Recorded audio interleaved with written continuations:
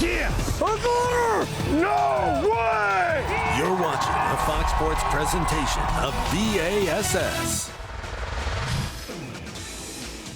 Good morning. Semifinal Saturday here at the AFTCO Bassmaster Elite at Lake St. Clair. Day 3 action, and we can't wait to bring it to you.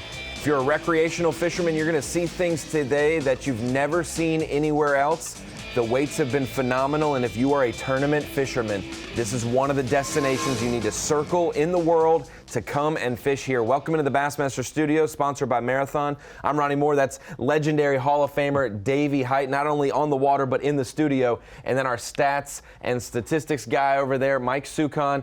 Guys, phenomenal first 2 days of fishing. If you had scripted it any better, I'd think you were just making it up. 81 bags, over 20 pounds, over 2 days of competition. Davey Height, there's only small samples ever in all time of bass fishing where we've seen what's happened this week. Yeah, it's absolutely incredible. Seeing Lake St. Clair, one of the best lakes in the country, no doubt about it, but seeing the best fishermen on the best lake in the country and good weather. They've had some storms go through this morning, but it looks like today's going to be okay. Also, a lot of big smallmouth to be caught again today. Mike Sukon, we talked about it yesterday. To make the top 50, you kind of look at the cut weight from day one and maybe double it, subtract some or add some. It took over 19 pounds to make the top 50. You double that and it went up yesterday. If you caught 19 even boat days, which is absolutely phenomenal, you went home, you're driving back to your house today. All 102 anglers caught their 5-fish limit. There were 194 fish over 4 pounds yesterday. There's 150 on day one, and that's not counting the ones they culled out.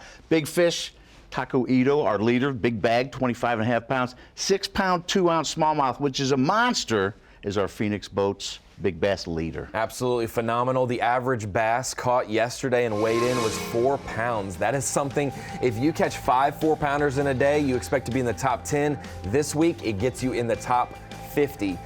As we look at our playing field for the Minn Kota Unlock the Lake, Lake St. Clair, it also has the opportunity to go fish Lake Erie and Lake Huron. There is a southern and eastern boundary about 80 to 90 miles away. You can possibly travel to the south and east. Lake St. Clair is our featured spot this week. Right there in Macomb County, you see our takeoff there. If you go up the St. Clair River, you can also run about 30 miles up there until you get to the mouth of Lake Huron, another 30 miles or so until that red northern boundary in Davey Height. Absolutely awesome fishery because of the size of it. We could consider it maybe a Great Lake, but the amount of fish that are in Lake St. Clair, it blows these anglers' minds. Yeah, absolutely. And even if it isn't a Great Lake in size, it is a great lake when it comes to smallmouth bass. Looking at our day 1 and day 2 highlights, Shane LaHue took the early lead on day 1, 24 pounds plus. You had to have 22 pounds just to have a camera in your boat after day 1. And then watching our top 6 anglers compete yesterday, some of them fishing shallow in Anchor Bay. We'll get into all those details in just a few minutes. Some of them going out into the middle of Lake St. Clair where you can't see any land around you. We know big fish are going to show up, and Taco Ito stole the show on day 2. Once we come north, he makes it happen. 25 pounds, 8 ounces with 47 pounds and 4 ounces. Takumi Ito rockets all the way up to the lead with 47 pounds, 4 ounces.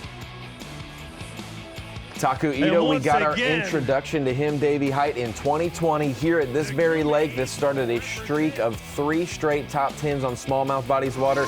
Looks like Taco's excited to be back up north this year. Absolutely. He loves being up here around these smallmouth bass. Clear water situations, he's one of the best with forward-facing sonar, and he has several of them on his boat. He loves the conditions we've had the last few days. The calm conditions makes it really, really easy for these guys to locate these bigger smallmouth bass with their electronics. Just making casts to the fish themselves, not even wasting time making, random casts here and there, looking for the bigger smallmouth bass and making casts to them. Efficiency is the name of the game. When we come to Lake St. Clair, we wonder, do you make long runs? Do you spend a lot of time driving your boat, or do you want to spend more time fishing? Well, I'd say a good chunk of our field is within sight of the takeoff, a shallow bay we call Anchor Bay, grass galore, there's sand spots as well, and a population of fish that is feeding after the spawn, getting big and big and big, and they are our leaders. We got to talk to some of those leaders at takeoff just a few minutes ago. Right where you want to be. Second place. Got to catch them today. Got to have another big day. Hopefully have the biggest day we've had. That would be really cool. But we're going to give it our all, and we're going to find out what's going to happen today. It's awesome yesterday. So hopefully today the more 25 pounder, 25 total. But I think smallmouth Disneyland don't like rain. So hopefully I want to find, but I will try. You're just joining us for the first time ever on Fox Sports 1. Taku Ito made big waves in his first year on the Bassmaster Elite Series with how good he was on smallmouth. The second year he joined the Elite Series, he won his first event and did so in dramatic fashion, dubbing the St. Lawrence River, one of our stops this year, as Smallmouth Disneyland. He found a spot incredibly. He said, I found Lake St. Clair Smallmouth Disneyland yesterday, and he proved it suits 25.5 pounds. Yeah, fish have to be so big to ride in his boat. The E-ticket. Absolutely. And to catch 25 pounds of smallmouth, if you're not familiar with the Bassmaster Tournament Trail, to catch a 5-pound average of smallmouth bass is absolutely incredible, especially this time of year when the fish are post-spawn. They're not at their maximum weight. They would be a little later in the year or a little earlier. So what a day for Taku yesterday. VMC big bag of the tournament so far. As we go out with Taku Ito this morning, you can see that the rain and the storms that were hanging over takeoff around 7 o'clock Eastern time have passed. Sunny skies now for hopefully the rest of the day.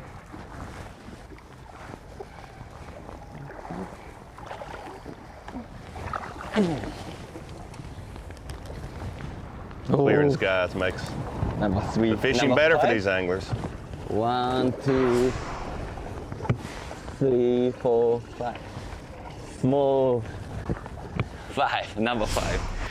Let's go, let's go. Already has his 5-fish limit. They can only possess 5 fish, so the next fish that he puts in the boat, he'll have to cull his smallest fish. 1 hour and 7 minutes to fill a limit. 2 good ones on the right side, 3 small ones on the left side, and Taku Ito, a phenomenal treat to the Bassmaster Elite Series, and if you don't know him, he is absolutely one of the best in the world with his electronics, with finesse tactics. He takes a different approach. He's one of those anglers that has came over from Japan and really taught a lot of the best anglers in the world in America a lot of tricks of the trade based on the things he's introduced. Absolutely. He's 100% focused on being the best professional bass angler he can be. He spends a lot of time on these lakes pre-fishing. And when I say pre-fishing, he really spends a lot of time just graphing and looking at his electronics, learning these little small subtle areas that these bigger smallmouth bass tend to hang around. He brings some sneaky Japanese lures over as well, and some little scent attractive powder and liquids. When I talked to him last night, he said a big reason that he was able to catch that 25-pound stringer that he weighed in yesterday was secret powder. We'll talk about that a little more later. One thing that's absolutely crazy is Taku is one of the best in the world, and a lot of the other Japanese anglers have echoed the same thing for this man, Kiyoya Fujita, but yet Kiyoya is just at the ripe age of 26 years old. He's won multiple titles, Angler of the Years in Japan, came over to the United States and has made it look easy relatively his first year on the Bassmaster Elite Series in that Rookie of the Year race. Yeah, speaking of being totally focused on being the best angler he could be, Kiyoya has certainly done that. You notice the front of his boat, he has 3 large graphs, and we'll talk about how these anglers are using those a little more as the day progresses. He actually has 3 up front and about 3 there at his console, so he's using all the electronics I think possible to put on a 21-foot bass boat.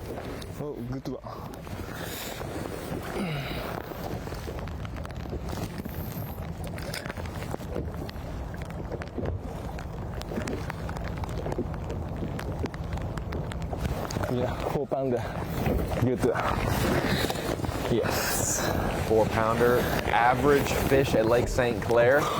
Have a couple of those, maybe a couple 5s, and you're well on your way to separating yourself from the field. But a 4-pounder here, you'll see a lot of fish if you're a viewer today, and Davey Height can explain this even more. You'll see a lot of 3.5 pounders that guys don't look happy with. It's because the difference in a 3.5 and a 4-pounder is absolutely crucial. 10, maybe 12 spots in the standings if you can average one or the other. Yeah, the bar has certainly been raised through the years on Lake St. Clair, and with the Bassmaster Elite Series in itself. The average size fish in the 90s when we had tournaments here were 2.5 to 3 pounds. A 3.5 pound was a nice one. Now it certainly has to be 4 pounds plus.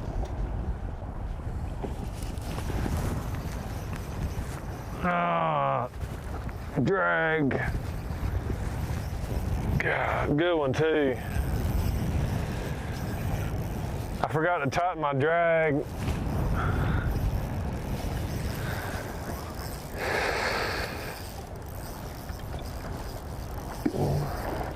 Yeah, good one. I think it's a 4-pounder. You mentioned he forgot to tighten his drag. Oftentimes when you're fighting a bigger fish, you loosen the drag during the fight. And if you forget to set it before you make the next cast with it, oftentimes it'll cost you dearly. But you still got this fish on.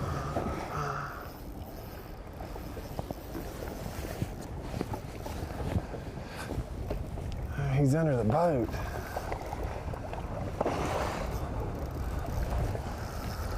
Clear water means finesse techniques for these anglers. About 10-pound test main line for most of them, maybe 10 to 12-pound test main line with a 6 to 8-pound fluorocarbon leader.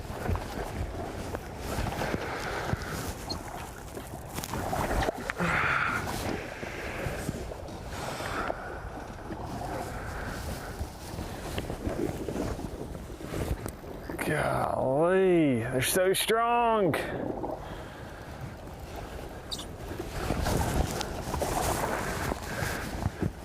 These waves make it even more interesting to land these smallmouth bass with no net. That's a good one right there, boys. Nice one. Boom. Close to 4-pounder. That's number 5. There we go. Man, it's wild out here in these waves. Great start for Brandon Card. 5 fish in just an hour and 10 minutes. Yesterday, Davey Hyde, he maybe had 1 or 2 within the first hour and 10 minutes. These guys who are out in the lake are dealing with a lot different situation, even though it might be 14 to 16 feet and these guys in the bay may be dealing with 11 to 12 feet. It's just a different situation and mass of fish. You're gonna be running around and seeing a lot fewer fish per minute as these guys in the bay may seem, but you're gonna have a lot more fish to yourself. Yeah, and keep in mind, this is the 6th day in a row these anglers have been on this water, but only the 3rd day of actually really tournament mode fishing.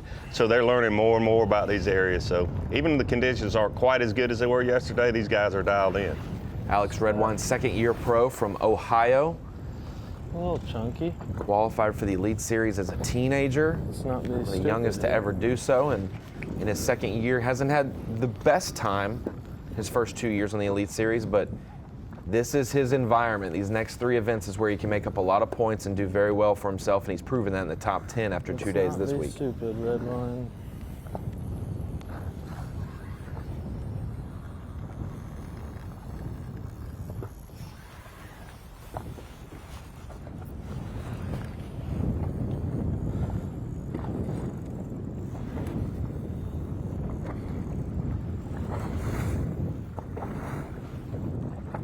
Very important to be patient with these fish on this light line.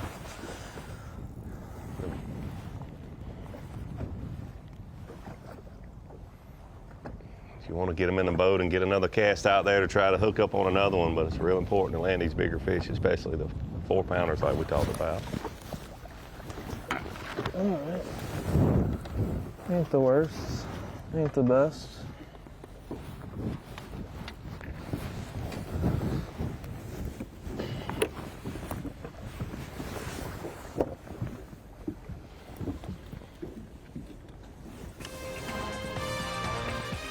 Well, if that's the first 15 minutes of Bassmaster Live, is not too shabby. Davey Hyde, we've seen multiple 4-pounders. We've seen guys way out in the lake at Lake St. Clair where you can't see shoreline when you look in any direction.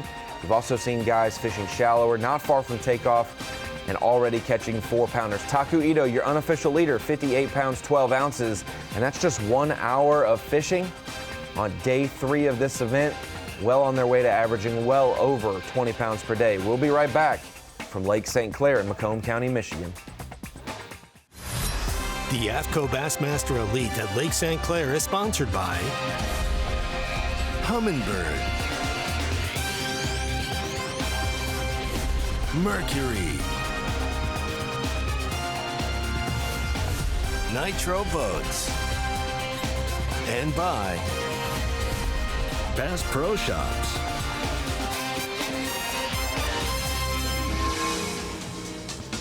Welcome back to Bassmaster Live here at the AFTCO Bassmaster Elite at Lake St. Clair, Macomb County, Michigan. What a great host it is. Brandenburg Park, that's where the takeoffs and weigh-ins have been all week. If you're in the Michigan area and you want to check out in person what it's like to see some giant fish from Lake St. Clair get weighed in and released successfully afterwards, come to Brandenburg Park each day and you'll be able to see the best in the world do it. So we head out to what we call the A.B.S.S, Davey Height. Yes. Guys, this is the way we normally see it go down at Lake St. Clair, but this week it's the anomaly, it's the minority. Yeah, and look at those maps. A little deceiving if you've never been to Lake St. Clair. Those are walleye. Joey is about 6 miles away from Anchor Bay, and just in Lake St. Clair.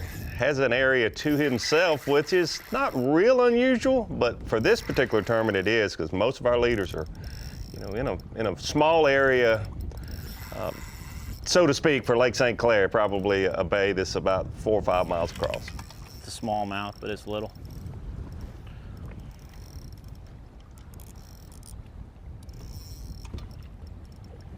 Started day in second with no fish. He's fallen to 24th place. Now Davey out there with the winds coming from north-northwest, going to be building today. Is he going to have a little rougher ride than the folks in Anchor Bay?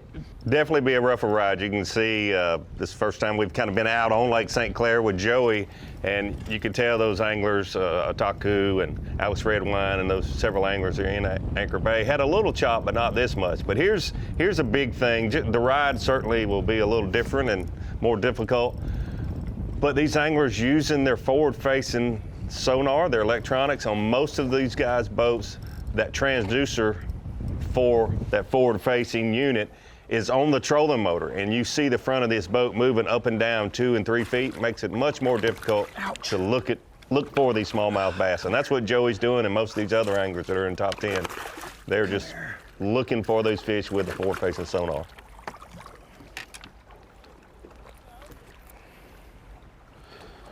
It's not little, but it's a start.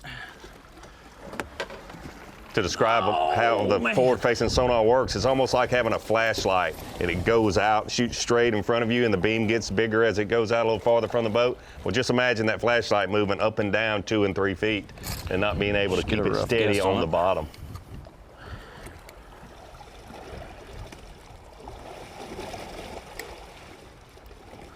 It's 3 3/4. That's not small.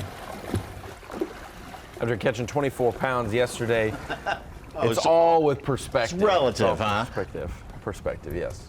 And Joey got off to a relatively slow start. We saw both of our lake anglers get off to a slow start, and the Anchor Bay anglers had a fast start yesterday, but then around midday, Davey Height, the lake guys started to really catch up, make up some weight. Joey ended up being our unofficial leader for most of the day and afternoon. He actually changed spots and kind of laid off his main area. Then Brandon Card had 2 or 3 key fish close to 5 pounds he caught. The lake started to show out yesterday afternoon, and it gave us hope that we may not see it get dominated in one way. That's going on right now, Ronnie. Bob Downey was 36. He's 4th place right now. Their big limit so far, about 17 pounds. He's got to keep upgrading. And Cody Huff has just jumped into 5th place with a nice limit. And we saw Joey yesterday catch a lot of his weight about midday, like you mentioned, Ronnie, in about 45 minutes, and he left those fish, which I thought, we talked about it some, was probably a good idea. But man, when they're biting on Lake St. Clair, especially when you're way out there in the lake like that, maybe you should take advantage of them because they move around on you overnight. We'll see how it works out for him. We also have a new leader, Brian Schmidt, who started the day in 12th place, has a limit of 18 pounds, 2 ounces, to overtake Brandon Card in 2nd. And Schmidt alluded to at the weigh-in quickly that he had left his main group of fish to try to find and explore and expand, and he didn't catch nearly the weight that he should have. So he said, I am going to catch a big bag today, and I'm going to stay doing what I know works. And so he started off with a 5-pounder this morning. He's got a couple 3 3/4 in there. This could be the limit fish for Cooper Gallant. 4 small ones so far for about 9 to 10 pounds. That's the thing. Yesterday, our top 3 anglers on day 1 fell out of the top 10. See how many guys today can bust a big bag and climb up with the leaders and get a fish championship Sunday tomorrow. It's just so easy to do with, a great day being 25 pounds for sure, but a real good day is also, 23 pounds, but 19 pounds is a bad day. It's just so tight. The weights are so close. Cooper Gallant, a rookie on the Bassmaster Elite Series. I got my introduction to Cooper Gallant in 2015 at the high school championship. One team from Canada came down to participate at Kentucky Lake, and it was young Cooper Gallant back in the day, and now 8 years later, he has not only won a Bassmaster Open to make the Classic, he is qualified for the Elite Series, and he is in the thick of the Dakota Lithium Rookie of the Year race, and possibly winning this event this week, Davey Height. Yeah, talking to Cooper last night, a little bit after his good day of fishing yesterday, it was amazing how calm, cool, collect he was to be such a young angler and, not a lot of experience out here on a Bassmaster Tournament trail. But in the years that he has been out here, he's certainly had a lot of success, and he talked about just keeping it easy and simple out here, really just using about 3 different baits, looking for the fish with his forward-facing sonar, and keeping it real simple, a drop shot and a Ned type worm. Real simple for Cooper Gallant. We'll see him do well today, I think. He's got a little slower start this morning, but he'll be there at the end of the day, no doubt. See a lot of northern anglers excited for the northern swing. This is kind of their wheelhouse, their backyard, but a southern angler who always thrives up north, Brandon Lester, got 2nd place in Angler of the Year last year, didn't miss a single cut. This year a little bit tougher of a year, but really rebounding these last 2 events. Made a pretty good jump with his top 10 points. He was 54th coming in AOI points. Now he's 38th. Inside the Classic. Stay there. Inside the top 40 anglers, 41 now. Qualified for the Bassmaster Classic. Classic wouldn't be the same without Brandon Lester. Lester there, he's made it almost every single year of his decade-long career. He's going for 8 in a row, I believe. He's one of those anglers you just knew when you saw that he was in 51st place. He's not going to stay there. He's going to make a move, and hopefully he makes it to the Classic. Taku Ito, another one. Slower start for him this year than normal, but a bad start, Davey. He was 81st in AOI coming into this event with his first place points. He's in 64th. He's got 2 events left, and one is where he's won at, so I wouldn't bet against him making the Classic. No, I would not either. The odds are not in his favor being in 81st coming into this event, but I certainly would not bet against him being in the Classic. These next 3 events for him are set up perfectly.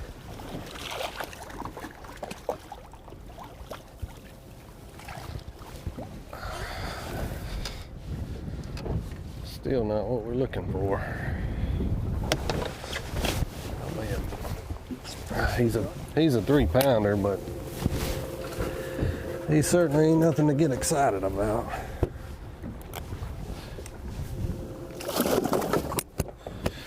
Got to start somewhere, though, I guess.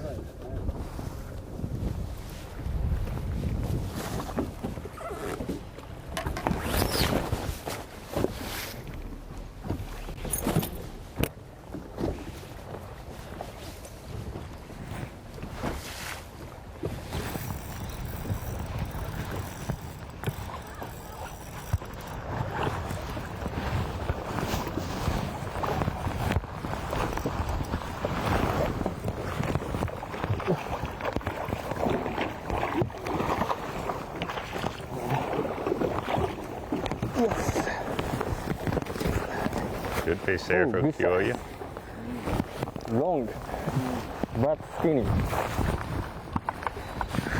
This is going to be a fun Skinny. tournament to watch unfold today and tomorrow. So many fish, and these anglers are so good with the latest and greatest in electronics. Kyoya Fujita already with a 4-pounder in the boat, and possibly another one close to 4 pounds for sure. That's kind of the shooting par this week, 20 pounds. That's right around par. 22 will get you going places, and Kyoya Fujita trying to make our top 10 and fish on another championship Sunday. We will see who starts catching them when we come back. Hey there, anglers. I'm Fox Weather meteorologist Amy Freeze, and this is the Bassmaster Elite forecast. We are looking for weather on Lake St. Clair, Michigan for this weekend's tournament to be, okay, we'll call it half and half. Saturday, a high of 79, but a few storms around. So eyes to the sky for that. Basically in the morning, afternoon does look a little better. And then we get into Sunday where it's partly sunny conditions and 75. Water temperatures in the lake will be in the low to mid 70s. As far as the skies go this weekend, I think Sunday is your best shot at getting your best catch. Good luck out there to everybody. And don't forget, you can download the Fox Weather app or stream Fox Weather from any connected TV device. Thank you, Amy Freeze. She's always taking care of us with Fox Weather there. Chesterfield Township, AFTCO Bassmaster lead here at Lake St. Clair. The weather, she was spot on, Davey. She was on. I'm impressed. Out on Sunday. We know it could be a better day of catching. I think she's been watching. There may be one more little rain shower going over near Anchor Bay. The one big cause for concern today on the weather forecast, though, yesterday was that projected 10 to 15 mile an hour winds. The fact that it hasn't necessarily got to that level, it could grow throughout the day, but the fact that it's not there this morning, they could get out to their spot. It's going to make for a good morning of fishing as we see Brian Schmidt on top, Brandon Card right behind him. The other thing about the weather, you could be like 80 miles away from Anchor Bay and still be fishing in this tournament. Yes. So you have to have different forecasts on a fishery this big. It could be in a different state. It could be in a different country. Yes. It could be in a different province. You know, who knows? As we head out to our day 2 leader, Taku Ito, Bassmaster Elite Series champion at the St. Lawrence River in 2021.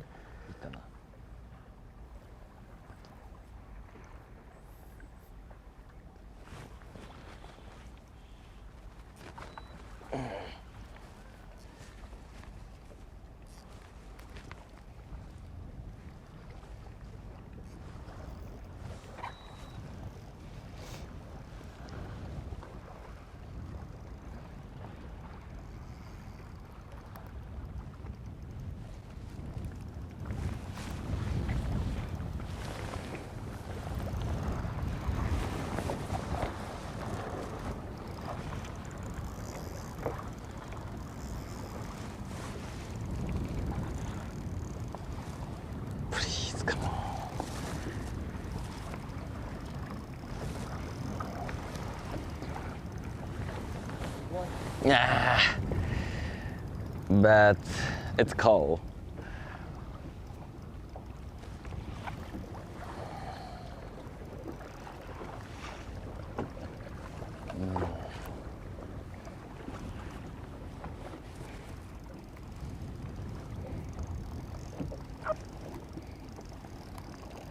To really be patient with every fish you have on. 8-pound test line, you have to be so gentle. You don't know if it's a 3-pounder or a 5-pounder often until you get it really close to the boat. Ooh. Ooh.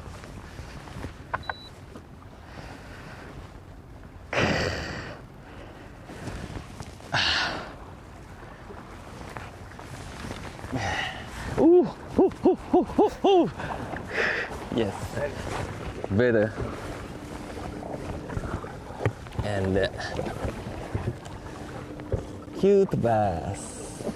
Kind of gain some speed from the front deck if you time it up and run down a wave a little bit. Taku having to do a dance to stay in the boat, and he was doing a lot of dancing in 2021 at the Bassmaster Elite, Waddington, New York, the St. Lawrence River. It's going to be our last stop of the 2023 season. He will definitely be on the short list of guys to keep an eye on, but Davey Height, he found a spot on the final day coming from 6th or 7th place that he dubbed Smallmouth Disneyland. He looked below the boat and there was fish everywhere, and he caught the biggest bag of the day to win. Yeah, we all enjoyed seeing Taku with his first win. He was so happy to be able to hold a blue trophy over his head. It was a lifelong dream of his to be here fishing the Bassmaster Tournament Trail. I talked to Taku like 6 months after this win, and I said, tell me a little more about Smallmouth Disneyland. And he told me, he said, honestly, there were like 50 to 75 smallmouth bass around the 5-pound average size around my boat that day. So truly, truly Smallmouth Disneyland.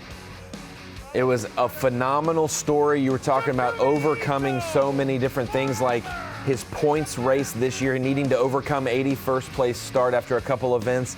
Taku Ito's journey to the United States and overcoming so much, spending so much time away from his family and dedicating his craft to fishing and figuring out how to be the best to make a living for his family and continue a career, he has overcame a lot already.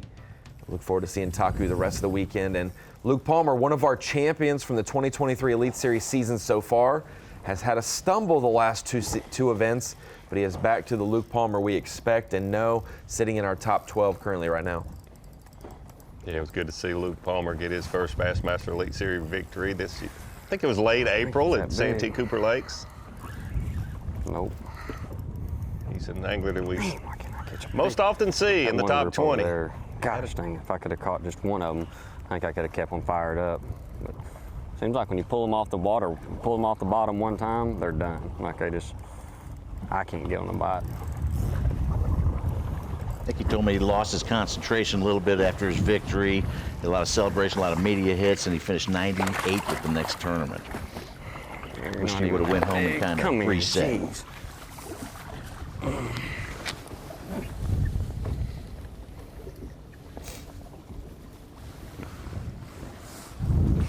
There's not very big. Familiar with the Bassmaster Elite Series, you certainly have to stay focused because these anglers travel all over the country and come from all over the world to compete and try to be the best. There are guys. Hey, how about a Skeeter Boats Big Fish Alert? Scott Martin with a 5.3. He's out there near Cifuentes. Wow. And he was our last angler in at 50th place. Nothing to lose, only points to gain. He needs to gain a bunch of points. He started 64th in AOI points, and he wants to get inside that 41 to make the Classic. If he keeps growing, he's around 55th right now. See if he can keep the momentum, and that's a good builder for a nice bag. 20 points today, though, could get him from 55th to probably 47th and be within just a few spots in the last two events, where he normally does well. But honestly, he is, since he's joined the Elite Series, he is, just being blatantly honest, let us down when he gets to New York. He's normally been great there, and it's been a little bit of a struggle for him. Had some 80s. He needs him to be his friend this year.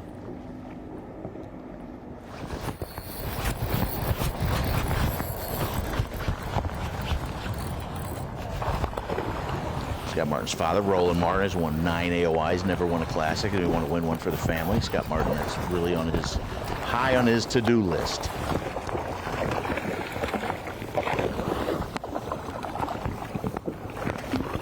For obvious reasons, but I will say it's high on everyone's to-do list in the tournament world. But yeah, I know exactly what you're saying. It would be incredible to see them on stage with a Classic trophy. Kyoyo Fujita, I think that's going to be his 5th keeper. It is keeper number 5. He's our unofficial leader. And he is the epitome of a rookie season, Davey Height. 2 top 3 finishes. He's had finishes in the hundreds. That was a 4-pound 3-ouncer for him there. It's going to keep him in the unofficial lead right now. He has shown us what his skill set is with electronics and technology. He's a very young prodigy coming from Japan. But boy, you take your licks sometimes on the Elite Series. You really do, and you nailed it. His rookie season on the Bassmaster Elite Series, we have seen his strengths and his weaknesses. He will get better in those places where we've saw him not do very well. But what he is very, very good at, and that's why he's Marathon Peak Performer this morning, he's very, very good on these finesse type, very clear water, smallmouth fisheries. He uses electronics. He has about 5 or 6 different graphs on his boat. He uses down imaging, side imaging, forward facing, and one of the best in the business we have found out in a very short time. Very efficient if you watch him this morning landing these fish. Don't see a lot of anglers flip those fish over in the boat like that, but when you see him get these fish with his hand, you see how quick he is very proficient with his time. You see him weighing those fish really quick, getting his bait back out there. All that certainly matters over the course of an 8-hour fishing day. Determined, calm, cool, collected, all of those things describe Kyoyo Fujita. Excitable as well. He's one guy who will tell us the weights and shed a smile when he knows he's doing his job, and so far this morning he has done that. He's 15th in AOI, and that's counting a 100th place finish at Santee Cooper. That came after a 3rd place at Murray and a 2nd at Seminole. Kyoyo Fujita is one that's now in a deadlock of the Dakota Lithium Rookie of the Year race. The people who are above him and below him, both have Elite Series titles this year. Maybe Kioya punches his ticket. We have 3 rookies. I don't know the last time that we've had 2 rookies win on the Bassmaster Elite Series in a season, to have possibly 3.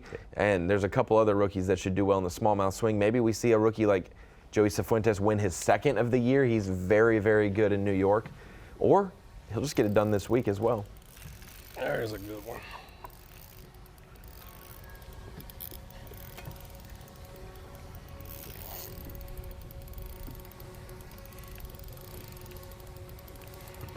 Felt good when I pulled into it anyway.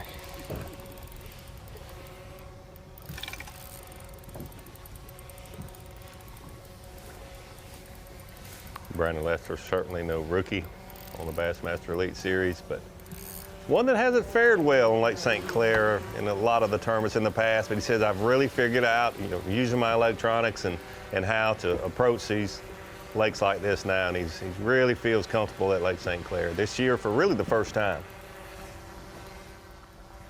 There's 3 of them sitting in that grass. Not always, but most of the time when there's multiple fish, you got that competition factor, you're fixing to get a bite. Gosh, he's barely hooked. Come here, I need you. All right. Not a great big one, but best one yet. Look at that. Gosh, I barely had that one. All right, I'm gonna weigh all these real quick. That way we know where we stand. Loved for you to do that. Thank you. Appreciate it. Brandon Lester, though, Dave, take me a minute, one but it'll of make the life most a lot easier the consistent rest of the pros day. over the first 8 years of his career. Finally got a breakthrough, won a semi-pro, one of our Bassmaster Opens events. You'll be able to see those this fall on Fox Sports 1 as well on the weekends. Won one of those to kick off the season last year, has a phenomenal year, wins an Elite Series event, 2 wins last year for Brandon Lester, finished 2nd in Angler of the Year, and that takes us to this year. It's not been Brandon Lester's year, it has been Brandon Cobb's season so far. Progressive Angler of the Year race, Brandon Cobb could do no wrong. No finishes outside the top 20 all season long, had a slip up at our last event in the 90s, gave a little bit of leeway, actually lost the lead to Kyle Welcher, but has regained it unofficially through 2 days of competition here at Lake St. Clair. Cobb, Welcher, Rivette, Cook, so many more in our Progressive Angler of the Year race this year. Tuesday morning on Fox, the 2023 FIFA Women's World Cup continues as Alex Morgan and Megan Rapinoe lead the U.S. against Portugal. Coverage begins Tuesday at 1 a.m. Eastern Time with kickoff at 3 a.m. Eastern on Fox and the Fox Sports app. Welcome back to Lake St. Clair, the 7th stop of our 2023 Bassmaster Elite Series season. You see our playing field there, the main destination this week.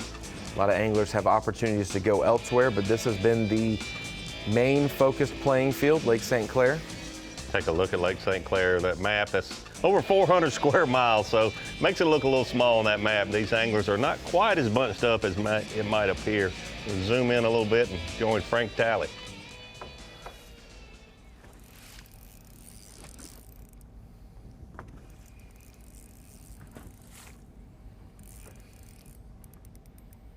Frank Talley, 2020 Bassmaster Elite Series champion, Lake Gunnersville. So our season extended well into the fall. Out there about 80 feet. Don't know what he is, what size he is yet, but they all feel good, but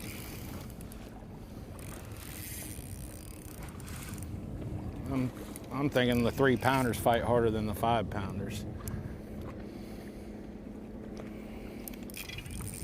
Speaking of 5-pounders, Cody Huff just landed one big want bag a of the day, horseman 19 too fast, threes, 'cause you third don't place know from if they're how big they 35th. are. See those big moves early in the day. Decent one. Those 5-pounders go a long way. The other guys get their limits and upgrade and kind of knock the guys who've jumped up back down.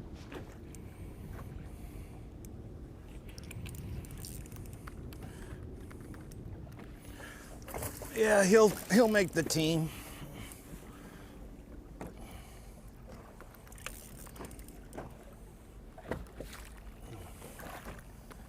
Frank Talley mentioned make the team. That's usually a 4+ pounder. Take 5 of those into the weigh-in. You'll be in That's good a shape. Watusi. There we go. And that's 4+. That's the ones we need.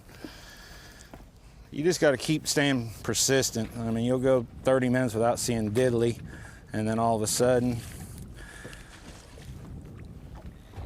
a couple will pop up. Yeah, that's a nice one.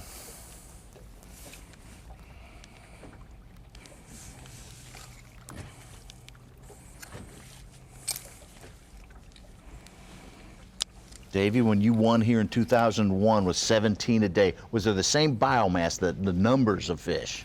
Yeah, absolutely. A lot of fish. The average size was not quite as good, but I'm going to be totally honest. The electronics has really made this fishery, I don't want to say easy to catch these 4-pound smallmouth, but the advancement with the mapping and the forward-facing side imaging, the electronics have really changed the game on being able to target these smallmouth out in the abyss, so to speak. These lakes are so big, if you've never been there, it's hard to even describe. How was it done in 2001? How did you find fish? With electronics, some, but they just were more, they were primitive compared to what they're using now. But then a lot of it was just put your trolling motor on high and cover a lot of water until you ran across them. Currently, we're doing really bad, also known as sucking. That is not what you want to do. And yeah, I've only caught 3. I've caught me 3 nice walleye though. I should have put them in the live well, cut the sides off of them, so I've had good cheap dinner tonight if I ain't gonna make no more money. But no, I mean we had a storm roll through. It was raining at blast off, and finally seen one. But it don't look like he might. He might not. He did bite. If I get this one, that'll be number 4.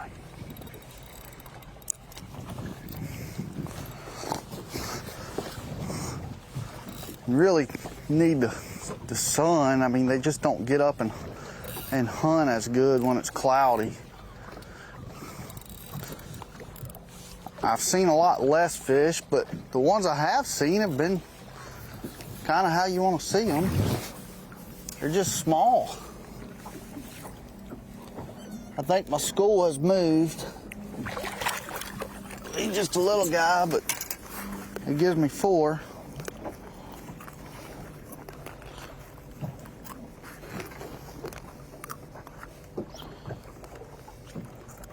Brian New had such a good start yesterday morning. He moved way up the field and actually unofficially held the lead yesterday about this time. He ain't very big. I don't even know As why he I'm mentioned, weighing him. these schools of the better size smallmouth will certainly move on you overnight. I'm in trouble. He is 0 pounds, 0 ounces.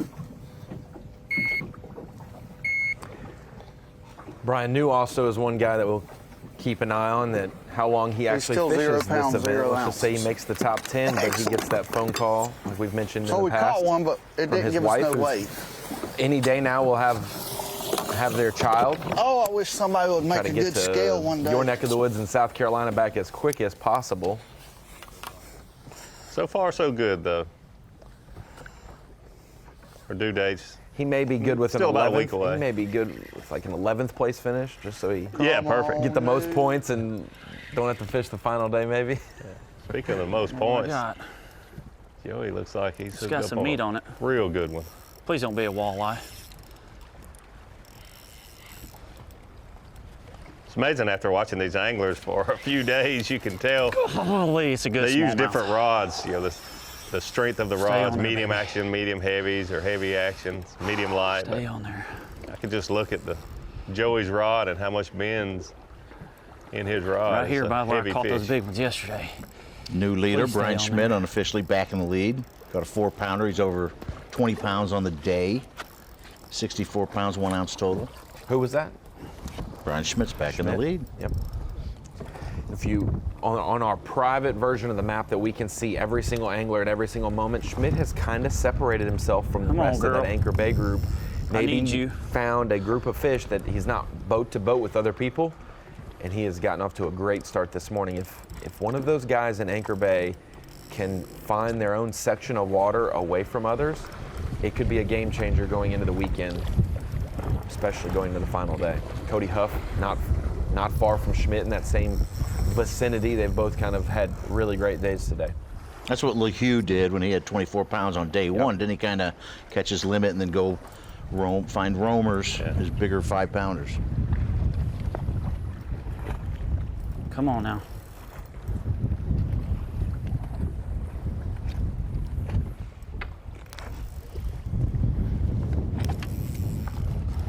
Joey Fuentes is definitely away from the group of fishermen out over in the Canadian waters of Lake St. Clair. And no other anglers anywhere near him. Not catching the numbers of fish as some of them, but some big ones like this one he has on now. Oh, that's a big one. Please stay on there. Come on. Come on. No, no, no! Oh, come here, please.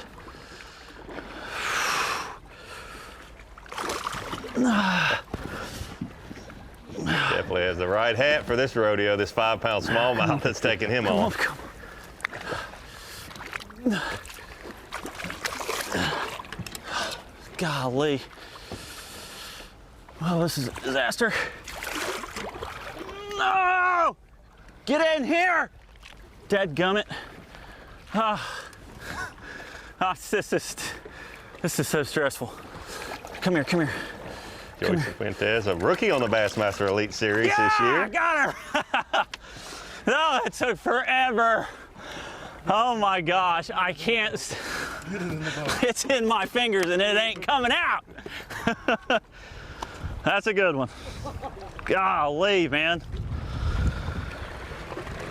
Nice, brother. Good grief, dude.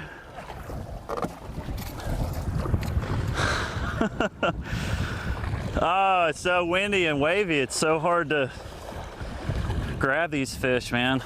Golly.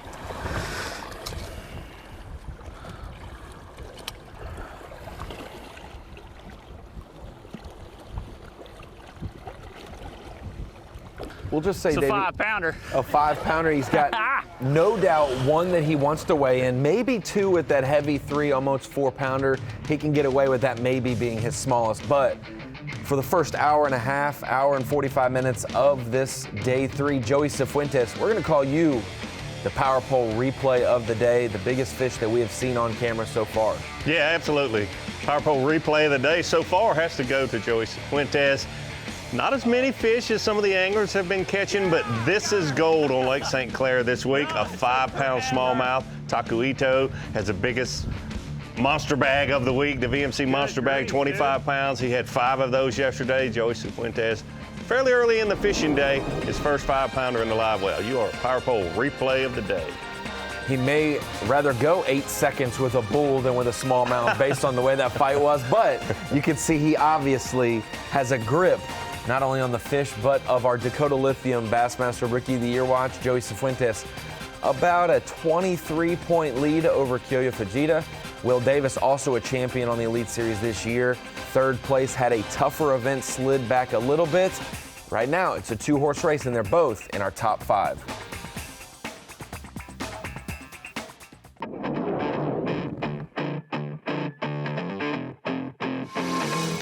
Hey guys, Joey Fuentes here. We're on Lake St. Clair, and I've been catching all my smallmouth on a Berkeley Maxent flatworm. It's no secret, this thing works great. I've won a lot of money fishing the flatworm. It's the 3.6 inch.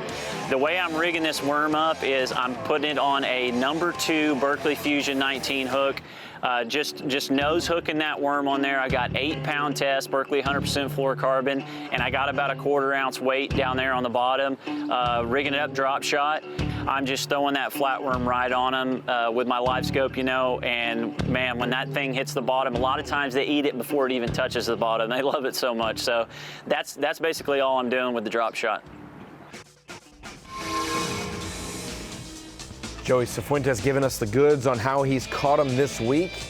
did the same technique, a little bit different, maybe line, hook, and bait setup at Lake Seminole, but that is where he was crowned a Bassmaster Elite Series champion in just his second ever Elite Series event earlier this year.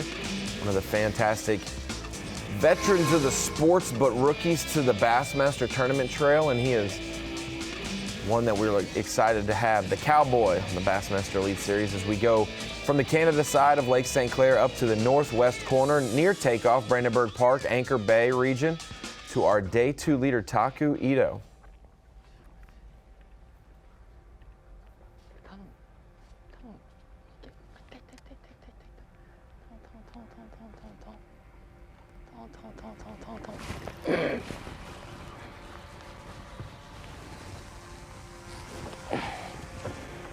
Oh, better. Big one. Please, please, please. Smallmouth Disneyland, please. I want to. I want to.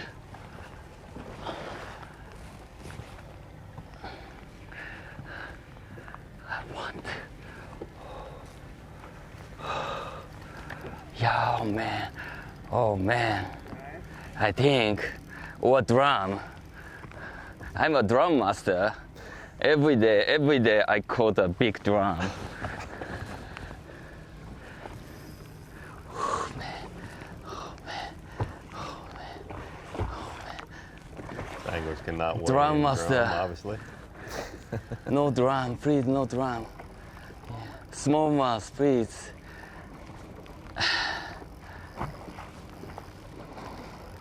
Drum master. Every day I caught the drum. Drum. And it's fun, but I need a smallmouth.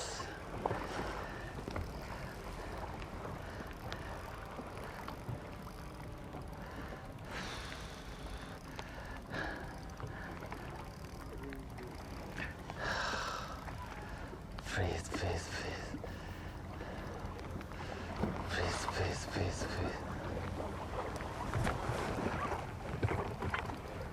See, at this point, he still doesn't even know if this is a smallmouth bass, but you have to be patient with light line, small hooks.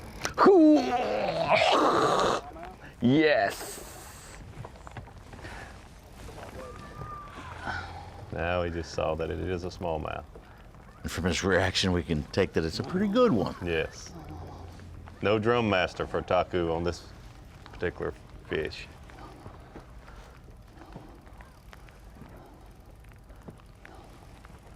Yes, good one. Yes, good one. Good one.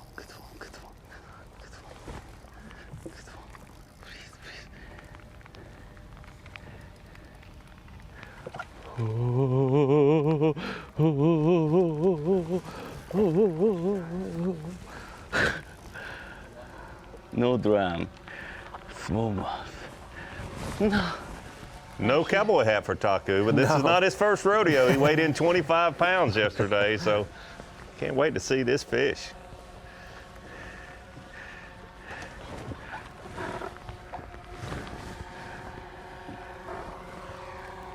Good one.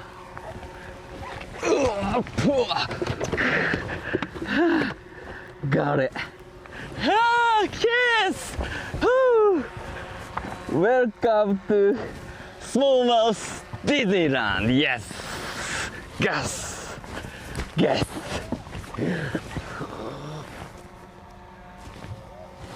Yes, sir. 3 pounder?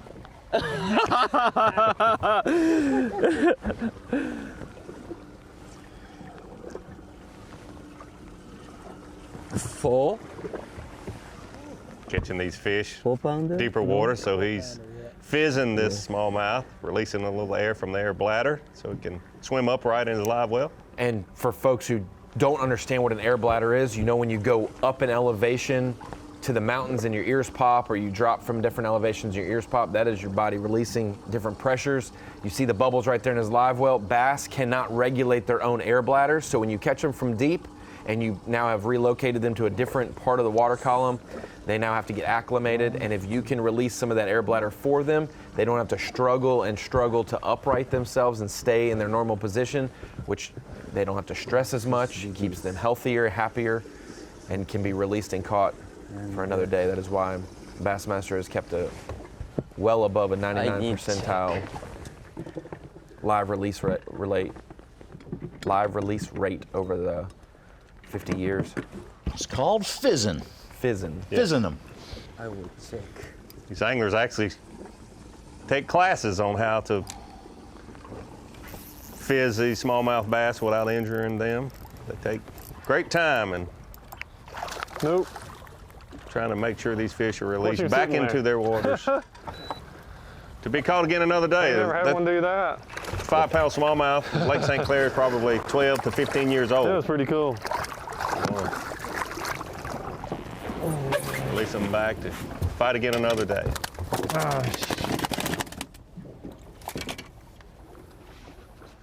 He was just sitting there on the surface. Dang it, dude. Sorry. You're all wrapped up.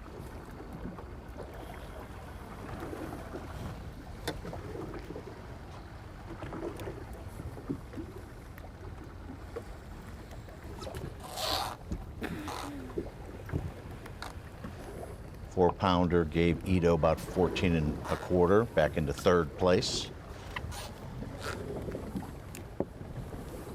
So he did put it in as a 4-pounder. A little light on that, but at least he did not put it in as a 3-pounder like he joked. He might do.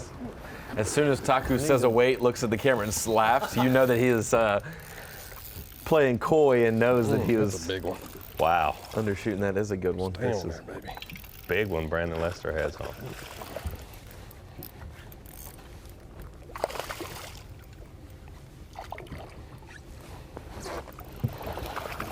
Golly, calm down.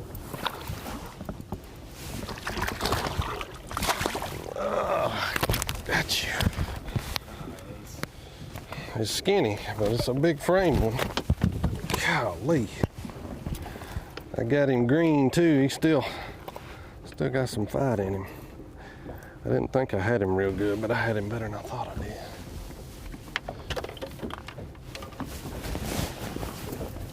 Well, the He's weights got the body of a 5-pounder, but he's getting up there early this morning, Ronnie. He ought to be a 4. Brandon Lester's smallest fish at this point, 2.5 pounds. That one will certainly help him a pound, maybe more.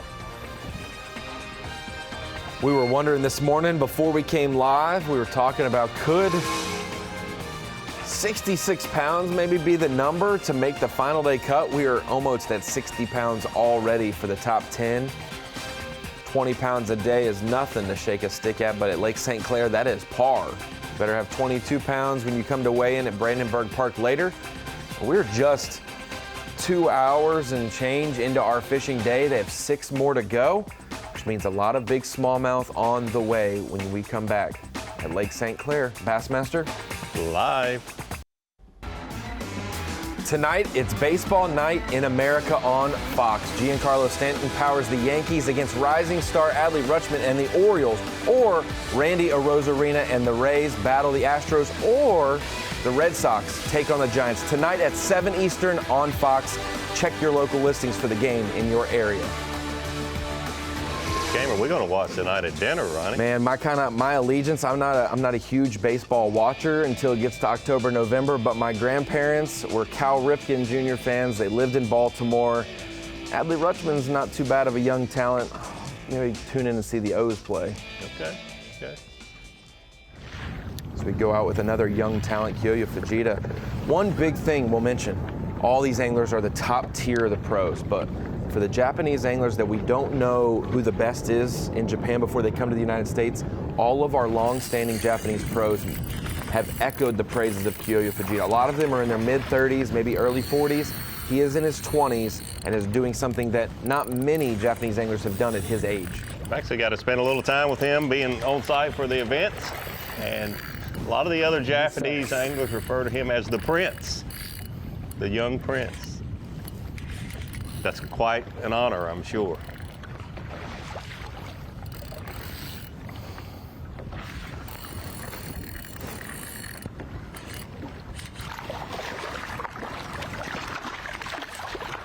Yes.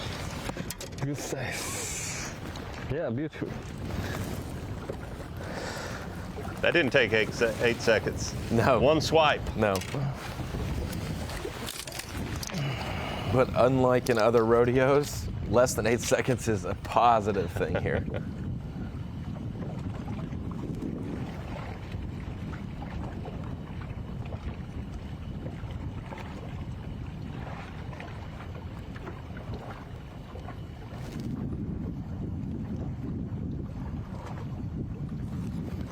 Full pounder. Yes.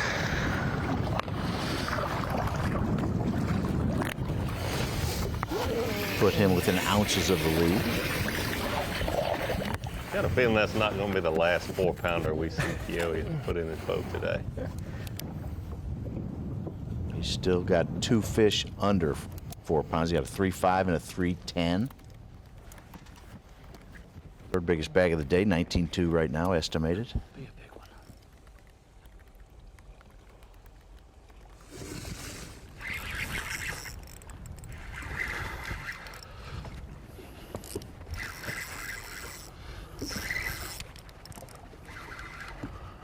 Boy, Joey Fuentes not catching the numbers. My goodness. As we talk It's not a about giant, but I think it might be a oftentimes, 4-pounder. you can only bring 5 to the scale, so you don't have to catch 50 know. like some of these anglers have done this not week. be. Just 5 of the right ones. It's like another good one for Joey. There are certain tournaments that are entertainment tournaments, certain tournaments where there's a lot of teaching time, where the catches aren't as fast and furious, but you can learn a lot. Don't want to miss the opportunity to teach some of our fans what these guys have laid out for us. But Joey talking about, he may not see many, but Davey, he's been pointing out that I'll see 2 paired up together, 18 feet of water, 50 feet away from me.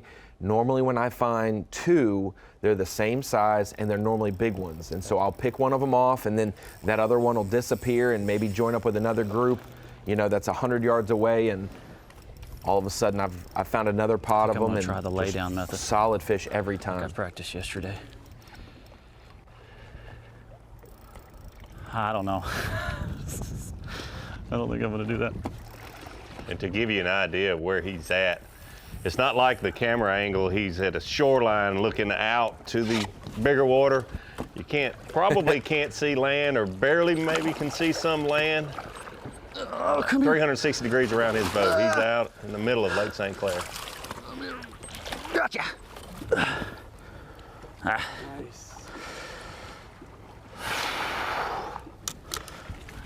I think it's a 3.5.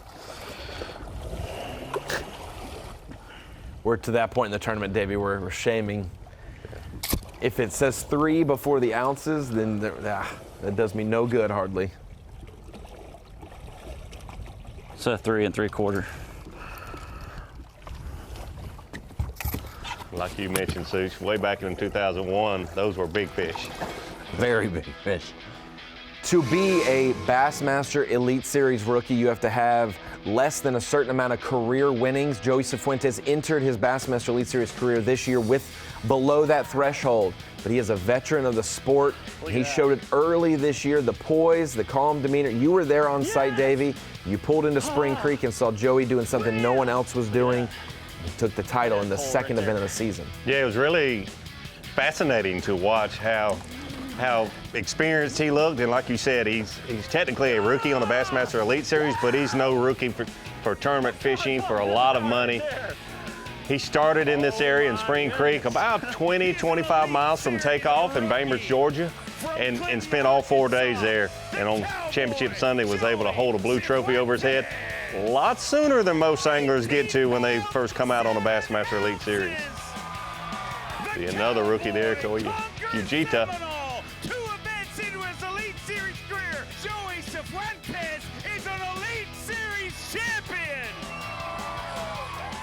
We touched on it yesterday. He traveled a lot with Larry Nixon and learned a lot from Larry Nixon.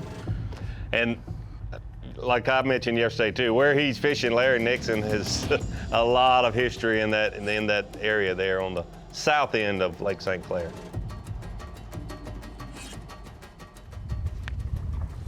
Joey put that last one in on Bass Strike as 3 3/4, so that he has 2 3 12s, a 5-pounder, and then he has a 2-pounder. So once he gets his 5-fish limit with the next one, he may set his sights on getting rid of Mr. 2-pounder.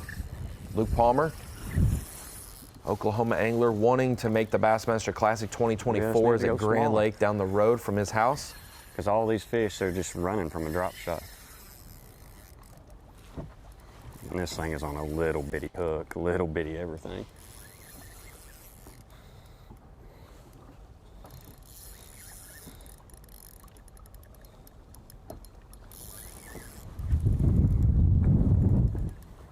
Maybe if I'd been doing this all morning, huh? And I've thought about it all morning, I just never have picked it up. Because I only really bit this better whenever the sun was out and it was flat calm. Don't do that, please. Our day one leader, Shane LaHue.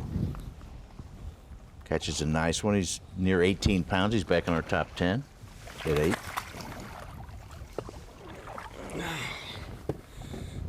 It's a miracle. Finally caught one. There's a fat one too, at least. Oh. Luke Palmer caught that fish on a net head, a small stick bait. 5. Can I explain there how the pressure in Anchor Bay? Yeah, they're starting to get a little smart and skittish for certain techniques. Shying away from the technique that most of these anglers are using, the drop shot. He doesn't have a fish weighing more than 3 pounds today. Got a couple guys on camera today who are very similar in background and skill. Luke Palmer, we could equate him to a younger version of Brandon Lester. So consistent and finally breaking through at the top level for a big victory. To get to be an elite, it's something special. I mean, there's 104 of us in the entire world. That's a very, very, very small percentage. And to be considered that's I don't like saying it's a big deal, but it's kind of a big deal. 25 pounds, 15 ounces, 25-15. Hold them high and get loud, South Carolina. Palmer prevails, his very first Bassmaster Elite Series title on Championship Sunday. He is a Bassmaster Elite Series champion. Big bass, a big stage, a big dream. Still does not register for me. I never really thought I'd be doing this at all in my lifetime. I really thought I'd be at the hardware store, which would be 100% fine. But getting a win, I think, helps soothe that mind of mine to where I say, maybe fishing's where it's going to be at. The AFTCO Bassmaster Elite at Lake St. Clair is sponsored by Ranger Boats, Yamaha, Toyota, and by Dakota Lithium.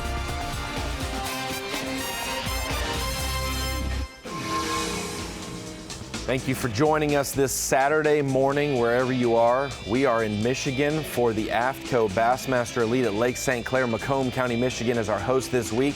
This is day 3 of 4 possible days for the Bassmaster Elite Series. We have cut the field from 102 pros just to the top 50, and the 10 best anglers will survive to fish on Championship Sunday. Brian Schmidt leading the charge right now, 64 pounds and an ounce.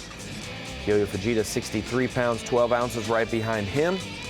Brandon Lester, Taku Ito, Joey Cifuentes, all in our top 5 right now. It's going to take quite a bit of weight to make the top 10, probably the highest top 10 winning weight, or to sneak into the top 10 that we've seen all season long already. We head out to our day 2 leader, Taku Ito. Put the biggest bag of the tournament on the scales yesterday at 25.5 pounds.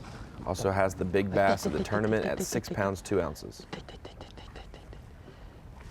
ああ、ミスった、マジか。絶対食った。もう一回。もう一回食ってくれた。もう一回食ってくれた。食ってくれた。もう一回食ってくれた。食ってくれた。もう一回入った。Oh, wow, wow, wow, wow, wow, wow. Oh, Oh, big one.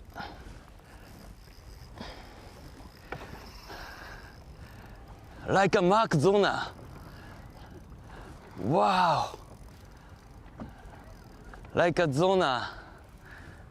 Please. Please. Zona bass.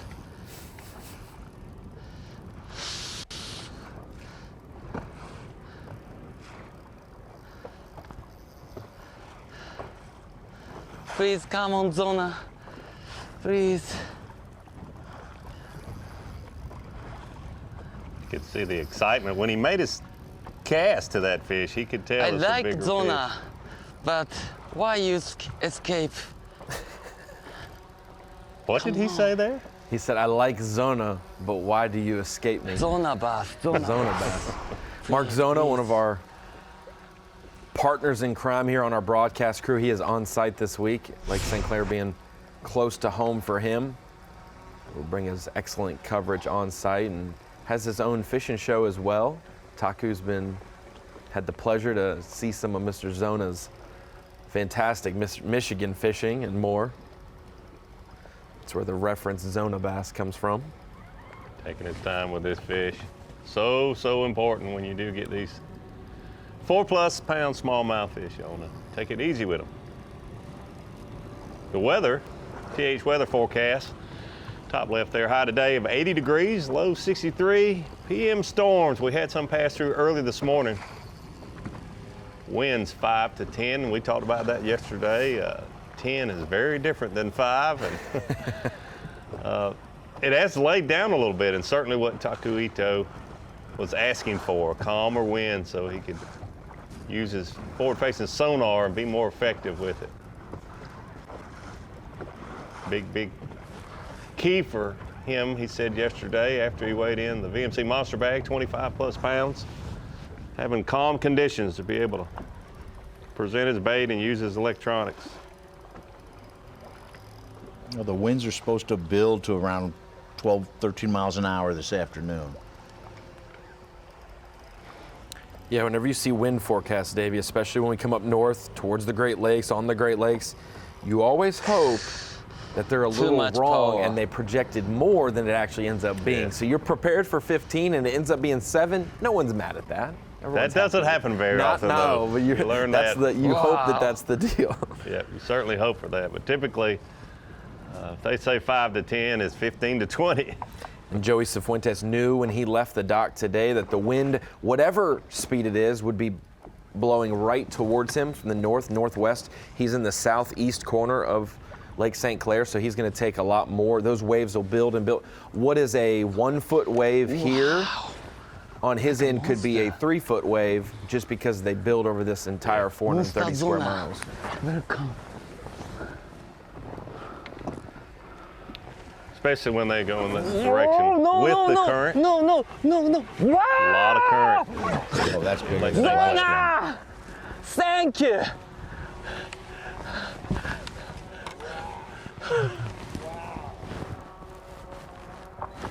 That looks like a 5-pounder. Whoa! Oh my goodness, that's a giant. That's a giant. Thank you, Zona. I like you.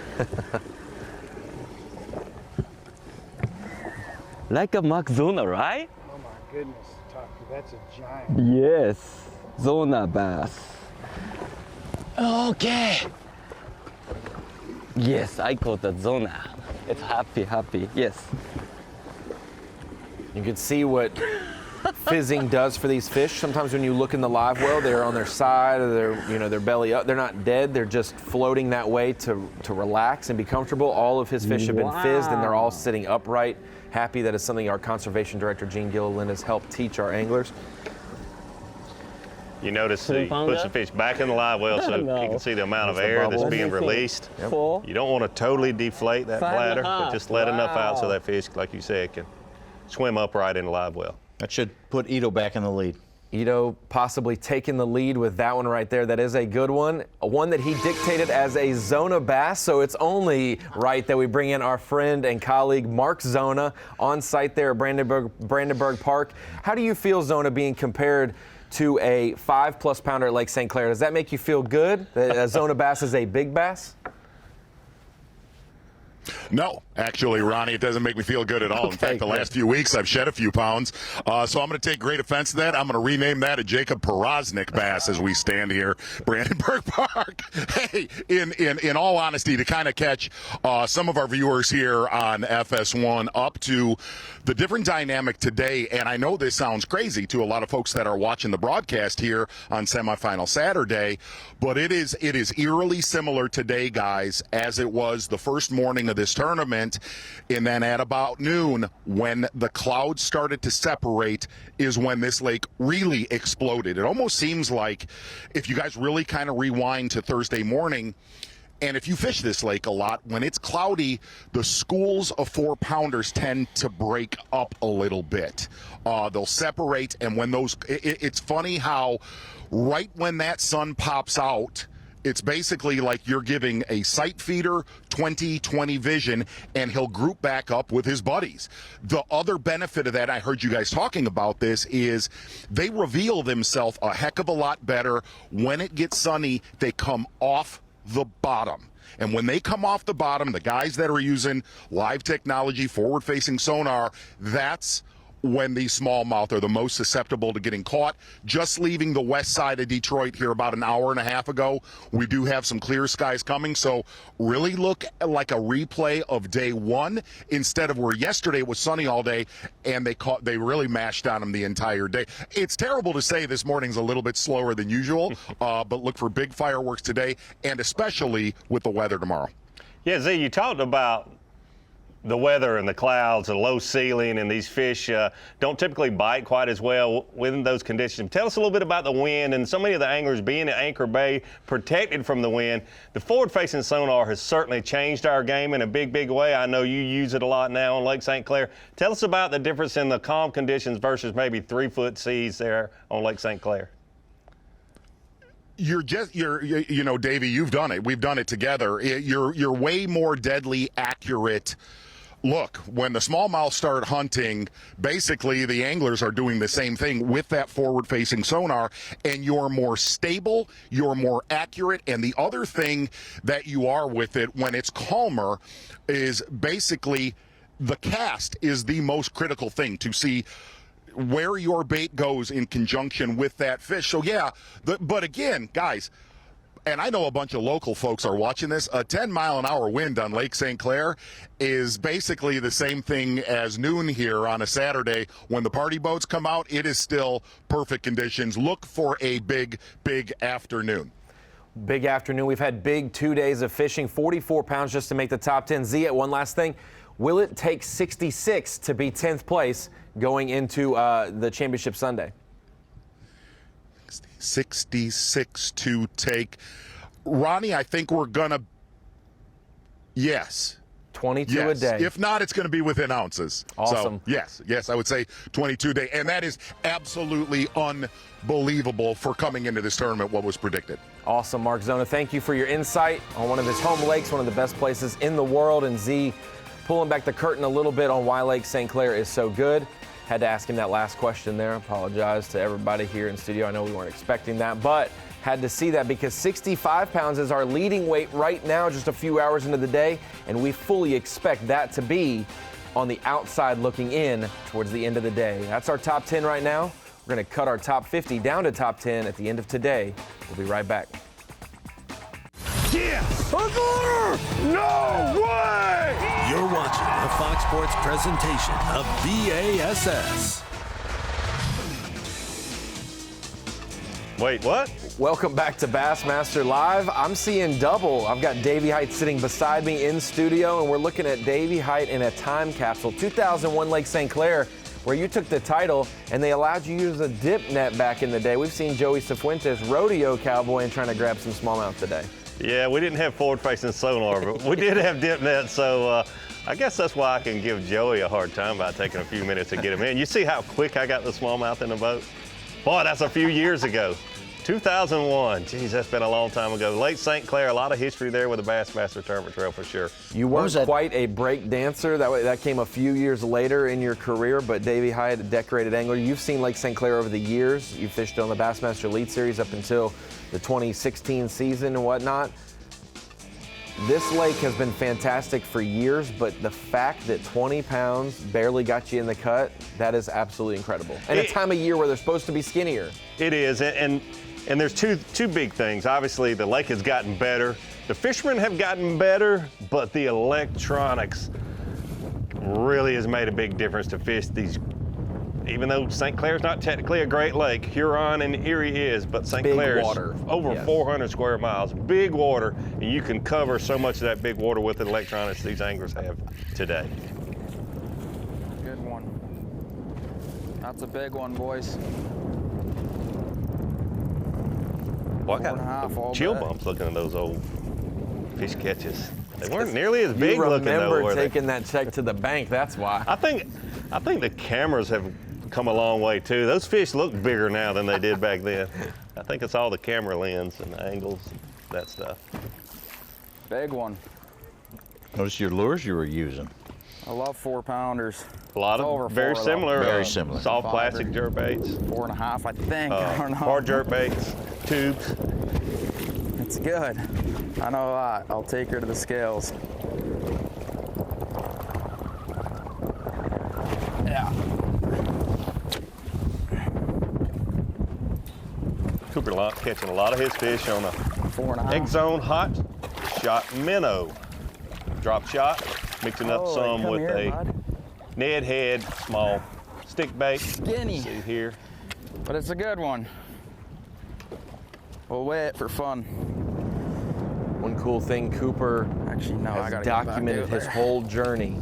His length of a chase, 5-pounder. he calls it, the chase to make the Elite Series, and now it's the chase to make the Classic and the Angler of the Year. He's still chasing these goals. His father joins him on the road in videos, boat to boat. That's who you see out in front right there, covering his journeys as well as he documents it in the boat. I know he'll be asking for some of these fish catches from me in a couple weeks, and I can't wait to see how he puts it together, but cool to see some of these anglers document it from their perspective on how they made it to the top level. Yeah, and I got to throw this out there. His being his first year out on Elite Series, I've just gotten to know him this year. Just generally a nice guy. Really just is. A nice person to be around.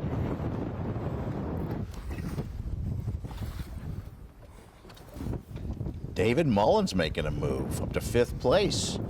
Catch a couple near 4 pounds. He's got 19 on the day. Big stringer yesterday. Made a big move yesterday. He's doing the same today. Most of the time when they walk up on stage, and we can kind of tell their demeanor if it's worse than their day before or better. I thought it was worse, and then it was under 23 come on scales, and David Mullins had a good poker face on. I was going to say, he can throw that poker face to you. Like the 3rd best bag of the day, I believe, or tied for it. Some fish here Brian New really needs. His smallest one, only 2 pounds and 6 ounces. This will help him tremendously.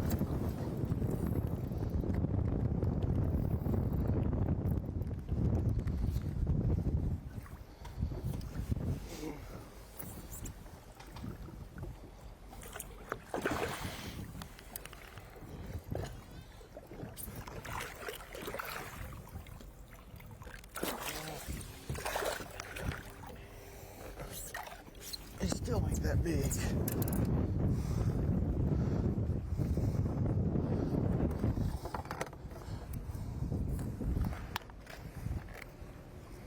Falling from 10th to 15th, but he's still less than a pound out of getting back in the top 10. Yeah, that fish will a lot help more him. catching to do. Fish will help him a little, but not quite as much as I thought.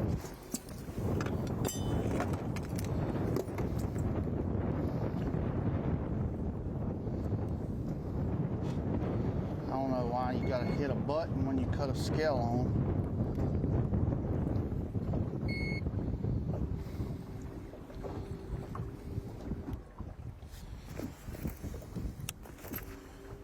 Thought he was bigger than that. 310. We'll help him about a pound. He's so much. Go out to Brandon Lester, hooked up.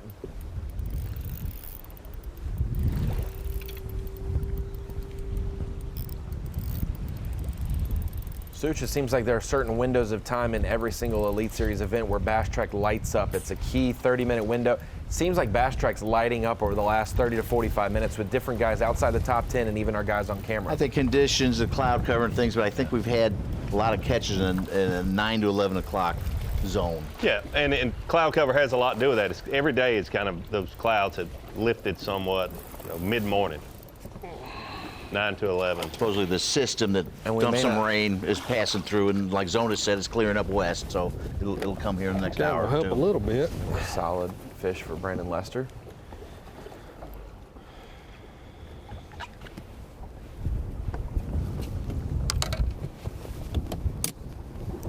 Wind's picked up, hasn't it? Just a little.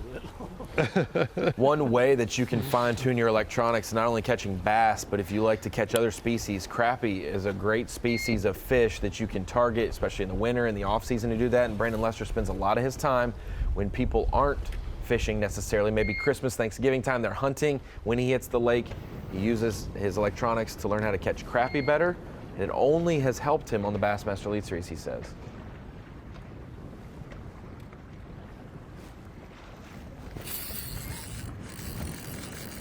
A lot of ways to become a better angler, and certainly time on the water is one of the very best. Has always been and always will be. Well, that's a nice fish we just saw jump there for Keoya.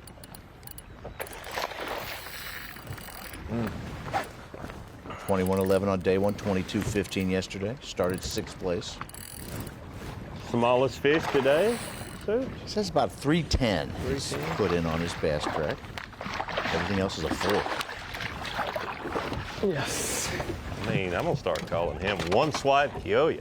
Oh. No playing around when they get beside his boat.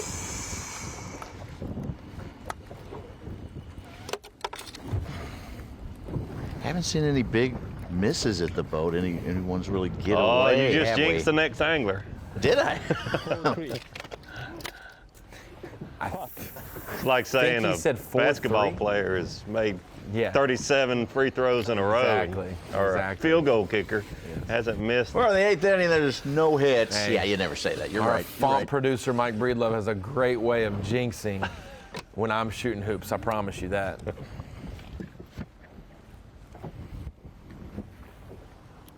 Keoya Fujita, another 4-pounder in the box. Seems like he's caught every fish today is a 4-pounder, but we know those ounce-by-ounce upgrades can be huge. And then if you catch, you're talking about 9 to 11 Such. We've seen some afternoon windows of time where not a lot of fish, but very big fish, influential, big coals. Brandon Card yesterday afternoon had some big fish land in the boat, and Cooper Gallant's looking to upgrade here after catching his 5-fish limit and filling that just a few minutes ago.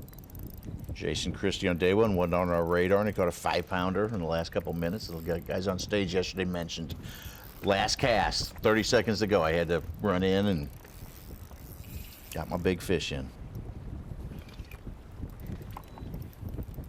Boy, just when we were talking about the wind's calming and the sky's brightening, it looks like the wind has picked up just in the last 5 minutes. And when we say Anchor Bay is protected in the northwest corner, it is for the most part, but it is 15 miles wide, 15 miles tall. It is bigger than most lakes that people will fish when they're just bebopping around on a Saturday. It's all relative. Anchor Bay is protected, more protected than Lake Erie or Lake Huron. Yeah. But they're still several miles out. Oh, yeah. I mean, that's on the map. It doesn't look that far. That's scary. It is.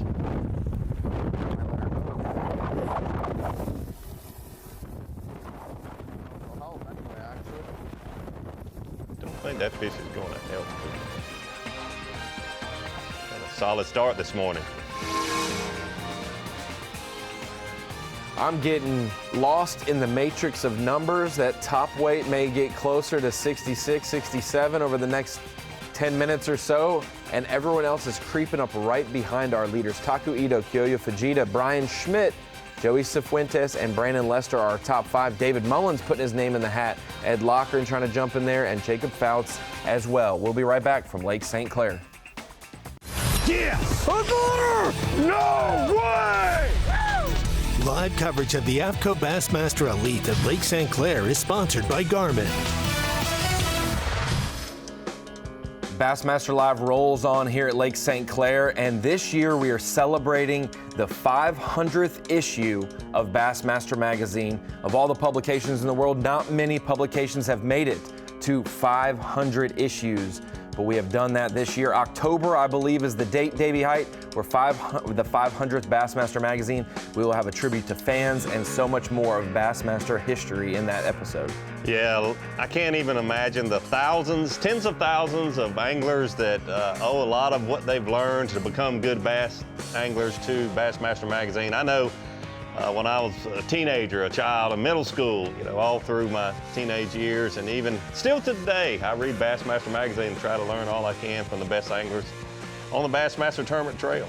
When I moved out of my parents' house and moved here to Little Rock, Arkansas, where our studio is, they brought a big box, and it was all of my Bassmaster magazines from back in the day, and they said, "Do you want these?" And I said, "Of course, you have to have all of your editions of the Bassmaster Magazine." So we're bringing it into the Bassmaster Studios. I'm at the Dakota Lithium Screen of Knowledge, and I wanted to dish out a couple key accolades to some of our anglers.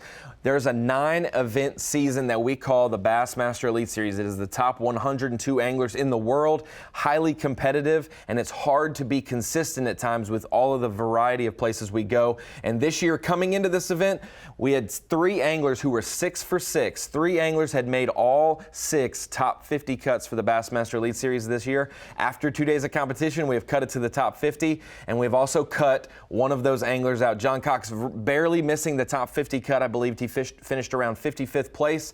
Now we have just 2 remaining who have made all 7 top 50 cuts. Kyle Welcher, who is in the thick of the Bassmaster Angler of the Year race, 2nd place coming into today. He was the leader coming into the event, has given some points back to Brandon Cobb. And then Stetson Blaylock, just steady Eddie. If you want to look and take a snapshot of what it is to be a consistent professional fisherman, look at his 2023 season. Nothing too high and absolutely 0 low tournaments. No finishes above 20th for Stetson Blaylock this year, but no finishes worse than 47th. Absolutely phenomenal, where we've gone from Texas, Florida, South Carolina, Alabama, and now up in Michigan. These 2 made the cut today, have kept their streak alive. We saw only 1 angler last year make all 9 cuts on the Bassmaster Elite Series, and that was Brandon Lester, somebody we have on camera today. So Stetson Blaylock, Kyle Welcher, congratulations. You guys have had a great year. And to think, Davey, that is phenomenal for Stetson Blaylock, and he is just outside our top 10 in points.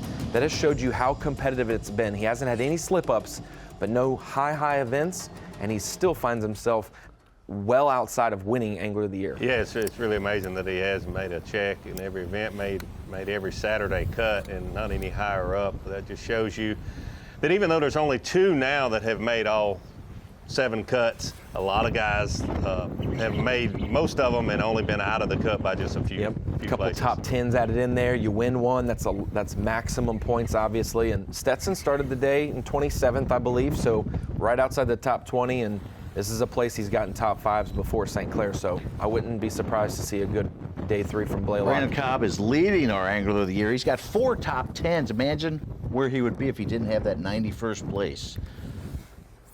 Yeah, he'd be running away with it. Historic territory. Instead of 12 points ahead, he'd be 78 points ahead or so. On the flip side, Brian New, normally a very, very solid angler at the top of our points race, had a very tough season coming into this. I believe he was in the 90s or maybe 100th place after 4 events this year.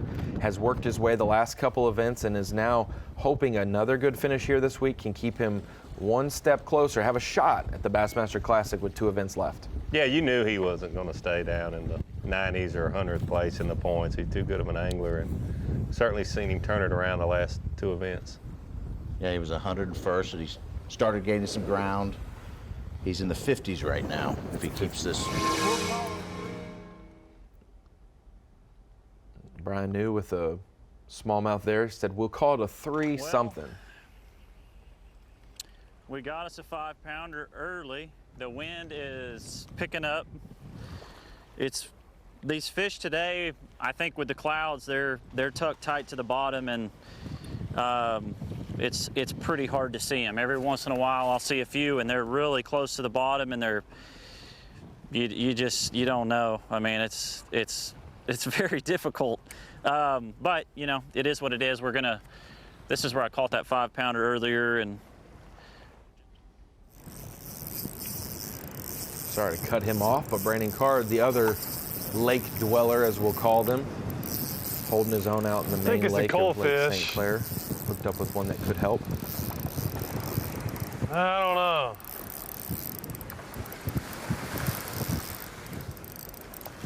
Yeah. Boy, you can tell with this I think he'll 10 call. minutes of that wind picking up Golly, changes Lake St. Clair.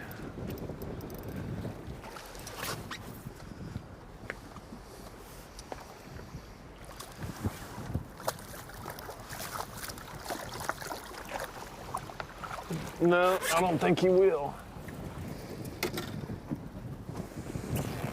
I think he will. No.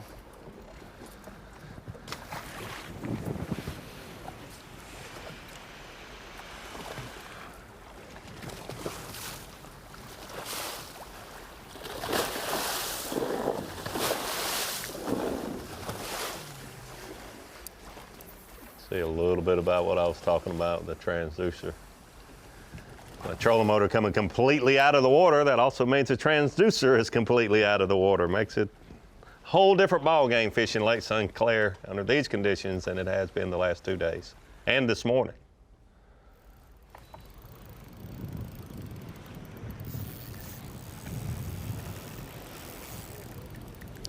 Couldn't tell how big he was when he jumped. I don't think he's very big though. 3 something probably. Brandon Lester had his hands on a giant smallmouth back in 2018 before he ever had an Elite Series title. He had at the St. Lawrence River, had a shot, would have culled a 3-pounder, and it was one that Davey Hyde haunted him for a while. Crazy how some of them just swallow it immediately, and then some of them won't even eat it. He has since won events, but it's one that he said, you know what, I'm kind of glad because I got to see who was in my corner. I got to see, you know, the getting so close and not winning it made me hungry. Love and hungry and understand more when I did win one, what it means.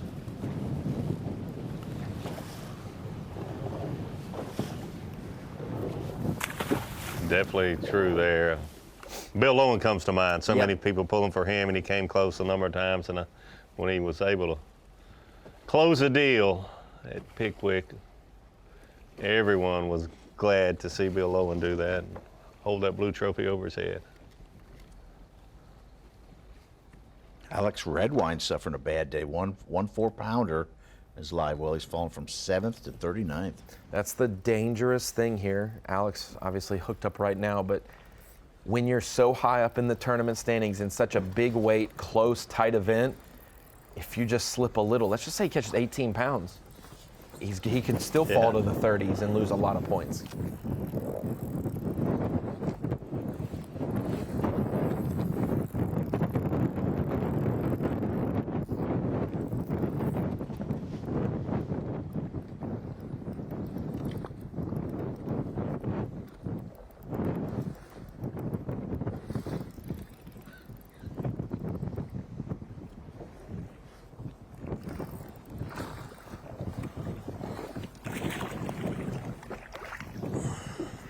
Not a giant, but we haven't had a bite in a while.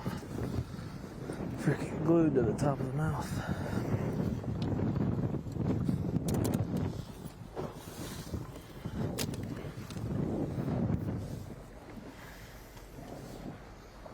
He actually ate it how he was supposed to. Huh. Haven't had that in a while.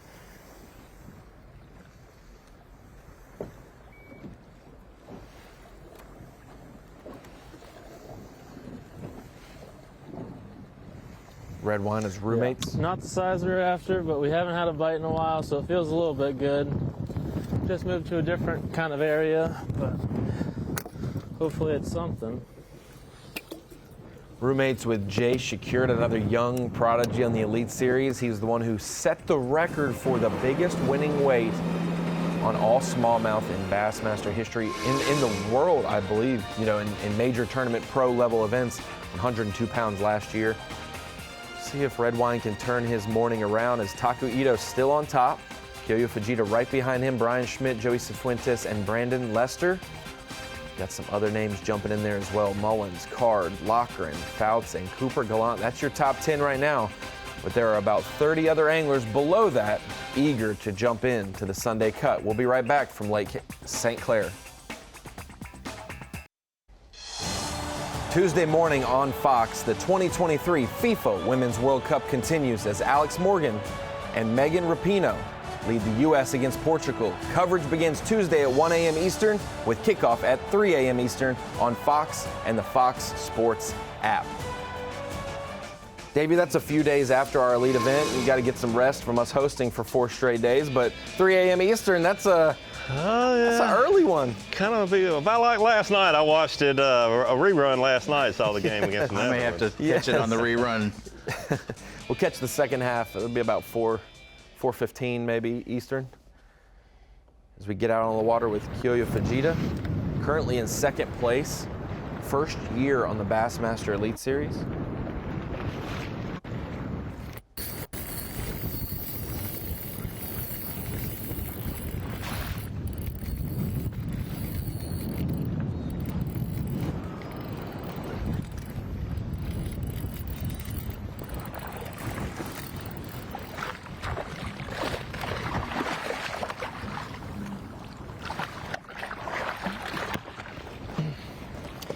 Wow. Still pretty quick land. That was quick. That fish was green when he got that one beside the boat too. That was the most impressive one scoop I've seen from Kyoya so far today. Coming in hot. That fish was green and hot. Well, he wasn't impressive at Okeechobee, our first event, 79th place, but then Seminole, second place, Lake Murray, third place. Kind of got a good feel what this man can do. Well, you have to think about some of these things. So I believe most of their tournaments in Japan happen, there are some big lakes with some big bass, but a lot of them are like creek events where they're like on the banks against each other, shoreline tournaments. Yes. And tough fishing, so they have to do these finesse tactics to kind of get an edge on some other folks. And to go to a Lake Okeechobee, Davey Height, I mean, this St. Clair is Lake Okeechobee North. It is just a big bowl, big circle, and where do you start, where do you end? You get in the wrong area and you are far from where you need to be. Similar in a lot of ways, but so much more vegetation around the shoreline of Lake Okeechobee where those largemouth bass, which they're targeting there, like to bury deep in that vegetation. And it's pretty hard to see them with forward-facing sonar. Frank Talley. Good one here for Frank. One of our Texans in the field. Trying to bring his fourth fish in.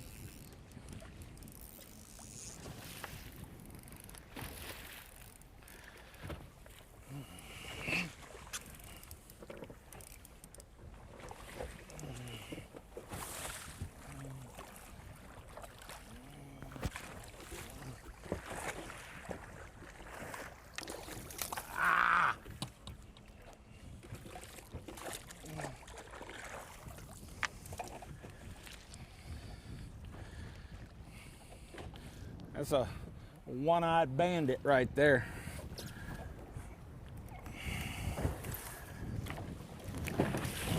Two scoops for Tally there, Davey. Maybe not the first scoop like Fujita, but 2 scoops for Tally, and it gets it done for him. We'll take him. They're mates with Clark Windlet, one of the best smallmouth anglers on the Elite Series as well. Those two have shared a lot over the last few years. As we bring it into the Bassmaster Studios, sponsored by Marathon. I'm at the Dakota Lithium Screen of Knowledge. We're talking about our Day 2 leader, Taku Ito. What an incredible performance it was, catching that big bag, jumping up. This was expected, though. This was one of those tournaments that we really thought he would factor in, and he did so in a big way on Day 2. When it comes to Rapala Bassmaster Fantasy Fishing and Mercury Drain the Lake, you could put Taku Ito on your team for this event, Lake Champlain in a few weeks, or the St. Lawrence River. Any of these final 3 events, no one would blame you for putting him on your team. But if you have him this week, he's getting you a couple bonus points in fantasy fishing. You get 40 extra points for having the big bag of the tournament and having the big bass of the tournament. Right now, after his 25.5 pounds yesterday, he has both of those to his credit, and he is our Day 2 leader. You'll get some bonus points from him leading as well if he can hold on for the rest of the week. And then if you had him in Drain the Lake, which is our game mode where you have 8 people on your team each event. You can only use them one time throughout the season, though. Once you use them, you can no longer use them the rest of the season. If you have him at St. Clair and he wins this week, you'll get double points. So if you didn't save him for New York and you burned him, it's paying off big time for you. And I only mentioned that, Davey Height, Mike Sucon, because I used him this week for my Drain the Lake. So I'm looking for those double points.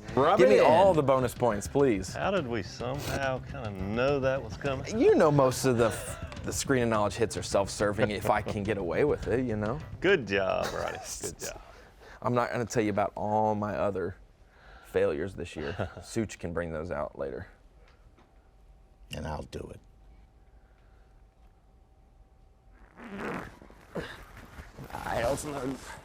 Wow, you can tell that was a bait caster Luke Palmer had in his hands there by that hook set. The old tube on a bait caster, heavier line, and a greenfish. The first largemouth we've seen so far in this event on camera. He caught a few of these yesterday. Didn't bring any of them to the scales, but ooh, that one's going to play for a little bit. Well. There was one fan question last night. Was there any largemouth brought to the? I don't think it's going to help, actually. That was neat. I caught a few yesterday out here. I was wondering why they were acting different. Still quite a ways out in Anchor Bay, but Luke Palmer fishing farther in the bay than some of these other anglers, and that's probably the reason why he's been able to catch a few largemouth every day. But I won't be impressed with these guys' forward-facing sonar skills until they can differentiate that that's a largemouth, not a smallmouth on the grass. And if they can tell me that and call their, I think that's a largemouth, and they catch one. Oh, that's easy. Cooper's got a smallmouth on right now. I haven't seen it, but I could just tell by looking at his forward-facing sonar, and I'm a long way from him. This wind might get him chewing. You're the only one on this set that can get away with that. Did you hear him say wind might get him chewing? Yep. But now what about the sun? It's supposed to, the clouds are supposed to blow through pretty soon, so. You explain that, David, that the smallmouth are sight feeders, and when they get more sunlight, they can roam from how far and grab bait? Yeah, and you can't really tell with the glare on the water, but the water here at Lake St. Clair is clear, and these smallmouth bass, they eat crawfish, but for the most part, other than crawfish, they're bait chasers, so to speak. They perch, alewives, gizzard shad in the winter and early spring. So they're sight feeders, and they're roamers because of lack of contour on Lake St. Clair compared to some other places. Come here, That sun comes out, it's just like, hunting in the daylight versus dark for them. They know this is an opportune time to go chase bait, and that's what they do. Come up off the bottom, and they're more visible with the forward-facing sonar when they're off the bottom. And they're in that feeding mode. So both of those factors help your chances a lot catching those smallmouth bass with the sun shining.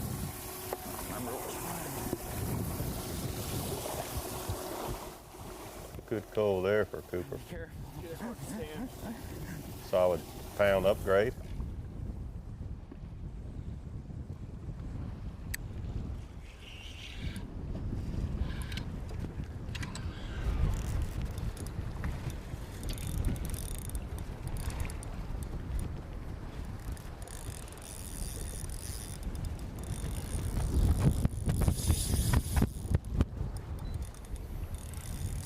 Joey still has one of those early 2-pounders, and he has, I believe, one under 2 pounds. This one's better than that last one, but So he'll be trying to get rid of. it's a dang rodeo out here, boys. smallest. Shoot, fire.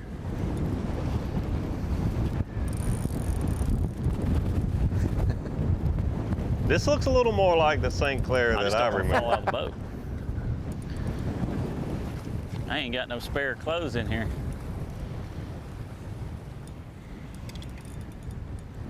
Come up here. I want to see how big you are. Don't jump. Oh, it's a pretty good one. Real good one. I think it's a 4-pounder.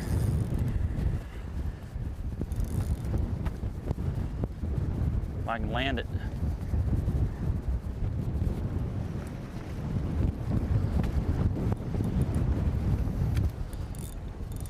Come on, girl.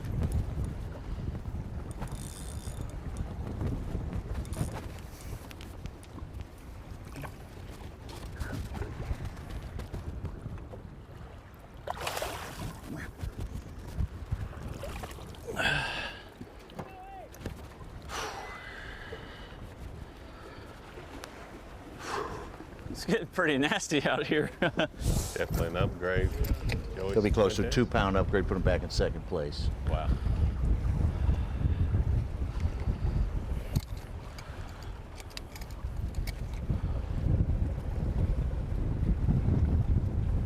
Yeah, it's pretty close to 4. Pretty close to 4. That means he's got 3 of the right ones now, maybe 4 of the right ones, I think.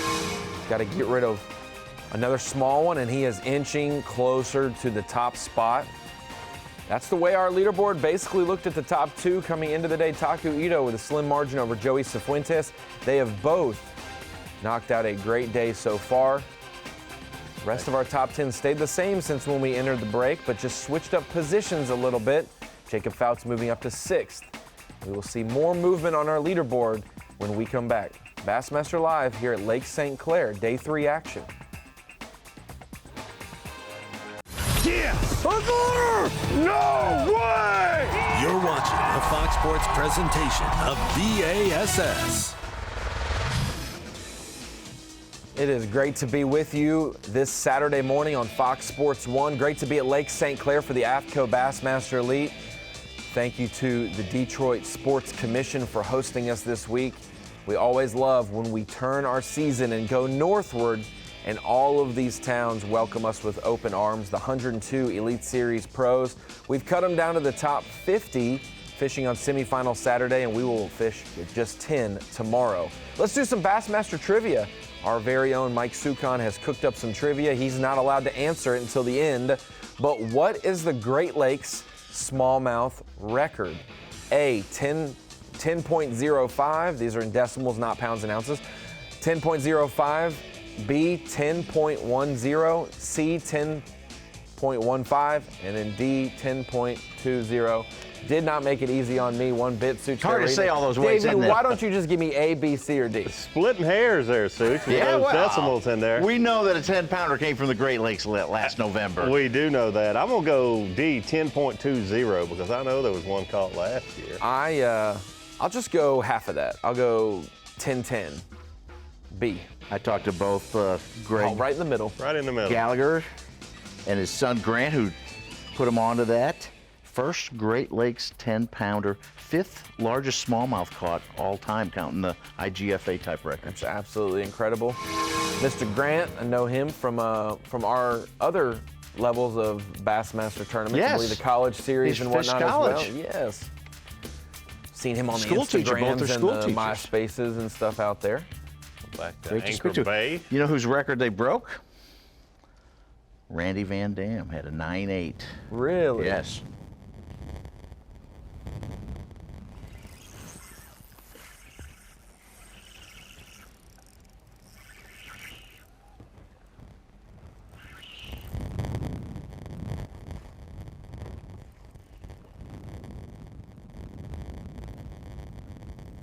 Saw Fouts jump in from 21st to 6th place. He's got our Phoenix Boats Big Bass today, a 5.4. Our third bag over 20 pounds. Actually, the biggest of the day so far, 20 pounds, 8 ounces. Big and please. He needs to make a top 10. Having a slow year. Phoenix Boat Big Bass goes a long way on Lake St. Clair. Never mind, it's big. Oh, it does anywhere, but gosh, it's the difference in a 4 and a 6-pounder here is just seems much, much greater than 2 pounds. Yeah, when you get 2 of those 5-pounders here, and you rest your 4 and change, you're doing something. That's basically average top 10, 22 pounds a day was what Brian New had. 22 pounds, 1 ounce to be 10th place. Good smallmouth bass here for Luke Palmer.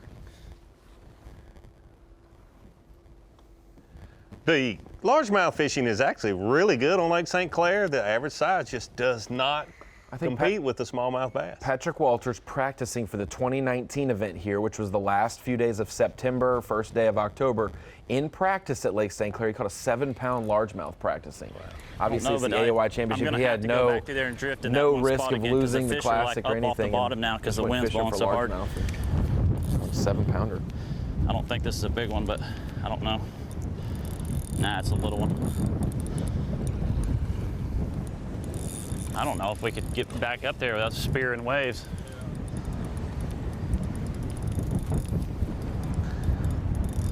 He's 2 ounces behind Ito. He's got a 2-pounder in his 5-fish limit.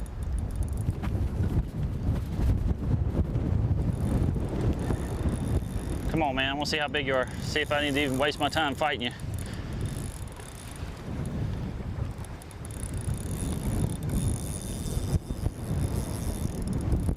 Can't tell.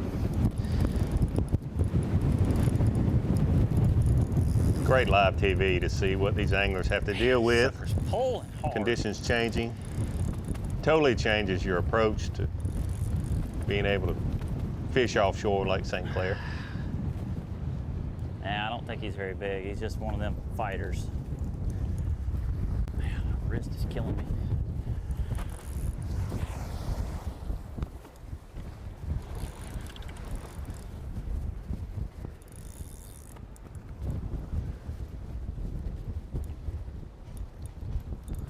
Fuentes is out there in the last little squall passing Lake St. Clair today.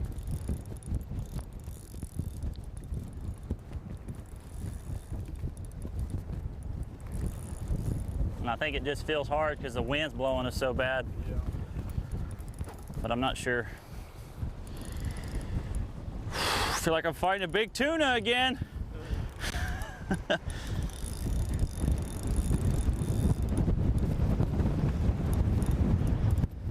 I don't know. I don't want to horse it and it actually be a good one. Davey, when Greg Gallagher caught that 10-pounder, thought it was a different species and horsed it in, and then they realized it was a smallmouth. Yeah, that's exactly good for him that he was able to land it. But that's big old carp out there, a drum or something. Drum. Yeah, drum. I think they too big to be a bass. It'll cull one of those small ones I got.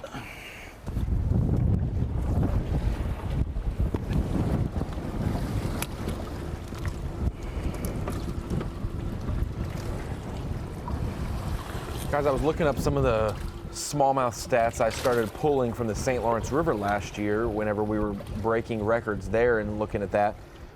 To get into the top 5 for strictly smallmouth biggest tournament winning weight, they would need to break 90 pounds 3 ounces this week. There's a significant gap, 93.6, and then 90 pounds 3 ounces is 4th and 5th for Elite Series events. I think we're going to see we could see a top 5 winning weight all time for smallmouth this week. 47 after 2 days. That's a 94. You could see a little bit of a letdown. Still break that 90. Yeah, that would be incredible. And 88.8 is the biggest at St. Clair that we've had.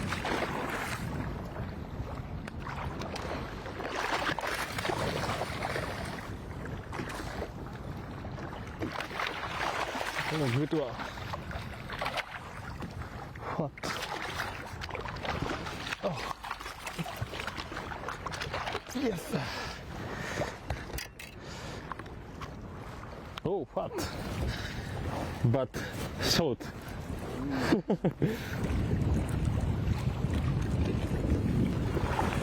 think he just said short but fat in Japanese. And it certainly looks that way.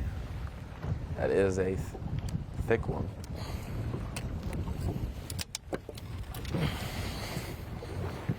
See if he tells us what this one is.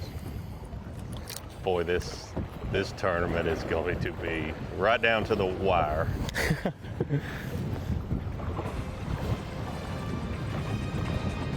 Oh, 4.3. Got all 4-pounders now. He's got to be over 20 pounds. 4 1/4 for Kyoya Fujita. I was so worried we were going to go to break before hearing that. I just wanted to know. He is on your Yeti hot seat because he is now our new unofficial leader. The weigh-in today will start at 3 p.m. Eastern time. There locally, Brandenburg Park, Macomb County, Michigan, New Baltimore, Michigan, if you're typing in an address. But Brandenburg Park's where it all goes down. Dave Mercer will have the top 50 pros come through, and we will cut them down to the top 10. Kyoya Fujita, he's on the hot seat. We know there is a list of anglers chasing after him. We'll see more when we come back from break. Tonight, it's baseball night in America on Fox. Giancarlo Stanton powers the Yankees against rising star Adley Rutschman and the Orioles. Or Randy Arozarena and the Rays battle the Astros. Or the Red Sox take on the Giants. Tonight at 7 Eastern on Fox. Check your local listings for the game in your area. Rays versus Astros. Who you got there?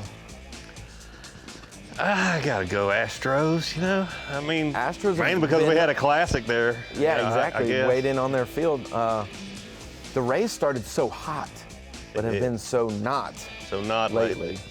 But they're still riding their good start to the season. We're still riding the waves here at Lake St. Clair, especially out with Brandon Card and Joey Cifuentes. They have been battling a lot bigger waves, but because Brandon Card's on that western shore, he's a little bit more protected than Joey.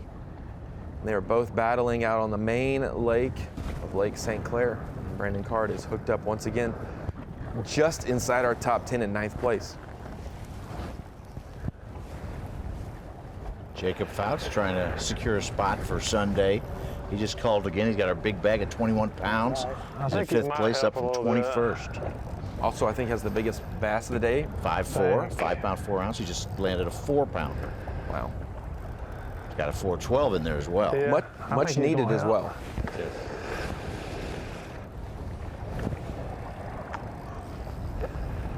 Brandon Card's smallest fish, just a 2 pounder. He definitely needs to get rid of it.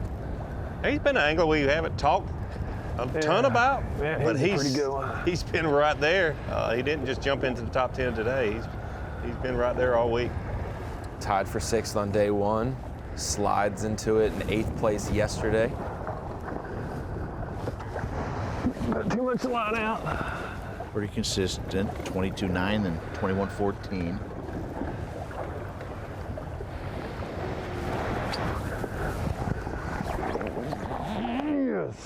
Yes. That one will certainly That's a helper. Bigger than a 2 pounder.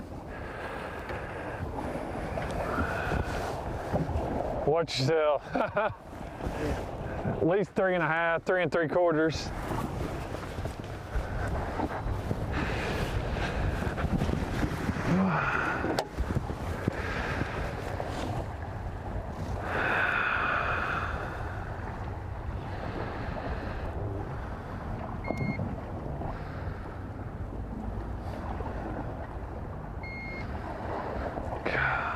This scale. Brandon Card, our first ever angler to make it from the college series to make the elite series. 3.5. University of Kentucky. You gonna make the team? Yeah. What year was that, Ron? It's been a while. He was a rookie on the elite series in 2012. I was going to say 12. I really 2011, he qualified from the Opens after competing in 2010 in the college series. He was just a few years before my time. Thank goodness I didn't have to fish against him. That was helpful.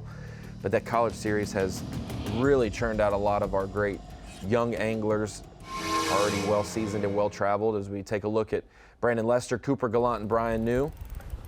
In our 3-box, all of them now hooked up with Brian New. Good one. Bottom left, Cooper Gallant has high school roots through Bassmaster. Brandon Lester went to the UT Chattanooga and fished the college series. And Brian New, didn't do either one of those, but fished as a co-angler for a lot of his time. Got a good education in bass fishing there.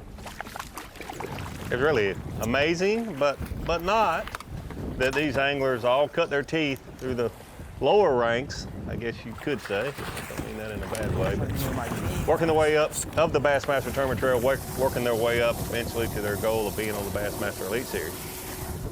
They all made it here, and they were all doing quite well. Oh, it's in here. Good adjustment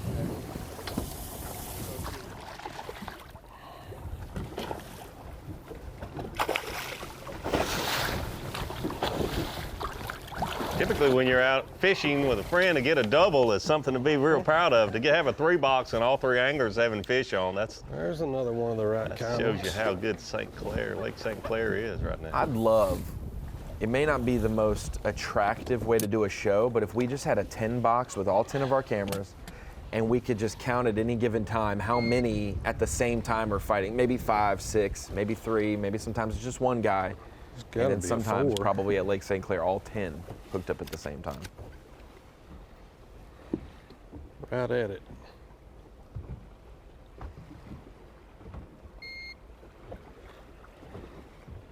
$3.96, Cole's a 3 1/4. Gives us 19.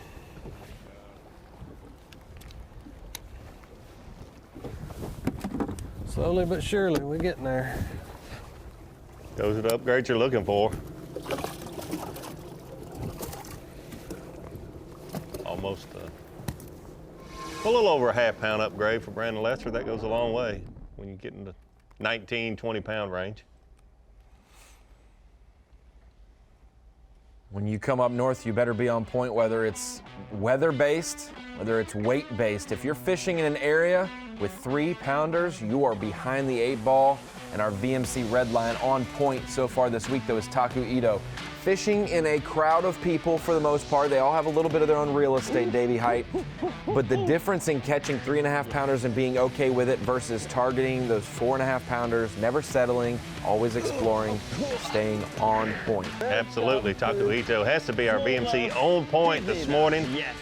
First and foremost, because he brought a little over 25 pounds, 5 smallmouth bass to the scales yesterday.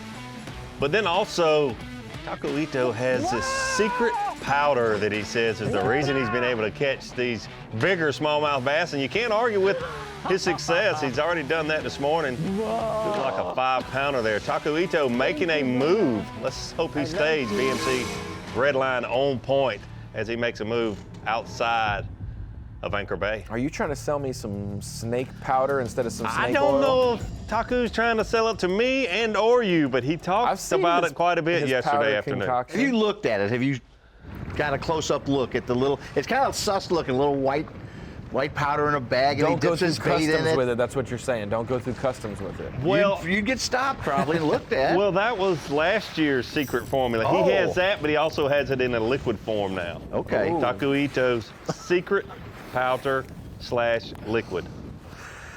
The ICAST new product showcase, sounds like. That's not like he's going to be giving that one up anytime soon either.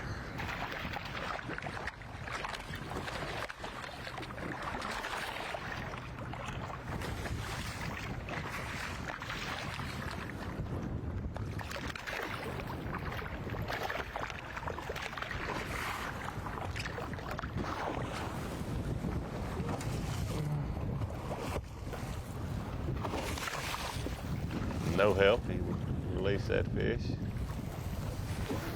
It took him longer to land one that he didn't even keep than it did for the biggest one. He had it up beside the boat. It was still really green. In this bass track, he's got 2 4.0s and then 3 4-pound 3 ounces.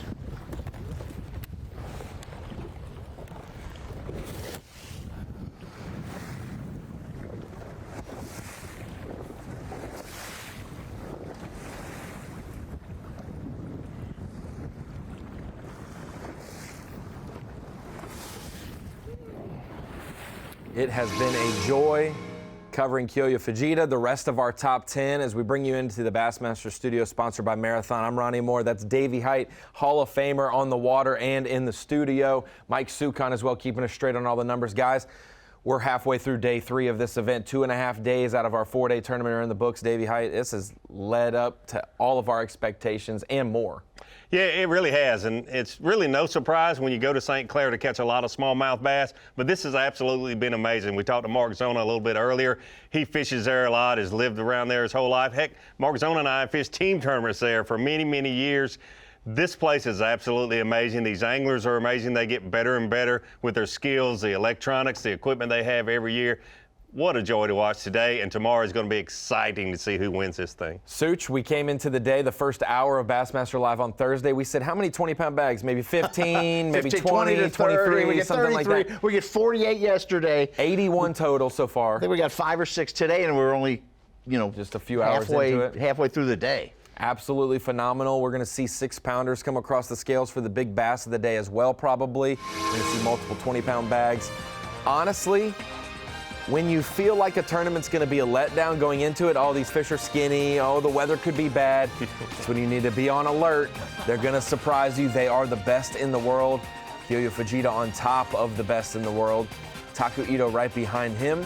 Joey Cifuentes, Brian Schmidt, and Brandon Lester. We have 2 anglers from Japan, 1 from Arkansas, Maryland, and Tennessee, just in our top 5, a diverse group, some of the best in the world, and we're going to see them catch more fish when we come back.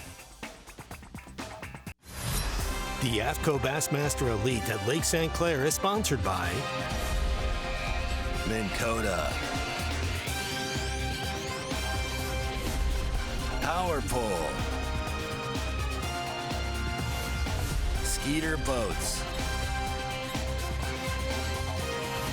Progressive Insurance, and by Rapala.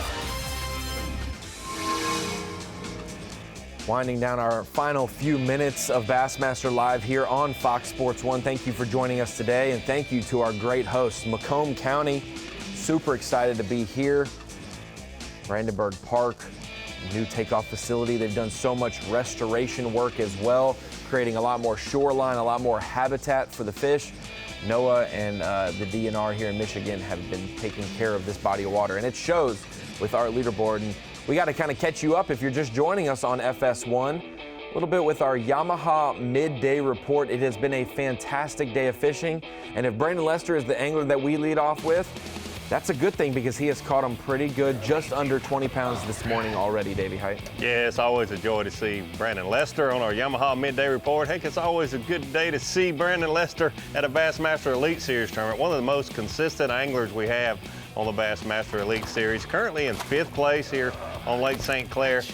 Has really said he's coming to his own here on Lake St. Clair just this year, using his electronics, the mapping, the forward-facing, side imaging, that sort of thing.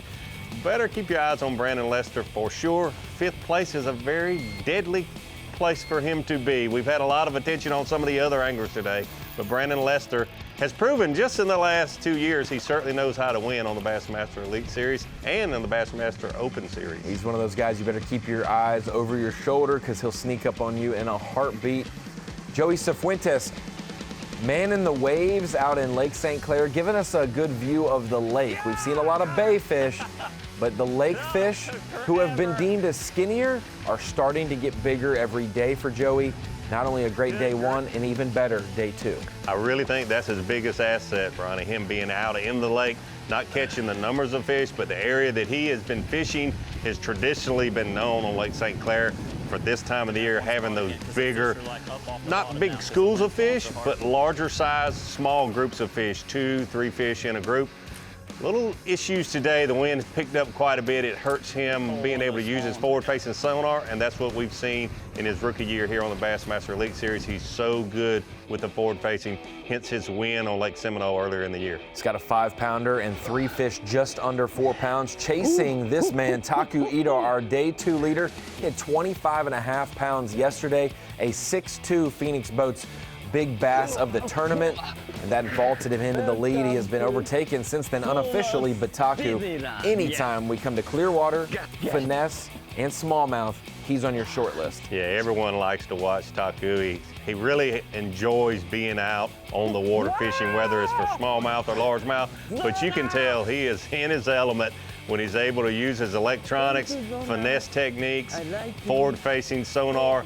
Taku Ito is one of the best in the world when you have these conditions.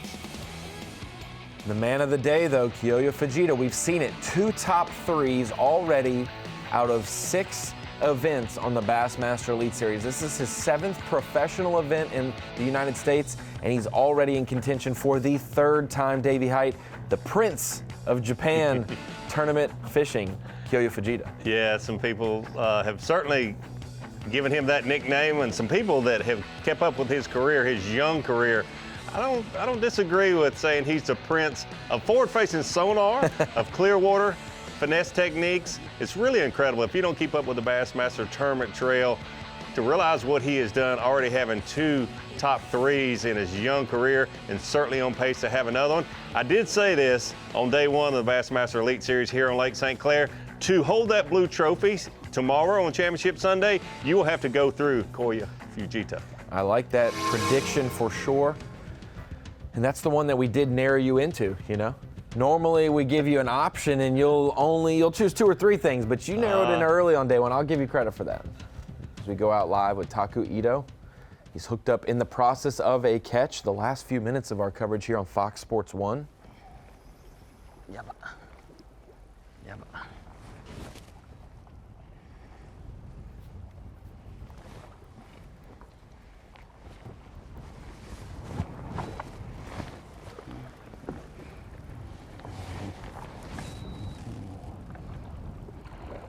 Taku made a move a little earlier from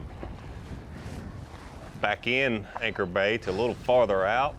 It's not quite as far out as Brian knew, but he certainly changed it up just a few minutes ago.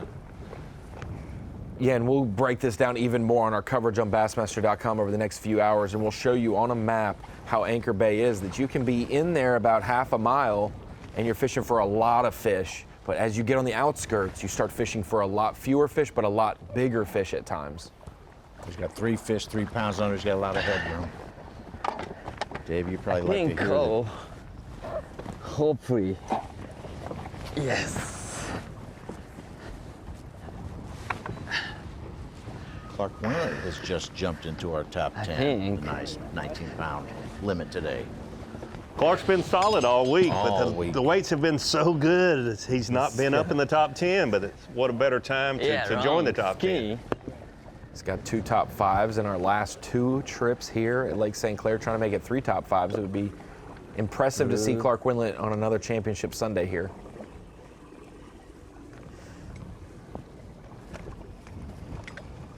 It's Taku Ito. Tries to upgrade. He's going to do the balance beam to quickly gauge, not their weight, but which one's bigger than the other one.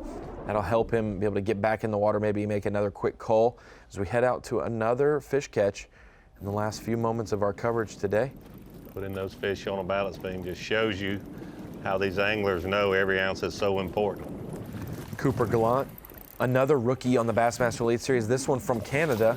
Definitely was going to be a factor in our next 2 events in upstate New York. But he's factoring this week as well. What a good catch for him there. Again, another one of the young anglers on the Elite Series that we need to keep an eye on and we'll learn from for years to come. It has been a fantastic morning. This is just 4 hours of fishing, 3 hours of coverage into our day. Joey Cifuentes, I was worried for him right there. Put the fish in the boat, Joey. That's a 5-pounder at Lake St. Clair. It has been a fantastic morning. Brandon Card, Joey repping for the lake anglers in the waves. Meanwhile, we've also seen some guys catch them shallower, Davey Height as well. Yeah, it's absolutely incredible. We had 10 cameras out on the water, and we've seen fish catches from all 10 cameras. Been absolutely phenomenal. Seeing these 4+ pounders, a very diverse top 10, like you mentioned. We have a couple anglers from Japan and then all over the United States just in our top 10. There are anglers who had days that would be deemed phenomenal for recreational fishermen, and they are sitting at home with 19 pounds a day. You have to catch the biggest weight you've ever caught in your life if you want to be in the top 10. Make sure you join us. We're going to have Bassmaster.com coverage all throughout the rest of today till 3 p.m. Eastern Time. We will see you there.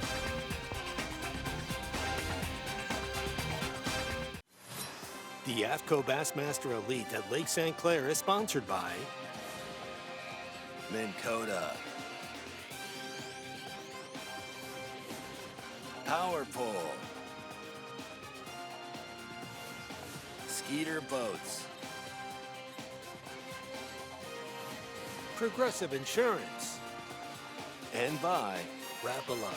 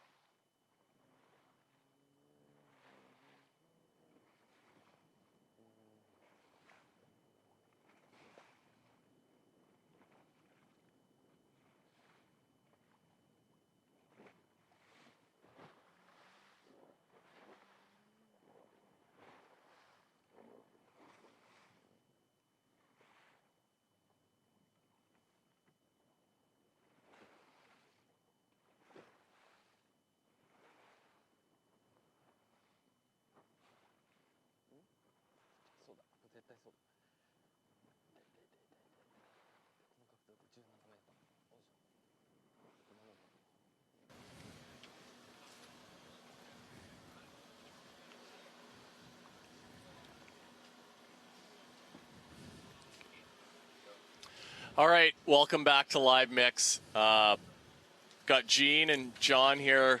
What's going on, boys?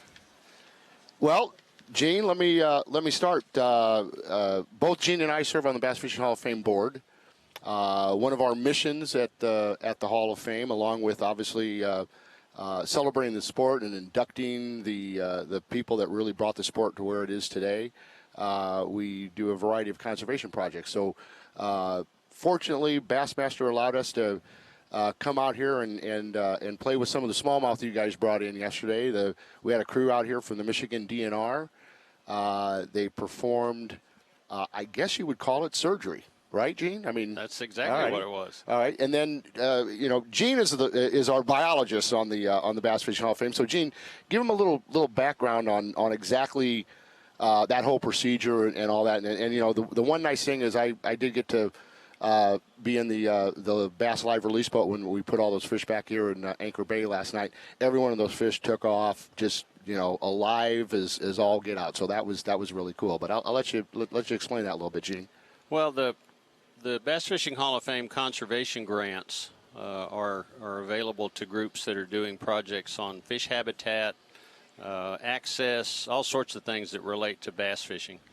And one of the grant applications we got was from Michigan DNR to buy some radio transmitters to put in some smallmouth bass here in Lake St. Clair. They've been doing this for the past couple of years, and they want to just keep adding the numbers every year because there's a whole array of receivers all over the Great Lakes. There's like 300 or 400 of these receivers out there. So they can put transmitters in these fish and track them where they go all throughout Lake St. Clair. And if they leave St. Clair, if they should go up to Lake Huron or if they go down to Lake Erie, they'll know.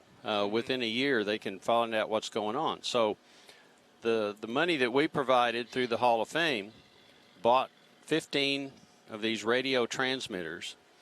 And then as fish came off the stage yesterday after the weigh-in, they kind of cherry-picked fish based a little bit on where they were caught, which one of the really cool things about our system is that with Bass Track, we know where those fish are caught because the marshal or the angler, enters the location.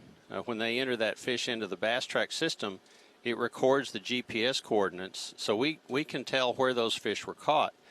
And that gave the biologists some clues about, okay, we want some fish maybe from Lake Erie.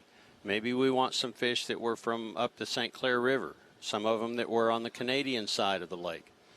So they picked fish as they came off of the stage, and then they did surgery. Like John said, right. Basically they have a little tent set up, and they had a little operating room where they cut the fish open.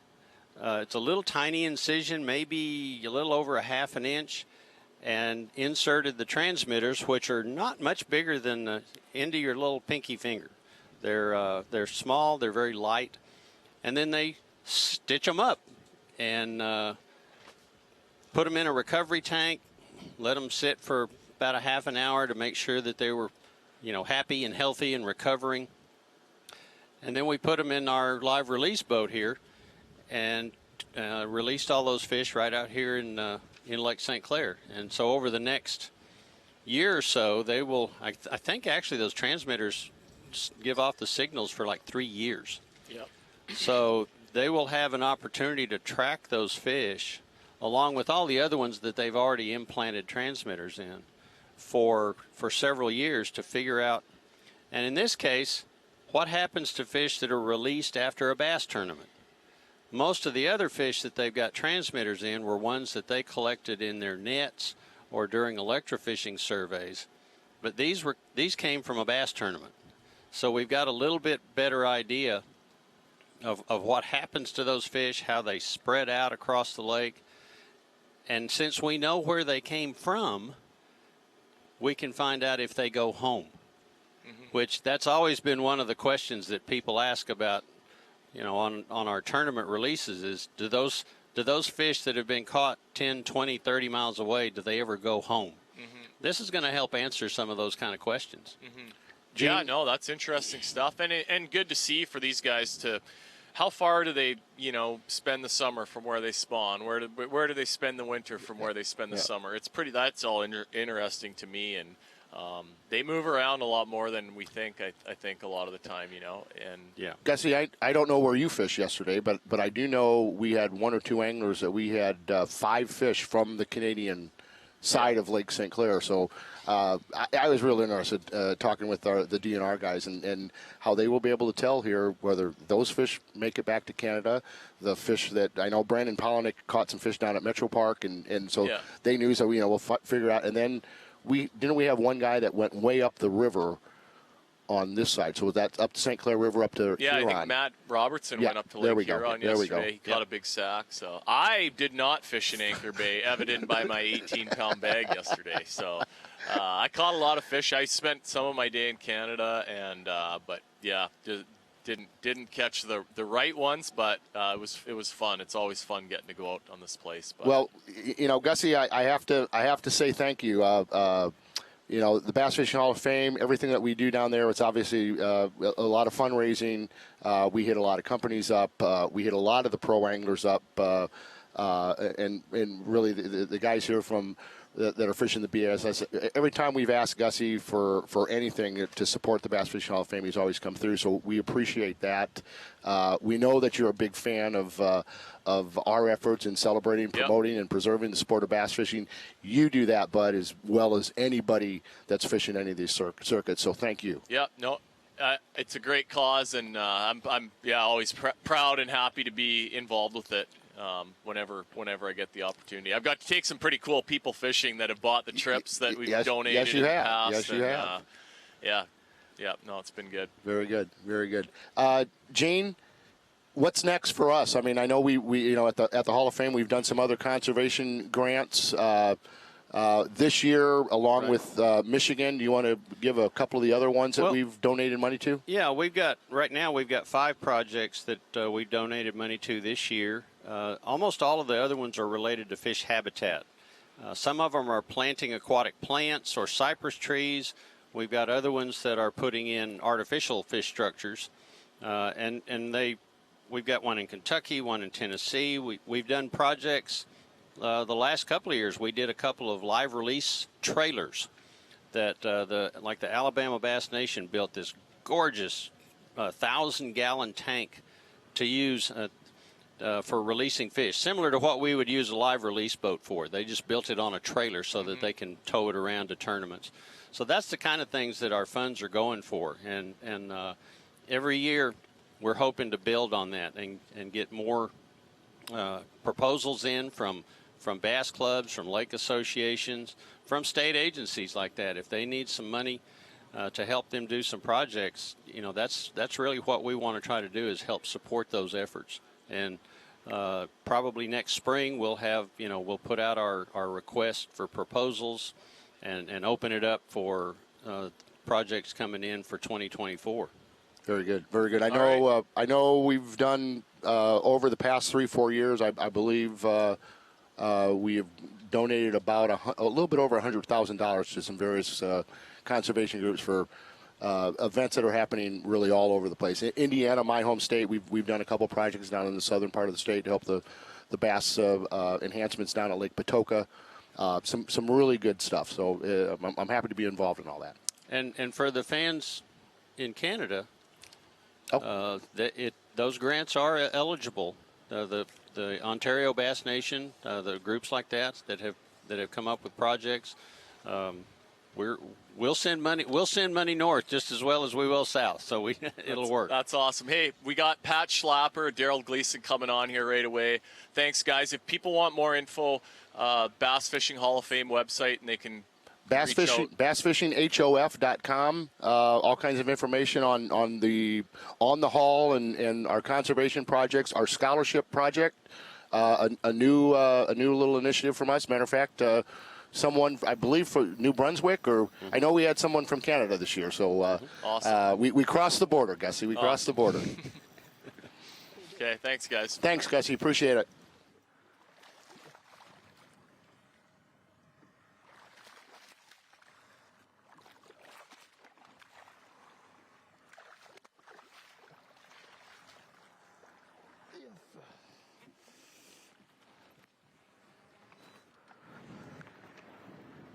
Nice one.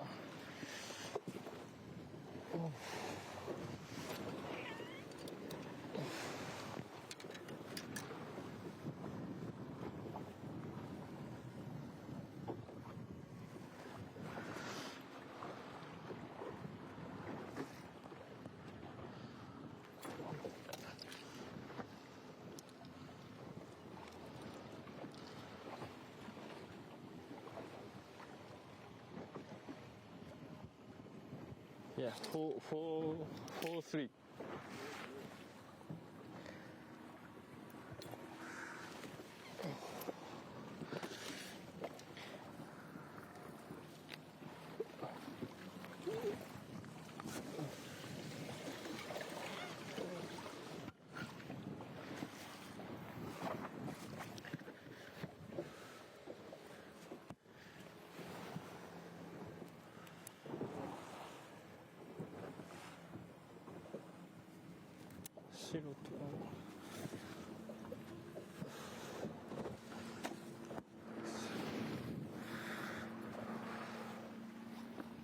Sorry.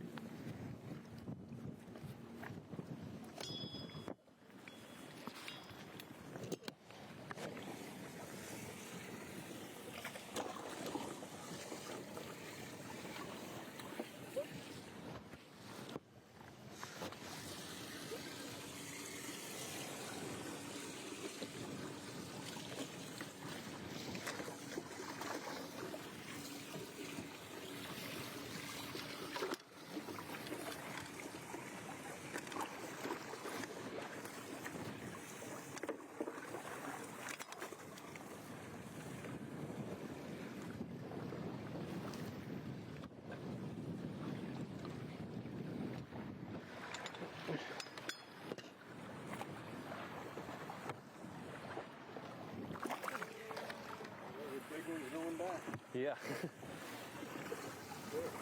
Yeah.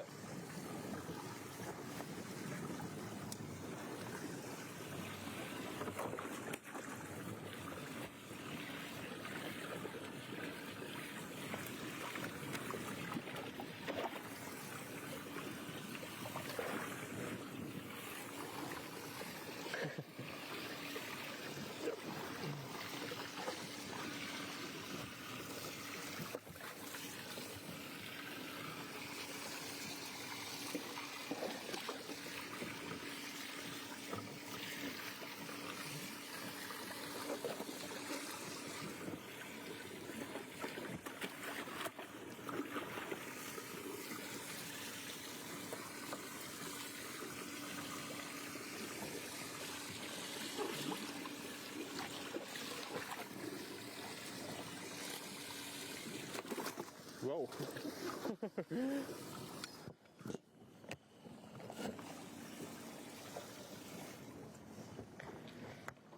Yeah.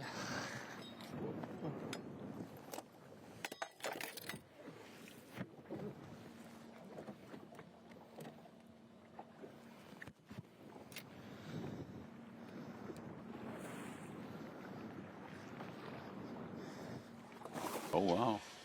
There's a lot of stuff happening right now. Welcome back to Live Mix. Sitting here with Daryl Gleason and Pat Slapper, two of the great personalities on the Elite Series. Glad that got them here together. It was a real interesting segment prior to us where we're tracking these fish. And the coolest thing about it is that tracking is going to be tracking tournament caught fish, not going out with an electric boat and shocking them up and everything else. And it's kind of near and dear to my heart. Those of you who know me know that I'm really tied into the Bass Fishing Hall of Fame. They're the only conservation agency out there that is bass fishing 100% all the time. You know, it's not about freshwater and it's not about brim and crappie or whatever. All that stuff has other entities, but the bass deserves a focus, and the Hall of Fame's doing that. So it's really cool. But back to the Bass Focus. We've got a new leader. See that. Koya Fujita has taken over. He's got 20, almost 21 pounds. Got Taku Itu just 2 ounces back. Brandon Lester just 4 ounces back. Joey C is 8 ounces back. Cooper Gallant is 1.5 pounds, and Brian Schmidt's 1.5 pounds. I'm saying that the top 4 are probably don't have to do much else to get in tomorrow. I would agree with that. Yep. These other guys are sandbagging. I know Schmidt's sandbagging, so he's probably in there. Don't know really Jacob and Mullins, but there's Clark Wendlandt always figures out a way to get in the top 10 here. Yep. You know, I would say those last couple. Talked about him all week. Would you say like 8 through 10? That's going to be the because you still have Ed Lofgren, Brian New, Shane LaHue. They've all Luke Palmer. They have the kind of weight where they can a couple big bites this afternoon, and they can jump in. So well, you get around that 20-pound mark out here. It gets a little trickier to upgrade where Correct. you have 15, 16 pounds. Yeah. You get a 4.5 pounder, that moves you up a long ways. And those guys, like 11 through 12, 13, they're down in the teens and high teens. So a couple of those big bites can boost them. Where the guys in the top 10, it's going to take 5-pounders, for them to crawl up some. So Joey C's smallest fish is the 2-pounder. Well, yeah, that's he's got some room for growth. Oh yeah. Cooper Gallant's smallest fish is 310. But wouldn't you agree both of them are solid for tomorrow, like they're in? Yeah. Oh yeah. I would say they're trying to win a trophy. Yep. Yeah, and that's what you got to start thinking about too on this lake is not, if you want to win, you can't let off. Right. You gotta get as many of those big ones as you can. So if you maybe burn a couple for tomorrow, but it's fine. This is probably going to come down to ounces would be my guess. Right. To win this thing. I would say like probably most smallmouth tournaments, but especially here, there's less of like in a largemouth tournament, how you might be trying to save some areas, save some fish, conserve. Here you're just burning the house down for every 4-pounder you can get. Yes. You'll figure out more bites. There's tons of fish here. Cover ground and try to run into another group of them big ones. If this is a largemouth tournament, though, you might be saving some of those might bites. Be trying to, but this lake is. I mean, I've fished smallmouth for 30 years, honestly, and maybe a little more than that. And I didn't think you were that old. I'm 40, but I mean, I grew up in some of the best smallmouth water in Wisconsin, so I fished it a long time, and I don't think I've seen so many smallmouth in the lake as here. Now I was around a lot of smaller ones, but they're just you could literally stop almost anywhere in the lake, put the trolling motor down, and within 20 minutes you're going to catch one. Might be a little one. Yeah, you're going to get bite. It was amazing how you could get a bite anywhere. It comes down to, though, we were talking earlier, it's getting around the right size. Yes. And you can tell the guys that are kind of around those groups are fishing today, and guys like us aren't. Well, let me ask you. I mean, Daryl, you've been having a great year, and Slapper, you've been very good and consistent the last couple of years. You don't miss a lot of cuts, but how much different is it to miss a cut where you're still going out and catching 100 fish a day, as opposed to missing a cut where you're just crying for a bite? Right. I mean, what does that do to you mentally, or is there anything, or do you even think about it? I mean, I know how trying it can be to be out there saying, I just need a 3-pounder, I need a 2-pounder right now, and I can make the cut or make a check or whatever you're fishing for, and not be getting any bites. We go to those places, right? Yeah, we go to them a lot. But here, it's not a fact of, you're – the guys who got cut, every angler in this field caught 2 limits. Mm-hmm. Everybody that got cut, there was no, there was some smaller stringers, and they were like 12 pounds. The worst stringer was 12 pounds. Yeah. I'm telling you, 12 pounds is a good fishing day. It is. I had 16 and 15, and that's most places is good, but these next 3 events are going to be this way. Mm-hmm. There's a lot of catching. 3-pounders don't mean a whole lot. They don't. In these next events. And that's where your mindset has to change a little bit. And that's what I'm still learning with these types of lakes is like if you catch a bunch of 3-pounders, like you got to make yourself leave. Yeah. Because you might get a nice one. I mean, exactly what happened to me this week. I was catching 3.5-pounders and then getting a couple better bites a day. And I just wasn't out where these guys are, where there's a lot more of those 4 to 5 pounders. So with all of these events coming up, including this one, Champlain, St. Lawrence, mean, 3-pounders are just, you're going to be in the bottom 15 boats, guaranteed. It's just they don't do you any 100%. good. Yeah, so like you would say it's fun when you come somewhere and catch a bunch and get your butt kicked, but a butt kicking is still a butt kicking. But you can, like what I kept telling myself, you can only catch what bites. You can't. I can't make that fish not be 3 pounds and be 5, right? No. So yeah, there's a learning curve there for all of us. That's still what makes so many of these guys next tier, top notch. You have, there's like a level of greed to fishing up north. Yeah, for sure. Like where you're like, you know, if me and you fished a similar area, and I had a similar practice, I caught quite a few 3.5s, but I'd mix in enough 4 1/4s where I'm like, I could see 19 to 20. Mm-hmm. I think the guys that are fishing today, we're catching a lot of 4 1/4s with the occasional 3 mixed in. Yeah, they were expecting to get 20 pounds a day and maybe get 21, 22, 23 if they get a couple of those little bigger bites. Where we were, I think Cook ended up doing the best out of that area, and he had almost 22 pounds yesterday. But the majority of other people around us had that 17 to 19 and a half. Hey, or less. Some of us. There was one person that did have less. There was one. That was you. There has to be a bottom of every group. But that just shows, like, your curve, period. No.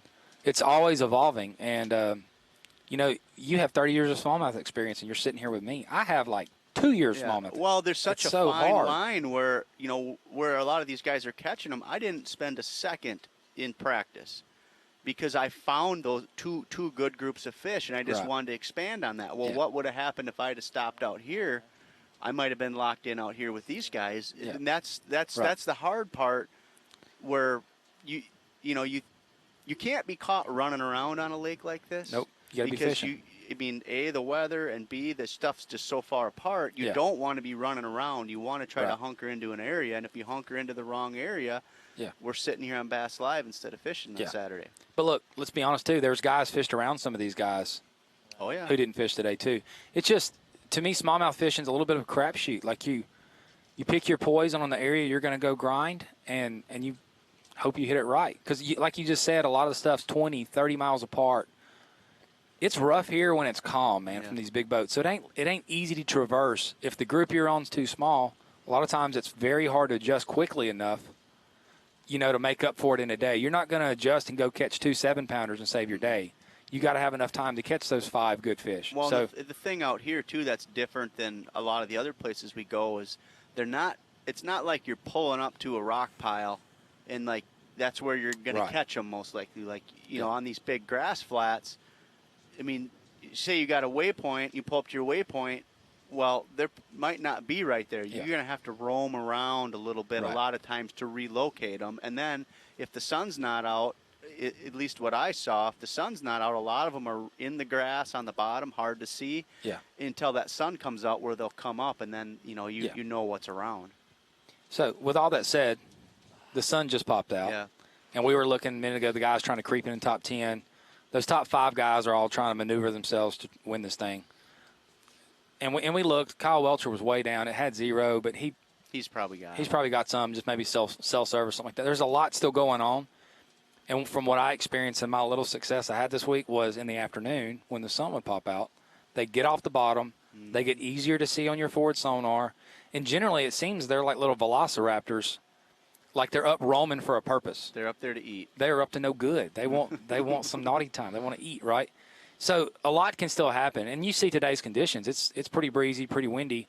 Did you see in practice that third day of practice? It really blew. Yeah. It felt like they were up off bottom and fed better. So I agree. I think in the time I've spent out here, I do like it when I think they're easier to catch when it's windy, but with how we're fishing out here, it's harder to fish that way just with all the waves. So it makes it very hard to be with your forward sonar to see them and make an accurate cast. Because if you in the wind, if you pan to your left or right and you see one, to try to make that cast off the side, it's a lot more difficult to land within a few feet of that fish. So like what we're able to do when it's calmer, if you see one out to the left, you can turn your boat and get him a little more lined up, and that gives you a better shot. So, yep. But you notice like what a lot of the guys I believe are doing, and I try to on the windy days, was go upwind of where I wanted to fish and just drift downwind. And instead of panning way to my left, way to my right, just kind of do a 10 to 2. You almost have to do that. I mean, you can't hit those casts way over 70, 80 and foot you out. can't, when you got rollers like that, it's just Yeah. almost impossible to fish into the wind Right. efficiently. I mean, you Yeah. just can't cover any ground going forward. So that's almost what you have to do. Oh. Yeah, he just did it. You know, he made one of those cast off long to the right. Yep. Got him to bite, missed it. That like I might, my SD card from yesterday for my GoPro, I may actually eat it with my breakfast tomorrow because I don't want my wife to ever have to see that. It was so brutal. Like you see a big one on sonar and you know, like that's the one, man. You know, I need 1 4-pound bite. That's it. And they would short strike it or whatever, and you lose them. Or follow it to the bottom. That was the big deal too. Where I think back on how I could have adjusted, maybe going down to a 6-pound leader instead of 8. Yeah. Maybe a little smaller bait. I mean, I was making long casts, 90, 100-foot casts and landing on them, but they just, when you get that many boats in an area for practice and then 2-3 days in a tournament, they get smart. They react. And they'll follow to the bottom and then they don't bite it. So I even had, like in practice, my percentage was probably 80, 90% what I saw that would bite. Oh, yeah, they would bite then. It got to where in the tournament day, and we're fishing 16 to 20 foot, and the fish would be, 8 to 10 foot, just middle of the column, basically. Mm-hmm. And it got to where on tournament day, a lot of times, as opposed to practice, my bait would splash, they'd react to it. I saw a lot actually swim away from. Yep, go the opposite direction. When it splashed, they literally took off. And you could pan around and re-find them, and every time they reacted the same way.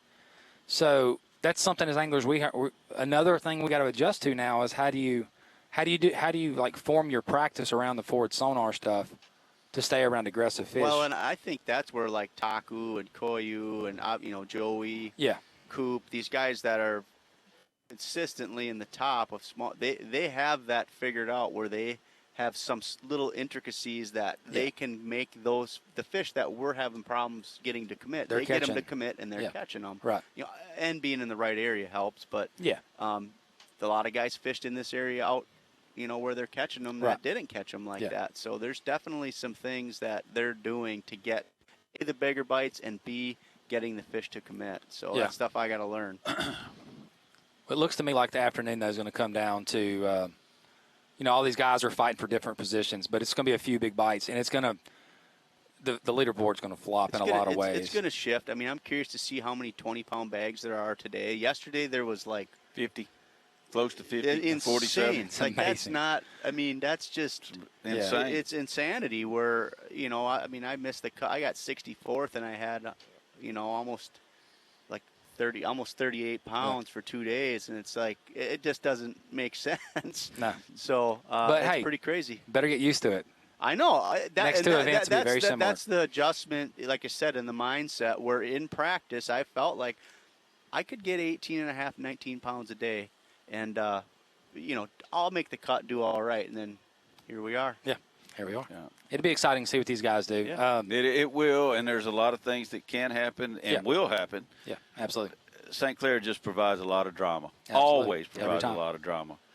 We've had a short day with Pat and Daryl. To appreciate you guys coming in. Thank you, man. They're ready to get on the road, and they're telling us that our time is short here. So we're going to leave it with you. Stay on Live Mix. They'll still throw a camera view up there and so forth, and Ronnie and Davey will be in the Little Rock studio, so check them out and keep an eye on Bass Track. It's going to get tight. It's going to get insane. Really tight. So thank you for joining us.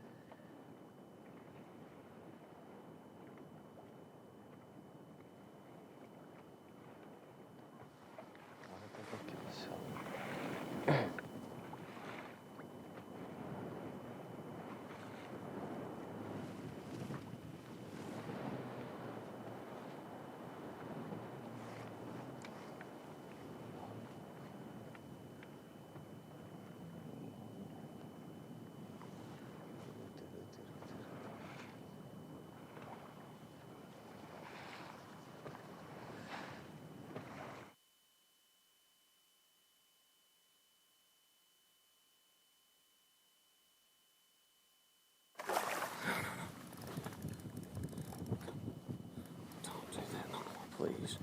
Come here, fish. Come here. Come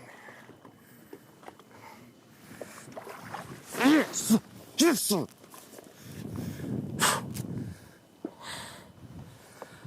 Yes! Hey, boy. Can't quit on them. Just got to keep going. Gosh, that fish is long. Man, I needed that one. Thinking it was 5 was the smallest, I think, wasn't it?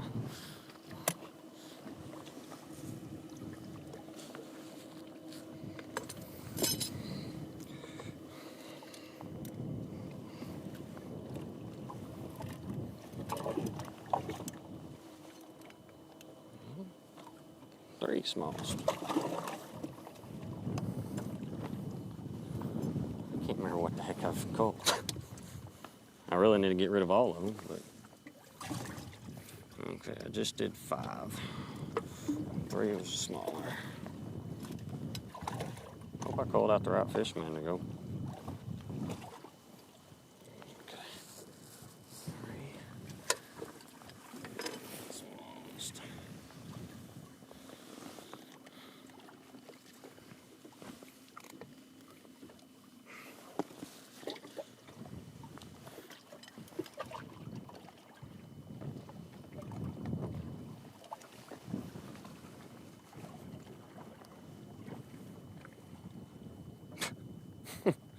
What do you call that one? I think 3 maybe, a little bit touch heavier.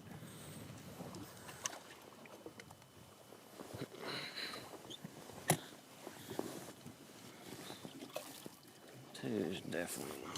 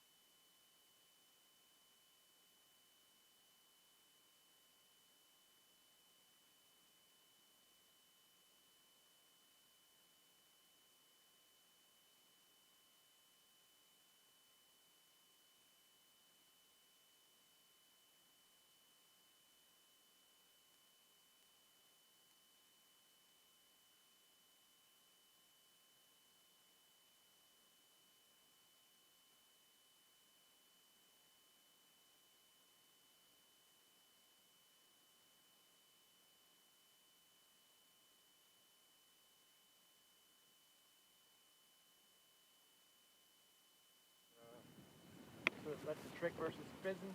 Yeah, that's just, fizzing seems invasive.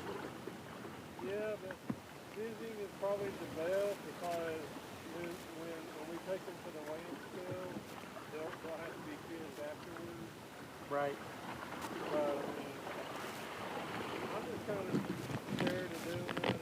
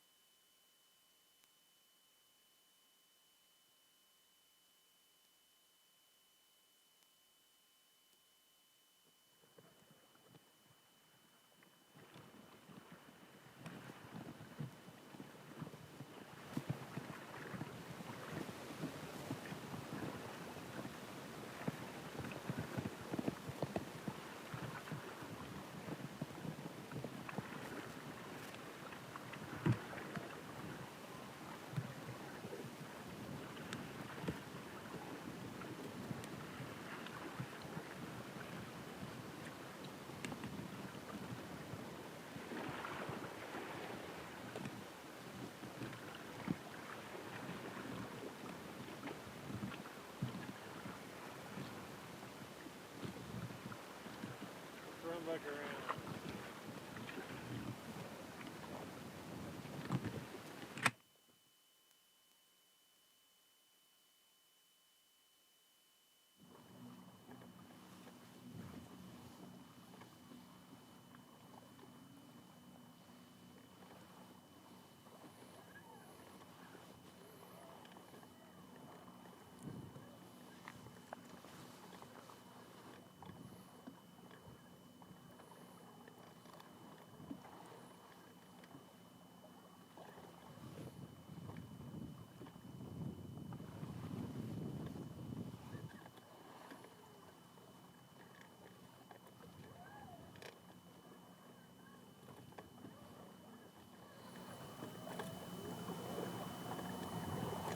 It's 12 o'clock, buzzard. Yeah, I think there's a camera boat going around with pizza coming over. That'd be fantastic, actually. I'd probably take some of that right now. Oh my gosh, I don't know why they don't do that for us. It'd probably be better if they had an adult beverage on it. That would probably might calm my nerves a little bit.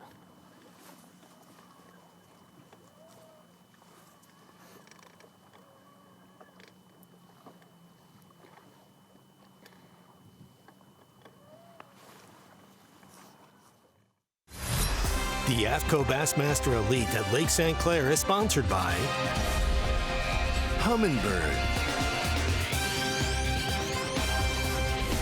Mercury, Nitro Boats, and by Bass Pro Shops.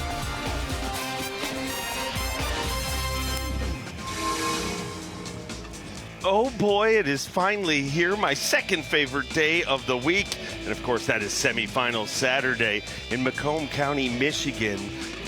Bassmaster at Lake. It has been a showdown, a throwdown, a big fish mowdown this week. And look at atop the leaderboard, Koyu Fujita, who is an Elite Series rookie, 26 years old, already won 4 Angler of the Year titles in Japan, 6 individual events in Japan, and this is his 7th Elite Series event, and he most likely has made his 3rd top 10. 2 of those also top 3s, but right behind him, Smallmouth Disneyland, Takumi Ito with 65 pounds, 4 ounces, and don't forget, sneakily and a little quiet in the weeds, you might not have noticed this tournament, but Brandon Lester has found himself in 3rd place, Cowboy in 4th, and Cooper Gallant trying to chase down his very first Elite Series victory. Brian Schmidt. Now, Brian Schmidt went on stage yesterday and literally was angry. He said he made a miscue. He said, I am going to catch a giant bag today. Jacob Fouts has an uncharacteristically but man turned around here. Ed Loughran the same, the barrister in the mix. It's always a good day, and it's a good day for sailing on this special body of water. It is. But a guy I'd like to sail away with right here, the Z-Train, Mark Zona. Yeah, no doubt, Dave. And really, you know what? A very cool morning. I was actually able to hang out off the Bass Live, the mix session with Bowman and a lot of the anglers that came in. And it's amazing how calm Bowman talks. If you notice the last few days during our live, I've slowed things down a little bit because there are stimulants everywhere. There is Mountain Dew, there is Copenhagen, yet he is cool as an outlaw, an Arkansas outlaw. But something that I was listening to, and Chris Zaldain nailed this. He had Kobe Krieger and Chris Zaldain, and Bowman teed them up on Fujita and Taku Ito, and why you're seeing those two Japanese anglers excel on this body of water. The obvious states, they're very, very, very powerful, very good with forward-facing sonar, but there is obviously another element in their game where they excel on a lake like Lake St. Clair that we call the Gunnersville North jokingly, but that's what it is, Dave. There is so much pressure here, and the little small detail to finesse where they are able to outfish an angler next to them. You can't put into words what they are doing on this lake right now with the pressure that's around them. The other thing to really look at, where they've come from, okay? I've fished with Taku a bunch, and Taku is not used to going to lakes where you can get a lot of bites, where you can get a ton of bites and catch them and catch them and catch them and catch them. This is fishing Disneyland for an angler like Taku, just for the simple fact he grew up fishing for 3 to 5 bites a day. Well, he might be on smallmouth Disneyland, but I got to be honest. Before we move on, I mean, this has been like a week at Disneyland with you, and I have a little gift. What? A lot of shows. I got parting gifts for you. You know, you're not leaving yet. You're sticking around, but I mean, I don't want to make Davey Height jealous, but I did get you a little gift because this has been the best week ever. Really, it has been a lot of fun. See, but this will mean nothing. Bass Live Disneyland. The gifts that keep on. Oh my gosh! Look, this is an inside joke. I don't want to be an elf. I want to be a dentist. We had this one day when we were melting down, taping a show together. It's from the Rudolph the Red-Nosed Reindeer. And if all of you know, I told Dave, I don't want to be a television show host. I want to be a dentist. That's good stuff. Thank you. Let's go into a midday report. That was awkward, but it was good. I don't want to be an elf, Karen. I want to be a dentist. Why can't I be a dentist? Toyota midday report, and lots to report as we've had day 133 bags over 248 of them, and this is your Toyota midday report for semifinal Saturday. And let's start with a guy that has a nation watching him, Cooper Gallant. Yeah, he really does. Cooper Gallant getting it done in Anchor Bay. And here's the one thing that we did talk about a little bit yesterday. If you fish Lake St. Clair in mid-April to late April, you understand the massive size of the school that these guys are on. And call it, Dave, really a 3 to 5 mile stretch. And we talked about yesterday because you started to hear some other anglers say, oh, they're going to cannibalize each other and they're not going to bite on semifinal Saturday. Yet, yes, they will. Yes, they're going to. The only thing that really dictates when you're on a mega school on Lake St. Clair, I was just talking to Bowman about this, watching Cooper Gallant right here. Big tournament for the young Canadian angler. The only thing that dictates a massive mega school like that leaving is when they either decimate the forage that they're on or that forage move. You can have the best spot on Lake St. Clair, and a lot of our anglers check some of those spots on the Canadian shore. If the food is not there, the bass are not there. Well, Canada, be careful because the Cowboy is on the pole, and he's trying to win his second Elite Series event in his rookie season. Exactly. We could start to kind of dial in a little bit of the area. It's a big area known as the dumping grounds across the Canadian border, across the shipping channel. Looking at Joey Cifuentes, obviously a lot of his work done with the drop shot. Very good with that forward-facing sonar. And the one thing about Cifuentes, not catching a ton of fish, but the quality's been there. I think today, was the X factor for him because he is in of this wind. And look, even though it's rough where he's at for this lake, Dave, you've been here, that is not that bad. Joey Cifuentes obviously still in the mix, currently unofficially 4th place. Joey Cifuentes, unofficially our leader in Dakota Lithium Rookie of the Year race, but I feel like a silent tournament. Brandon Lester hasn't made a lot of noise, but man, he makes stay on the scale. He sure does. Really kind of looking at Brandon Lester's career on this body of water, does a lot of work in the main St. Clair River, fishing shallow, a little bit of deep water fishing. Really haven't seen Brandon Lester fishing in the St. Clair. That probably has been one of the in this tournament. Generally, you know, you get near the end of July, you start to hear the Scott Dobson name quite a bit up there. A lot of local tournaments won by him.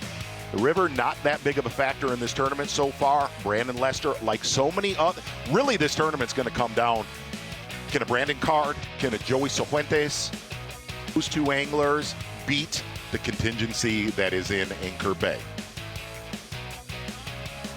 But don't forget about Smallmouth Disneyland. He told us this morning it doesn't open till 10 o'clock, but when it opens, I mean, it is the Zumba Flume, Space Mountain, all that, and Takumi Ito. You could have circled this event and imagined he's going to be in the mix. I mean, his northern record is ridiculous. Nothing is working right now. You know what? Everything is working at the same time. Taku Ito. And I'll tell you what is amazing really throughout this tournament. I know a lot of our viewers feel the same way. This has been one of those, I saw that, we talked about it yesterday a little bit, that daily limit that Such talked about, how this lake actually compares to a Florida lake. It is a situation where you have to outfish the angler that is directly next to you, and that's what you're seeing go down with your leaders here in Anchor Bay today. Takumi Ito has had an incredible northern record. But you want to talk about an incredible record. Yeah. He is an Elite Series rookie from Japan, Hoya Fujita. And man, what an incredible 4 Angler of the Year titles in Japan. But what I don't remember. It's hard to believe he's not only leading Rookie of the Year. He's 13. He won his first Angler of the Year title in Japan when he was 8. Watching Koya Fujita right here. And the thing is, I got to hear you talk about this. Koya Fujita, a lot of your other leaders around him. Obviously, a lot of finesse. Good one right there earlier today. You made the comment that he intimidates a lot of the other Japanese anglers a little bit. You said you've noticed that. And I watched it yesterday. And you're right. He walks by, he squints at them, kind of gives them an eye like, I'm here to play. Like, listen, I can tell you, Taku scurried away from him yesterday after the weigh-in until Taku weighed in. The Japanese prince of bass angling, Koya Fujita, was he's a young highly Darth Vader. touted coming here, and he is living up to that reputation. Unbelievable. And let's get out on the water live right now. How about we go? You think we can get a ticket? You want to go to Smallmouth Disneyland? Been on the ride all week long, friendo.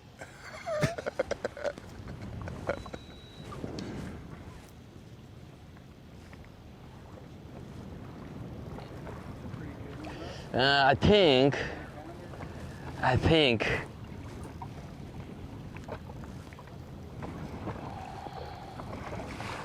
About him referring to his big fish as his zone.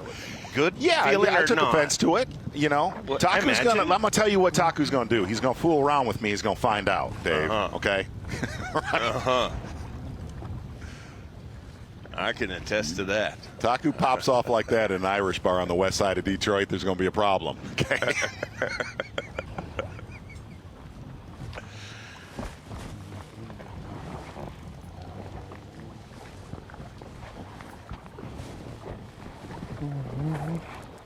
not so big.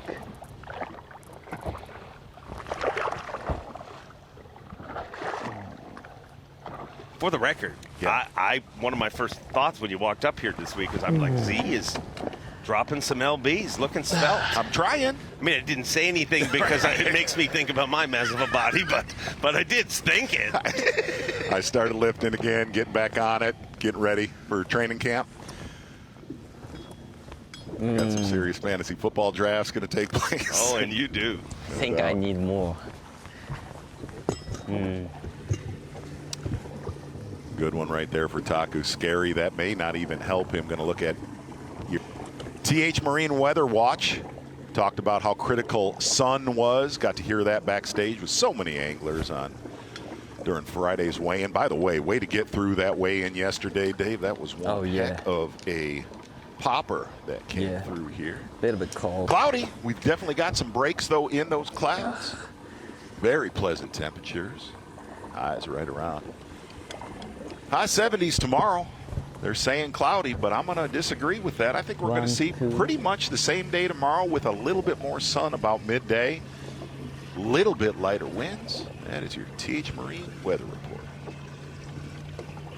I'm going to pluralize it. We're going to take some maps over to Joey Cifuentes right across the shipping channel. Favorite moment of the weigh-in yesterday. I don't know if you caught it, but I mean, there was pretty intense lightning and thunder. And one was like when it was one of those thunder strikes. It's real close, real loud.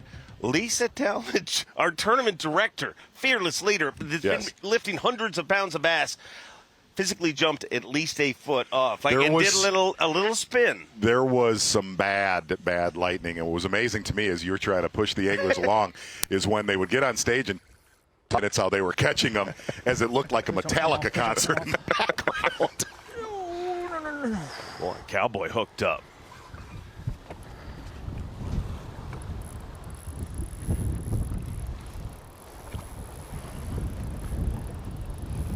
Dave, you know I like the black top, black bottoms. I'm gonna call him the Sandstorm. I mean, he is a carpenter. There was a heated debate on recently in social media because, well, I questioned whether he was. Are you really a cowboy? And, I mean, he's got a couple of brands on his body. He's ridden a bull. I mean, all these things make me feel like he's a legit cowboy. I've always questioned it, though, myself. Then others were like, no, he is not a cowboy. He is a rancher. Yeah, there's a big difference, too, friendo. I spent a lot of time in South Texas, and I can tell you what Joey Cifuentes is not.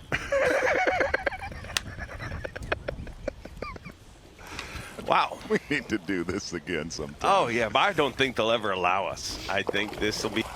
We have an FS1 segment tomorrow at 10 a.m. Yeah, it should work out well. Try tune in if they let us. Probably tell us it's technical difficulties. You guys we'll just put you back on the internet.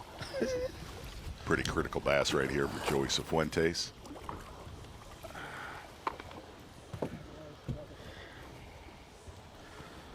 It ain't a 5-pounder. But it's a fish. Kind of shows you, though, taking a look at that. Looks like a heavy three, maybe get lucky and be a light. Yeah. Give him a lot of credit, though. He has had that area to himself all tournament long. Sandstorm getting it done. Man. When it jumped, I thought maybe it was a good one. Yeah, it's 3.5-pounder. How does the cowboy hat stay on? I was wondering how he runs with that, especially today with the wind that we had. But props to him, getting it done with the hat, getting it done on the South Shore. By the way, he was across the Canadian line where maps to Joey Cifuentes just a hair off. But looking at that leaderboard, here's the one thing you could say going in as at least of right now, and it looks like it. We're going to have one of the closer Lake St. Clair tournaments in a long time, Dave Mercer. Look at how much it's going to take to get inside the top 10, and that's all on official weights, and a lot of fishing still to come from the AFTCO Bassmaster Elite at Lake St. Clair. Takumi Ito and Koya Fujita trading blows. Yes! No way! Live coverage of the AFTCO Bassmaster Elite at Lake St. Clair is sponsored by Garmin. Welcome back to what some are referring to as smallmouth did County, Michigan. And we have had for the 7th stop of the 2020 Bassmaster Elite Series, and the very first stop in our northern swing, the AFTCO Bassmaster Elite at Lake St. Clair. AFTCO makes great hydronaut rain suits, and absolutely we got to test them yesterday and this morning, but all is beautiful right now. The humidity down, and let's go out and join a calm, cool cat from Colgate, Oklahoma. Exactly Luke right. Palmer. Luke Palmer doing a lot of work this week with a tube, like one of his partners in crime from Oklahoma, Jason Christie, who's almost solely caught fish on a tube throughout this tournament and when he has won here in the past. A lot of people thought coming into this tournament it would be more like a smallmouth Cedar Point, a smallmouth Six Flags, not quite a Disneyland. There's 2 of them with it, too. Luke Palmer obviously took his first Elite Series win earlier this season, but since then has really struggled. Yeah, surprising. And before that win, one of the most consistent. Yeah. Same thing happened with Bill Lowen. So consistent wins and goes. And Lowen talked about it, and he said, you win one, and you just start trying to win them all. If you really watch Luke Palmer fish, eerily similar to Brandon Lester. Man, yeah. You know what I'm saying? As far as his style of fishing, the way he fishes, equally good in shallow water, largemouth lakes we go to.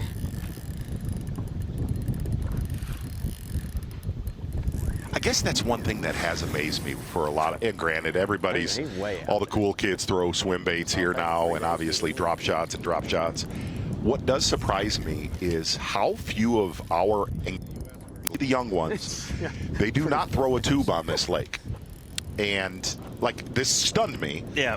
The time I got to spend with Taku. Taku is a tackle. Listen, I know a lot of our Bassmaster Live viewers are tackle freaks, and you know I'm into tackle.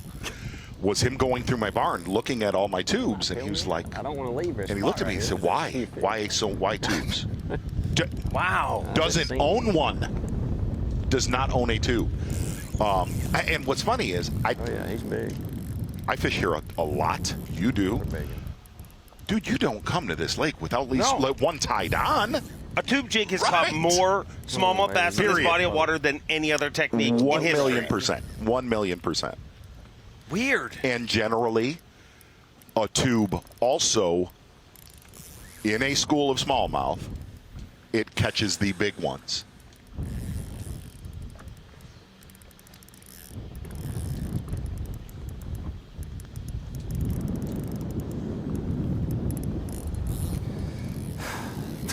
It's also personality-wise, if you look at Lester and Palmer, very similar. You know, probably like a dang 3. Laid back. Laid back.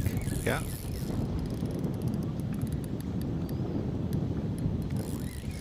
But I'll tell you, Palmer can. There's another side to Luke Palmer, and I enjoy it. Is that right? It's not always so laid back. Is that right?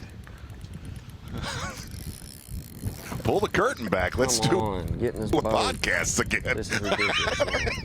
Oh, don't say that. First, but now every Wednesday night at 6 p.m.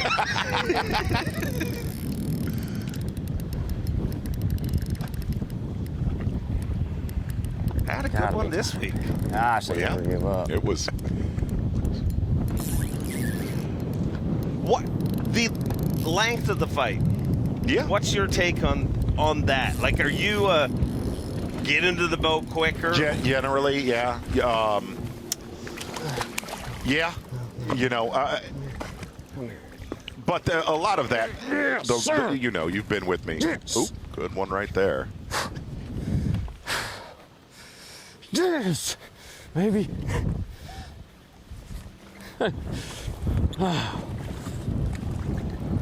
Definitely going to call that 213. Yeah, and the other thing about him, he's a little more off the beaten path from that big group of boats in Anchor Bay. You got to go over to the baby side.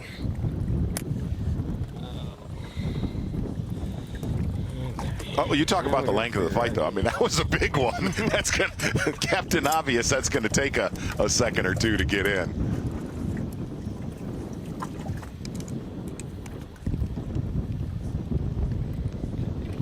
Two's heavier than one. 3. the way his game has evolved, too. When he first joined the Elite Series, like I remember Gussie teaching him how to tie braid to fluoro. And I'm talking like in the last few years. I'm going to throw something at you. I'm going to pull the curtain back. Okay. I had Hackney at the house last week. You can actually, Karen, the Scorpion woman, is sitting off set right now. Great to have my her life partner. Audience. She's a good gal. Kidnapped her out of Chicago. And Hackney had me teach him how to tie an FG knot. And I'm like, what do you mean? It's like, I just don't know how to do it, man. I'm sure he loves you talking about that right now, Z. Well, no, it amazed me because he has taught me so much on other stuff. I guess that it surprised me. 4-box, Takumi Ito, Koya Fujita. Oh, you're starting to see Frank that sun Talley, come out. And Alex Redwine. Redwine has had a great tournament, but today a much tougher day. Yeah, Redwine out there in that pack of boats in Anchor Bay. Got to talk to Carl Jacobson a little bit in the parking lot. Talked about this area. Fished there on day 2, as a lot of other anglers found themselves there on day 2. Busy spot. It was a busy spot. Carl fished on the Canadian side day 1, and he made the comment how many crawdads were in his live well. He said it was unbelievable. Oh. Big husk crawdads. We've had evidence of that on stage. Really? There's a particular musk that a smallmouth bass will excrete. It is when foul. he's eating a lot of. Oh, the worst. Very pungent. Like, what's funny is if you ever get near the Johnston's boat, either one, Corey or Chris, it emits that smell from like 100 yards away. Really.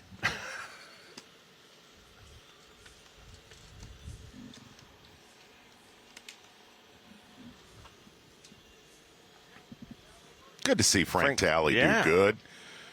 Basically in the same spot I covered him the year Bill Weidler won here. And Frank Talley, this is for some of our hardcore Lake St. Clair fishermen. Frank Talley, that tournament that Weidler won, was fishing right outside of here. Really, it's we call this the Lot of View area, which is a series of canals right here, residential canals. Great largemouth fishing. I know you talked about that a little bit off camera. And Frank Talley was out here in 11 to 14 feet of water, burning a 2.5 square bill. I know, dude. Wow. And I said, he's like, man, I'm pounding him on this 2.5. And you know, cranking's a big deal, but it's you generally here.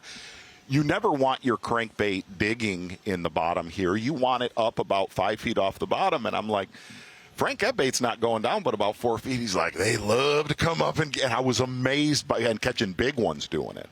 I don't know whether I'm more shocked that they were eating it or that you tried it. Like, you know what I mean? Like, I feel like that'd be one of those things where I'm like, I'm just too lazy to tie on a deeper one. No, it's one if you had a co-angler and he tied it on, you're like, yeah, okay. And then he catches a 5-pounder, you're like, oh, no. Oh, good for Frank Talley, though.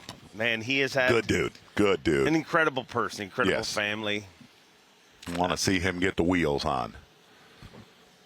Cooper Gallant. Canada's happy to see him in 5th place. And he's put in a lot of work on these last 3. Like really driven to spend a lot of time pre-practice in all the lakes. I'm expecting him to be a player in all of them. What was funny was covering Cooper. I think it was during the pandemic. We had the Open on the St. Lawrence River that aired on FS1. Is that right? Yep. I watched where he was fishing in that tournament. When Corey came to steal his soul. Yes. The dude knows what's up on that lake because he was in some really good areas. And you want to be shocked?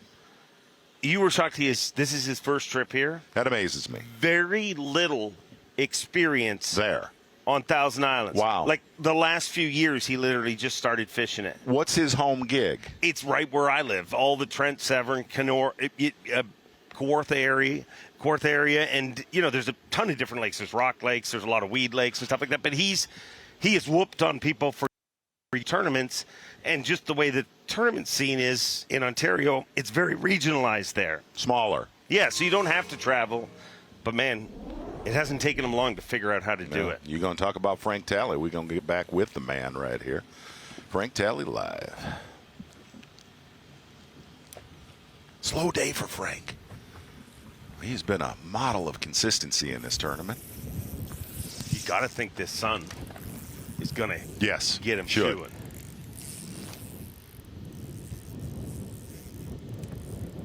You were talking about length of fight. The reason I say that, I'm looking at one of the rods Frank's using right there. And you and I have fished a lot. I prefer a spinning rod for smallmouth with a lot of power over, a more parabolic rod that has a lot of bow in it, to where you're able to have leverage on a big smallmouth instead of him actually having leverage on you. And that generally cuts down in the time of the fight. Watching different conditions for the first time. It looks decent. Could you make a case? Because I got so much floating grass here that I can't see him good. Let's watch him catch this fish first.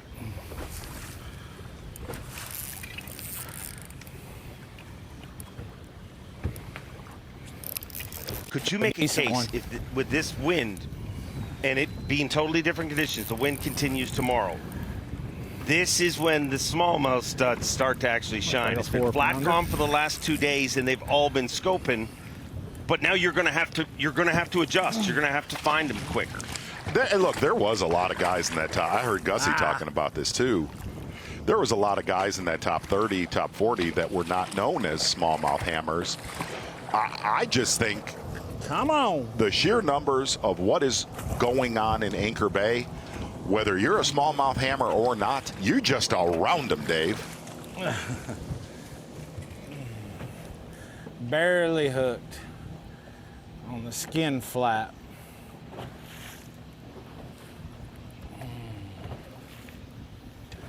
Yeah, barely came out. 3 3/4 probably.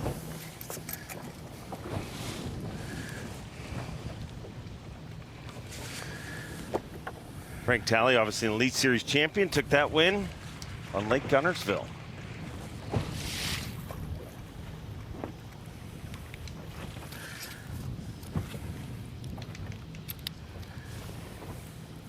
You can definitely feel the pressure. I had several people say it to me this morning at takeoff. They're like, it's different here right now. Really? Wow, it's that point. Like, you think of how dialed in people need to be right now. Like today, Kyle Welcher.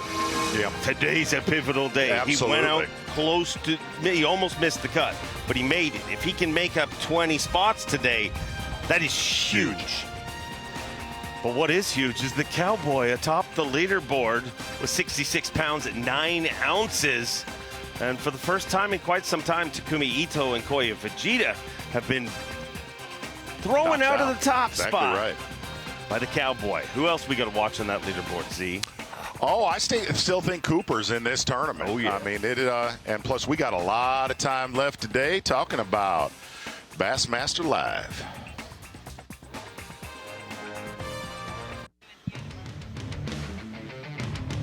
Oh. You know it's going to be a special segment when we start with this, Z. Yeah, we're not going to give out all the stocking stuffers until Championship Sunday, but you've got to pay attention to this one, the Sandstorm. Never mind the Cowboy.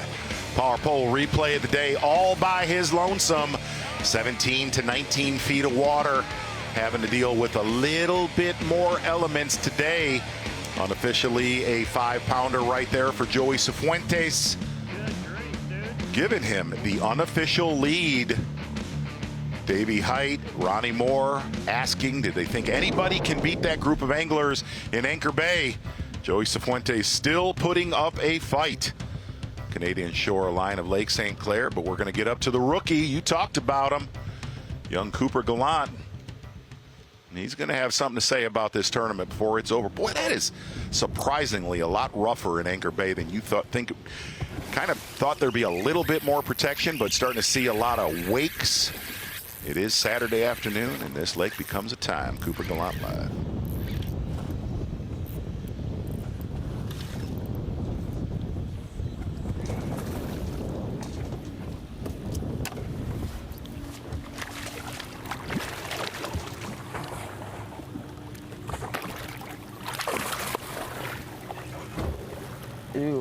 That's a gross looking one. Come here. The landing this week hasn't been very good. Look at that one. Look at the beak on her. What is that? That's disgusting. I don't even want him in my live well. Yeah, you do, boy. Never seen anything like that. They're all skinny.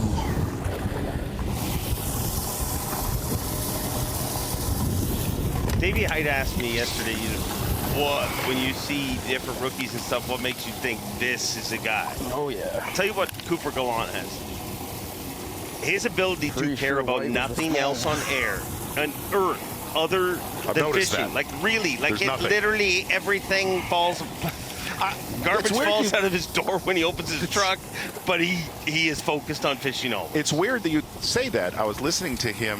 I don't think he knew he was live. Yesterday he was talking to his cameraman, and they got talking about hunting, and he's like, oh, I'd like to hunt, but, you know, I know it costs a lot of money, and, boy, it costs a lot of time. And you knew it costs a lot of time out. It would take time out of his fishing. Yeah.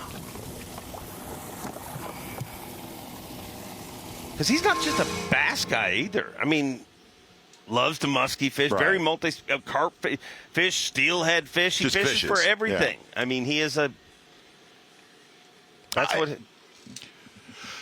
I know the folks that know and have seen mega schools on Lake St. Clair. The biggest thing that you put into perspective, okay? The biggest thing that you put into perspective is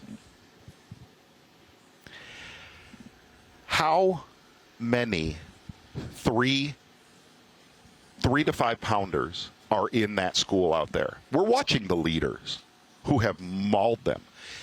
Dave, you know this. There were 75 other boats in that area right there. Think about how many 3.5 to 4.5 pounders are in a 3 to 5 mile stretch. And if you've been here in April, you get it.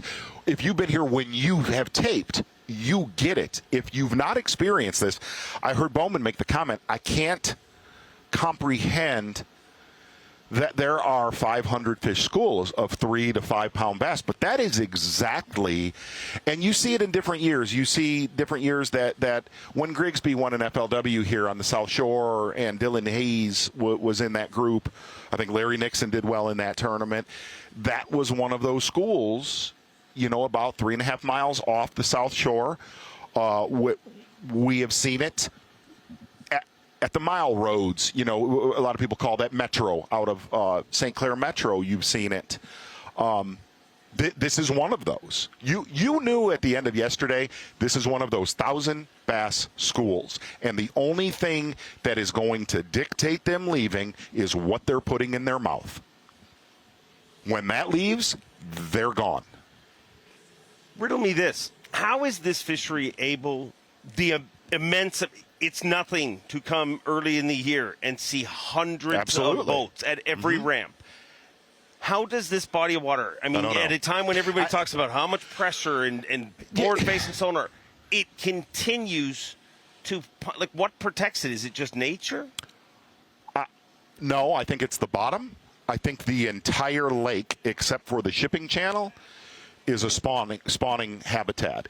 That's what it is. Like, look, there's areas right now off the mile roads you can go climb on 2 to 3 pounders, which mean virtually nothing on this lake. That's where they're at right now. I think two things. The one common theme in really, really, really, really good lakes is spawning habitat. The next thing is what they put in their mouth. And this lake has so much food. If you really look at not just the smallmouth fishing, just the fishing all around, the perch fishing, the musky fishing, obviously the walleye fishing. What makes all that good? Food, habitat.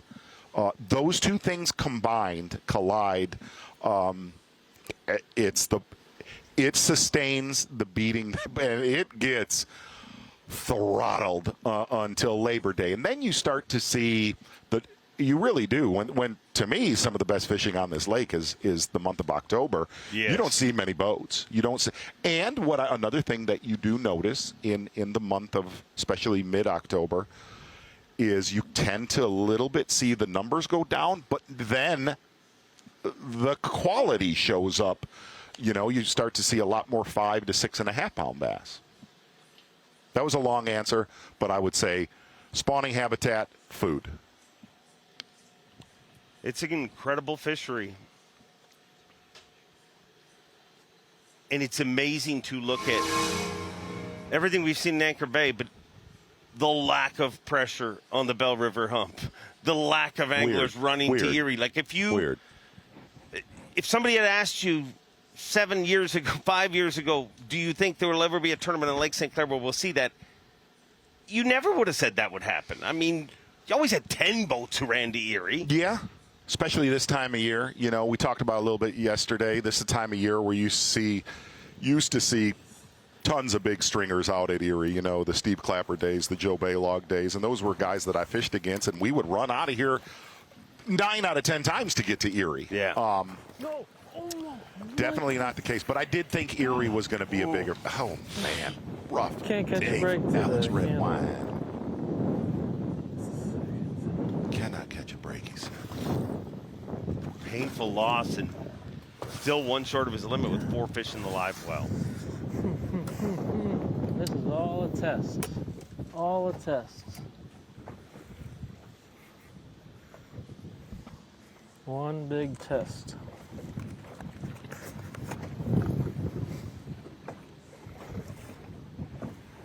Stay positive. That was tough to watch, but it's Bass Live, so we're going to probably watch it again. Yeah, we absolutely are. Good one right there, definitely. And that would have went to the bottom line for Alex Red Wine. Oh, my gosh, that was so Happy Gilmore. Didn't even mean to do it. Rough loss there. That would have been fine, but not this time. Mr. Red Wine. Bad deal. Rough day for him. He'll get them. I think there's still time. And I mean, with sitting here, it feels like we have another system kind of rolling through here. And it also feels like one of those days where all of a sudden. Here's what's bizarre is looking down to the south end of the lake, we are staring out of the north end of Lake St. Clair, looking south where Joey Cifuentes is. It looks clear.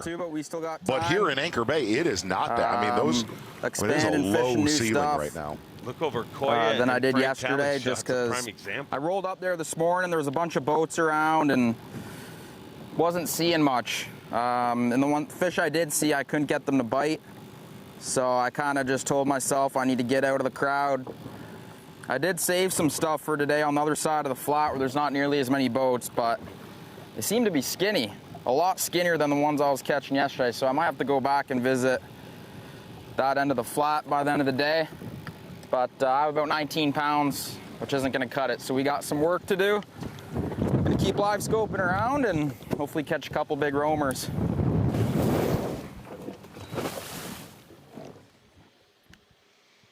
He does have a plan. Indeed. Well, remember, all these weights are officially unofficial, nothing official until they hit the scales, and that'll happen this afternoon at 3 p.m. But right now, atop the leaderboard, the Cowboy with 66 pounds and 9 ounces, being chased down by Takumi Ito and Koyu Fujita. I'm gonna call you out real quick. What? Before I believe we have 1 hour tomorrow on FS1 That's together. Right. 10 a.m. Right now, give me your winner. I want to say Cooper Gallant. Okay. But Takumi Ito. I'm sticking right there with you, my friend. Taku for the victory. Thanks for joining in. Hope you enjoyed the Bassmaster Live television show here on Bassmaster.com. Unless, of course, the Prince steals it at the last minute. The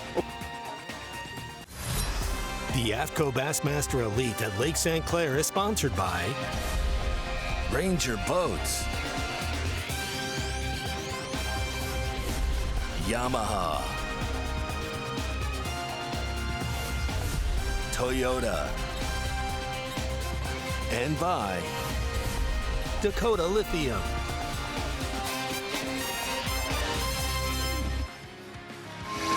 my gosh, I can't. It's in my fingers and it ain't coming out. That's a good one. Look how fat that fish is. If I had the opportunity to win 2 tournaments in the same year, there's just not very many people that's done that, and it's not a goal that I have on the board. It's something you don't really like. Man, I want to win 2 tournaments. Like, you try and go for 1, but now that I've got 1 under my belt, I would love to. Yeah, it'd be sweet. And plus, it's my rookie year, and win 2 tournaments doing that, it'd be awesome. Come here. Yeah, I got her. No, it took forever. Joey Cifuentes having a fantastic rookie season on the Bassmaster Elite Series. Welcome back. Got the full crew in studio here. Ronnie Moore joined by legendary angler and host Davey Height, along with Mike Sukon here in studios in Little Rock. Joey Cifuentes on top. He made 1 key catch, a 311, eliminating a 2-pounder. That was a difference maker that has bumped him above Taku Ito and Kyoya Fujita. About a pound lead over them right now unofficially. Brandon Lester's made a good comeback this afternoon, and so has Cooper Gallant. That's your top 5 right now. But out in the wild blue yonder, Brandon Card, Joey Cifuentes. Those 2 guys every afternoon have made important catches to bolster their weight state height. They definitely have, and just looking at the leaderboard, things are tightening up just like they have every day. I expect the same thing to be happening tomorrow. It's going to go right down to the wire. Every fish counts. A lot of big moves in the afternoon.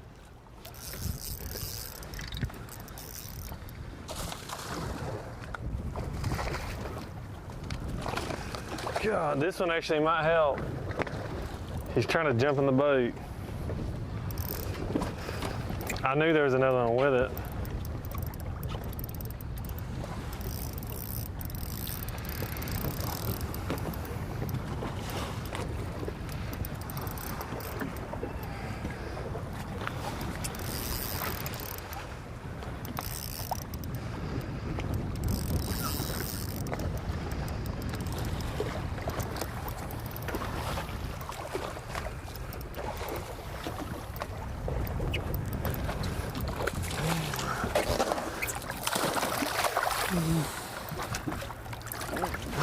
That one might help.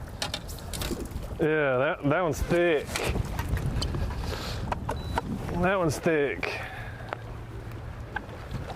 Nice. Surely that one's 4. I knew there was another one with it.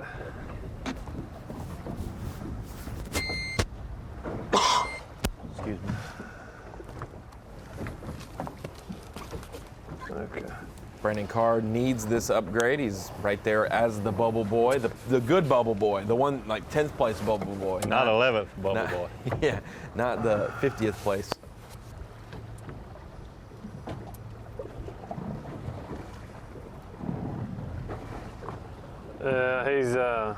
He's right at 4.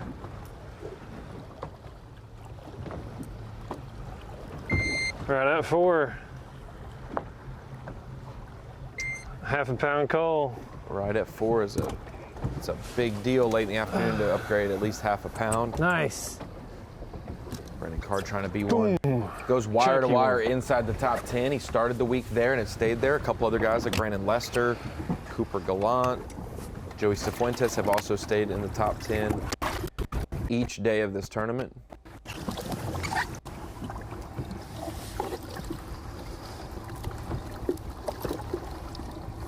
One thing I noticed there with Brandon Card catching that fish right under the boat, most of the anglers you see that are back in Anchor Bay, especially on day 3, they're not catching those fish right under the boat. Those fish seem to be wary of the boats a lot more so now than they were if you get on Thursday and Friday. 20 or 30 in Anchor Bay and they all line up and just go forward, they might push them out to Brandon Card a couple that's miles. What's happening. They had a lot of pushing to do because they're a long way. Looking at the maps, it doesn't look like that far. Yeah. Yeah. I knew that there was another one with it, didn't I? He knew it. They're asking about your baits. You don't. I know that you said you don't want. If you want to do that, you can. Just various soft baits. They're asking. They're taking you live if they want to. Yeah, I'm just catching them all, drop shotting, just kind of mixing it up, throwing a bunch of different baits. But yeah, I mean it's been just kind of slow and steady out here. It's interesting. That one, there was two. I could see them on the live scope. The first one was like 3.5, and I thought I saw a bigger one, and sure enough, I dropped right under the boat. That's the deal out here, is when you catch one and you spot lock during your fight, always drop back down under your boat, because a lot of times those fish that follow that one out just sit right under your boat. And I've done that many times this week. But yeah, just been drop shotting pretty much exclusively this week. I think I caught one nice one on a net on day one, but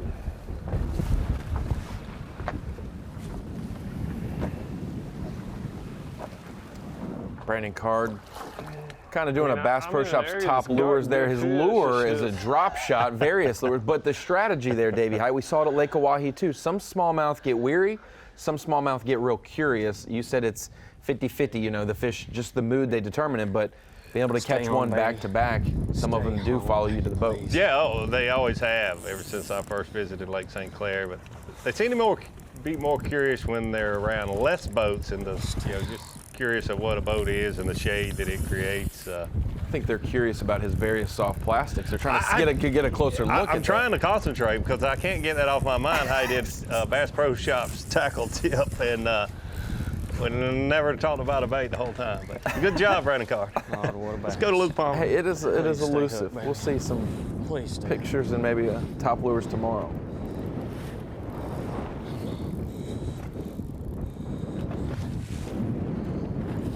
Luke Palmer, after a bunch of 2s to 3s this morning, has made a little bit of a charge with 3 4-pounders within an hour-and-a-half window midday. Definitely has. Luke Palmer, another angler, spending most of his time in Anchor Bay, but in the afternoons on day 1 and day 2, he said, I got a little place that's in Anchor Bay, but it's not many other people have been in this part of Anchor Bay, without giving away too much until Championship Sunday. And looks like he's kind of doing the same thing today. He's holding off on this area until a little later in the day.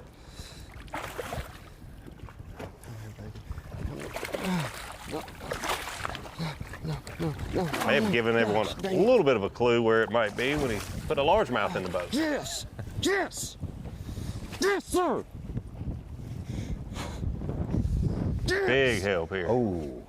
40-pound kill. Oh, man. Yes. Closer. Getting closer. Yes.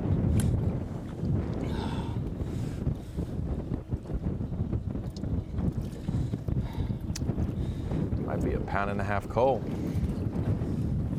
Yeah, I'd say so. 4 1/4, 4 and something, and getting rid of 2 3/4. Yeah, just got 100%. Wad out here.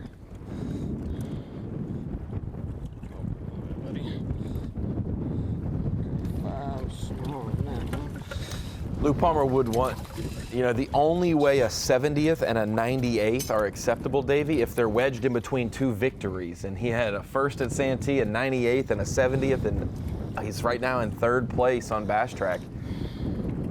It's a good way to gain some points after 2 miscues. Close to 20 pounds right now.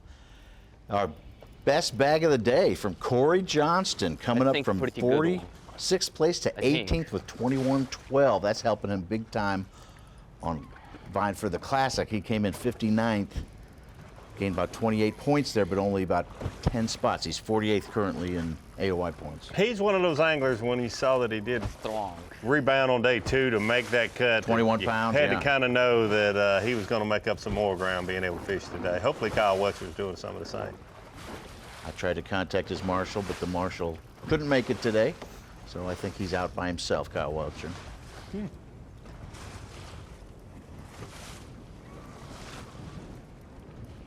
A little surprise. I'll take that at the weigh-in. A little AOY surprise.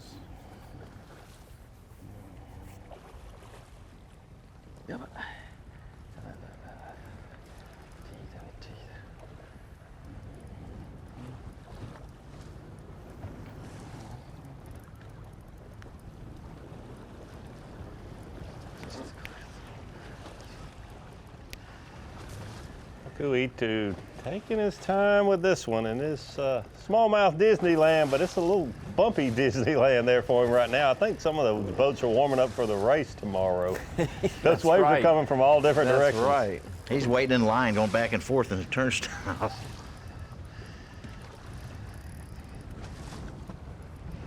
That looks like more like the St. Clair River, the Detroit River, those waves coming off those walls and those bulkheads, but he's out in Anchor Bay. Should be a little Jobby Nooner waves, who knows? Yeah, could be. 2 weeks away, they could be warming up for that too. Good one here. Looks like it could be another upgrade, maybe another lead change. Yes. I think, okay. Okay, yes.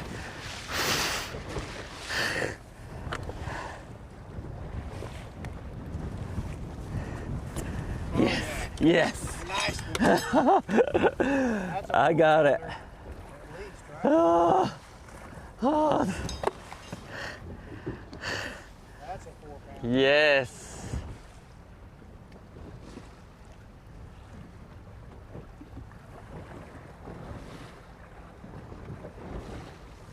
Three, 7, 8. 3.5. Wave berry. 3.8. Yes. So almost 4 pounds. Yes. 3 3/4 there. Yeah, I think he said 378, and he was not saying 7, 8 ounces, but 3.78. Way crazy. 3/4. Yep. Oh no. Very rough. Yes.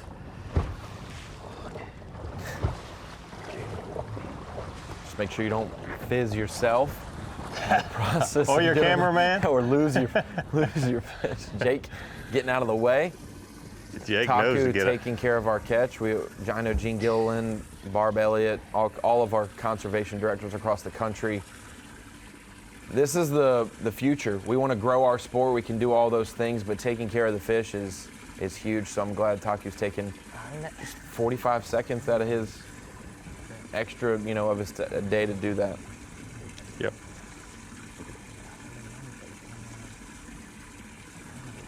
Taking a little longer than normal to get this started.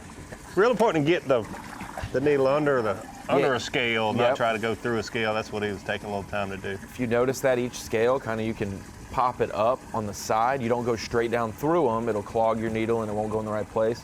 Just peel back a little bit of the scale. There's all kinds of videos on Bassmaster.com about that, and we will be bringing more conservation to you guys to help everyday weekend anglers. This is a beautiful part of the country, Davy Height, and I know you've been able to win up here and enjoy it, and it's a special place that we cherish every time we come here. But Brandenburg Park, this is a brand new area that we haven't been to for a takeoff in the northwest corner of Lake St. Clair and Anchor Bay. Brandenburg Park, working with the DNR, Michigan DNR, and the National Oceanic Atmospheric Administration, otherwise known as NOAA. They've partnered with Great Lakes Commission to restore the natural habitat here.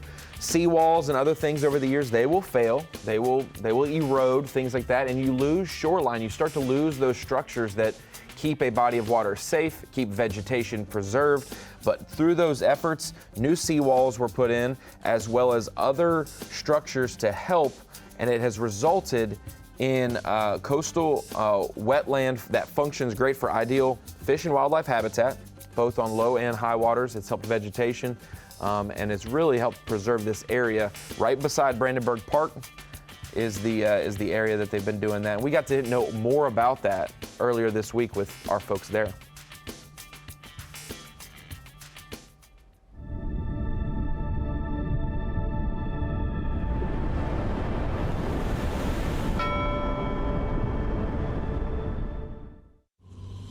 We had 700 feet of steel seawall that was basically breaking down, falling up into sections. And then with the high water, made it even worse. We had huge sections of seawall that were pulling out, basically tearing apart. It was unsafe. There was a point where we had temporary fencing for hundreds of feet along the seawall itself while we came up with a plan. We had opportunity to create a unique environment. We started off with kind of a small concept, and it rolled out to be a much bigger project, which we're extremely happy about. Just started with some phone calls. What do you want to do out there? What are the priorities? You know, what are your time frames? And it looked like a really good match for our NOAA GLC Regional Partnership Program. Right now we have about 20 projects, which is essentially fish habitat. That's the primary focus of this project, but you have all these other side benefits. It was clear it was causing a problem to the environment and becoming a major problem to this park. We looked at repairing the seawall, we looked at boardwalks, we looked at beaches, and all of those ran into their different problems. One of the challenges with kind of this location is because of the circulating currents and the different wind patterns, the break walls were essential to protecting the shoreline. They're mounds of stone, large stone, so we designed some meandering walls with some breaks in between. They're really just to dissipate energy. And this is where we are today, a softened shoreline and a project that is going to be sustainable and is environmentally friendly. Another problem that we had with this part of the bay is poor fish population and poor diversity.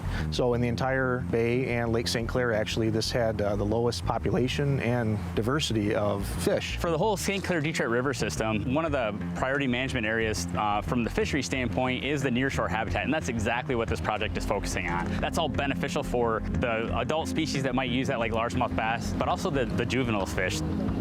So we're going to be doing some electrofishing, doing some monitoring for the habitat project that was done here at Brandenburg Park in a controlled manner, putting some electricity into the water, and it causes the muscles of the fish to contract in a high rate. So we'll have two people on the front of the boat netting fish as we drive around. We'll shock for 20 minutes, catching everything, shock for another 20 minutes, just targeting juvenile muskies, and then another 20 minutes of catching everything. And then once we're all done, we'll process the catch, measure all the fish. We'll have that information to compare to a similar effort we did before the habitat project was done. Really happy to see the incorporation of more naturalized landscapes, right? So we have a very formal landscape area close to the walking path that then transitions down into a more natural state in the emergent wetland and the aquatic vegetation area. By incorporating those two design elements, we're allowing the public to interact and engage with the space that's very familiar with them, and then transitioning to something that's a little less familiar, but it allows them to engage in that space with a sense of comfortability that I think is lacking in a lot of landscape design elements. We did see a lot more fish in the habitat area, largemouth bass, some yellow perch, rock bass, and hopefully that holds well next year when we get another year of natural reproduction. More habitat's good, you get fish like that going in. Without the Great Lakes Commission, this project wouldn't happen. They've been the best partners you could ask for from a time we basically took a concept, we looked at all the other projects in the Great Lakes and tried to combine different parts and pieces, so this project was a little unique. There's very little of this Lake St. Clair that is natural, soft shoreline, and taking this big of a piece of it and softening it will have a long, long impact on the region. I think an important thing to highlight with this project is the collaborative effort that went into getting this done. And that is one of the strengths of the NOAA GLC Regional Partnership. We have a lot of flexibility with our funding. We prioritize the collaborative effort from the local landowner to local contractors and community, all the way up to the federal agencies. It creates these wonderful projects with a lot of buy-in and a lot of support for getting them done and for supporting them out into the future.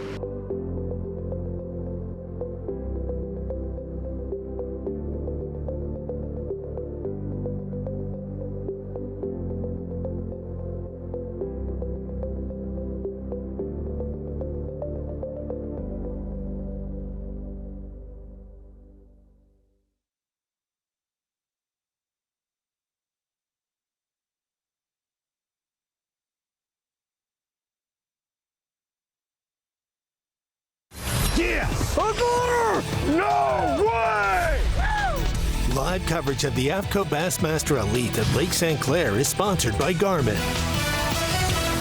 Move farther out on this flat. Anchor Bay is just a big flat is all it really is. I mean, the whole lake's a big flat, but And I'm just going to take a drift that I've never taken before on a whim and see what happens. You know, I'm going to throw a crankbait, Strike King 3XD, and just see what happens, what transpires. Because, I mean, I caught 5 live scoping, lost, 2, I think. You know, no telling. They could have been 3-pounders. They could have been 4-pounders. I don't know. But this isn't the conditions to throw a crankbait as far as the sun, but it is plenty windy. So we're going to give it a whirl and see what happens. I mean, I just need a couple big bites, and I think that's my best chance of doing it is trying to throw a reaction bait and just crank fast as I can crank it on a loose 8-3-1 reel.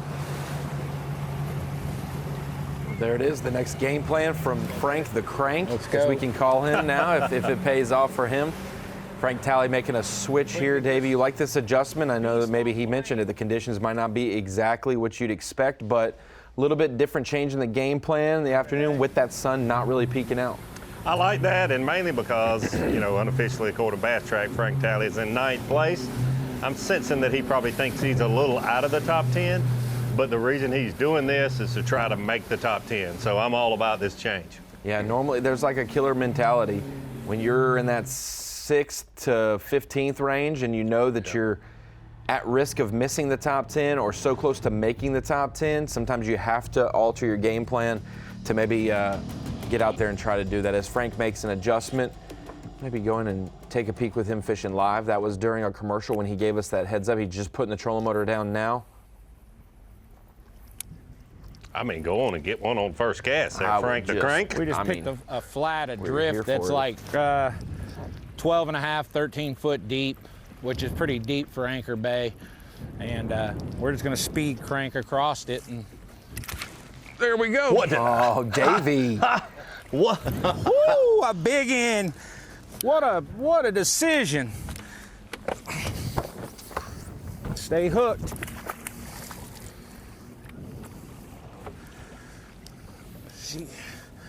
She's got the crank. Come on, baby. Oh, a whole different dynamic inside the boat with a First cast.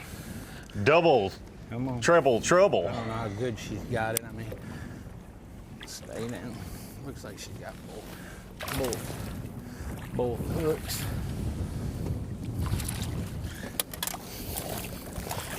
I don't even care if I get hooked. Yes!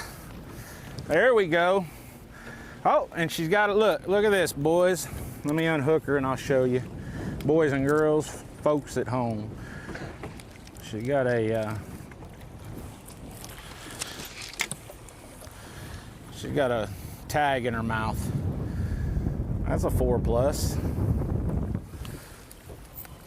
Talked about those tags a little bit yesterday. Attitude and making a move.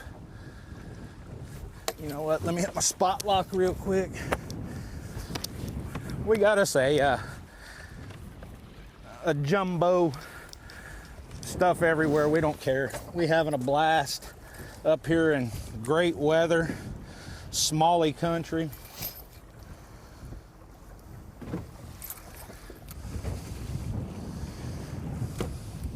You mentioned it, Davey.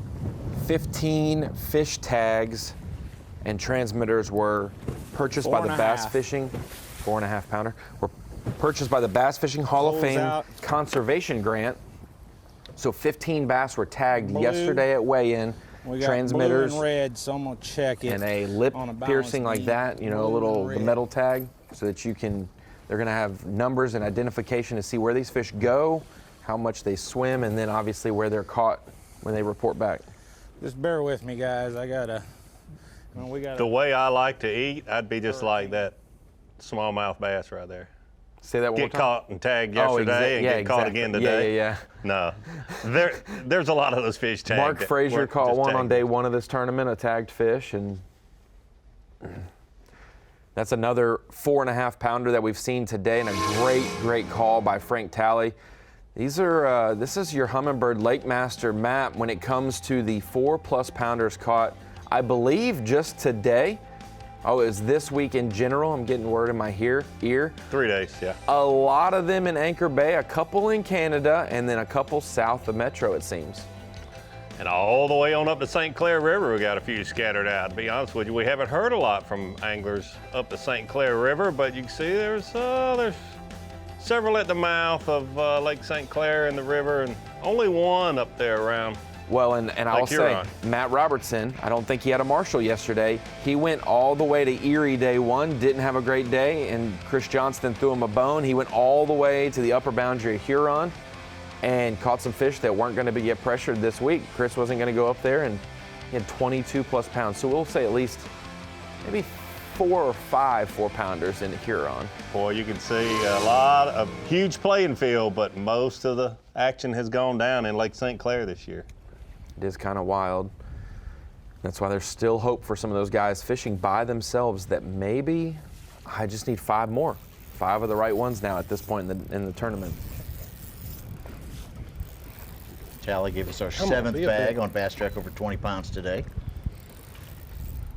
What a call, made a move. Catch a 4.5 pounder on the first cast.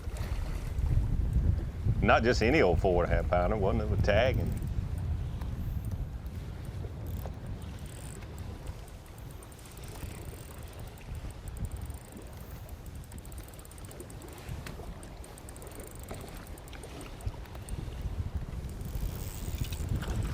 Yep.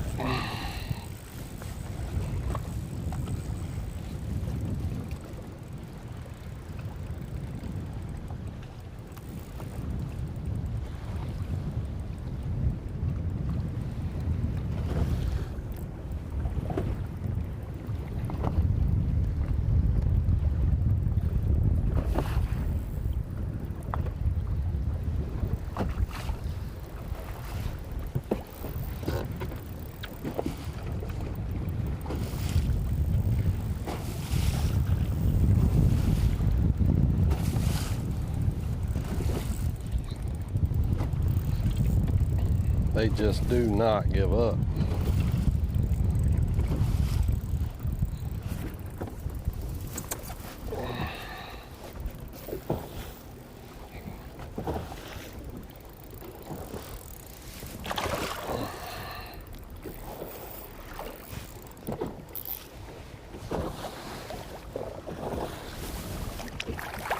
Yes, sir.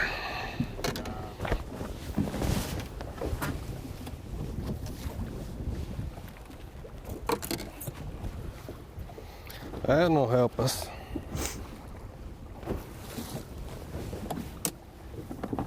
Should be another one real close to 4.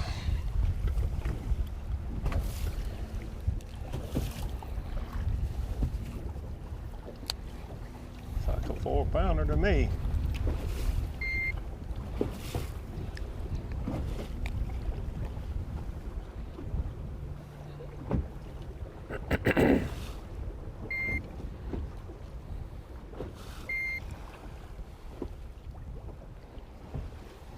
Four-pounder will put him over 20 pounds and get him into the top 5 securely by about half a pound over a couple other folks right there. And I know it's going to be a fun weigh-in. We're going to have a close top 10. There's going to be guys battling for that. And Dave Mercer, I'm just going to put you on the spot here. If a wife, I'm not going to name, well, I'll actually name her, Kim Lester, if she's saying, should I book my flight to see my husband fish in the top 10, can we safely and securely put Brandon Lester in there now after that 4-pounder? I think that Kim Lester has incredible faith in her husband, and she shouldn't be wondering what me and you think, exactly. Number one. But I would say Brandon Lester is, I don't think anybody's, I mean, there's a few at the top of the leaderboard, but I think Brandon Lester's going to be fishing tomorrow. But I would say that this next hour, man, this is critical time. And if you're standing here on the shore like I am, it's much cooler today, a much more comfortable day. So I'm excited about that. But number 2, you have a lot of systems moving in. And what you have to realize, what we're fishing here, I mean, this is one of the greatest fisheries on earth. It is an absolute bottleneck that goes through from Lake Huron, one of the Great Lakes, Lake St. Clair, and then, of course, Lake Erie on the other side. It is such an incredible fishery, and things happen so quick. And we saw that yesterday during weigh-in with the weather and how quick things, the radar lies to you here. But it also can turn fish on. And I think in this next hour, we're going to see somebody make a few critical calls and rocket right into that top 10. So I don't know that anybody is safe, but is Brandon Lester ever really in trouble? Let's be honest. 100% there. Davey?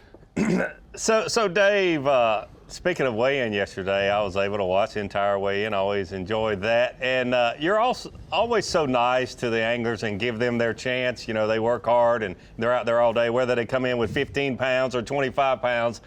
Tell us a little bit about the Lightning and how I mean, you hit it well, but between you and Lisa, I could tell you, and you were like, hey, I hate to be rushing you guys to get you out of here, but, you know, Lightning just almost hit us, and we're on an aluminum stage. Tell us a little bit how it feels to be on an aluminum stage with those anglers.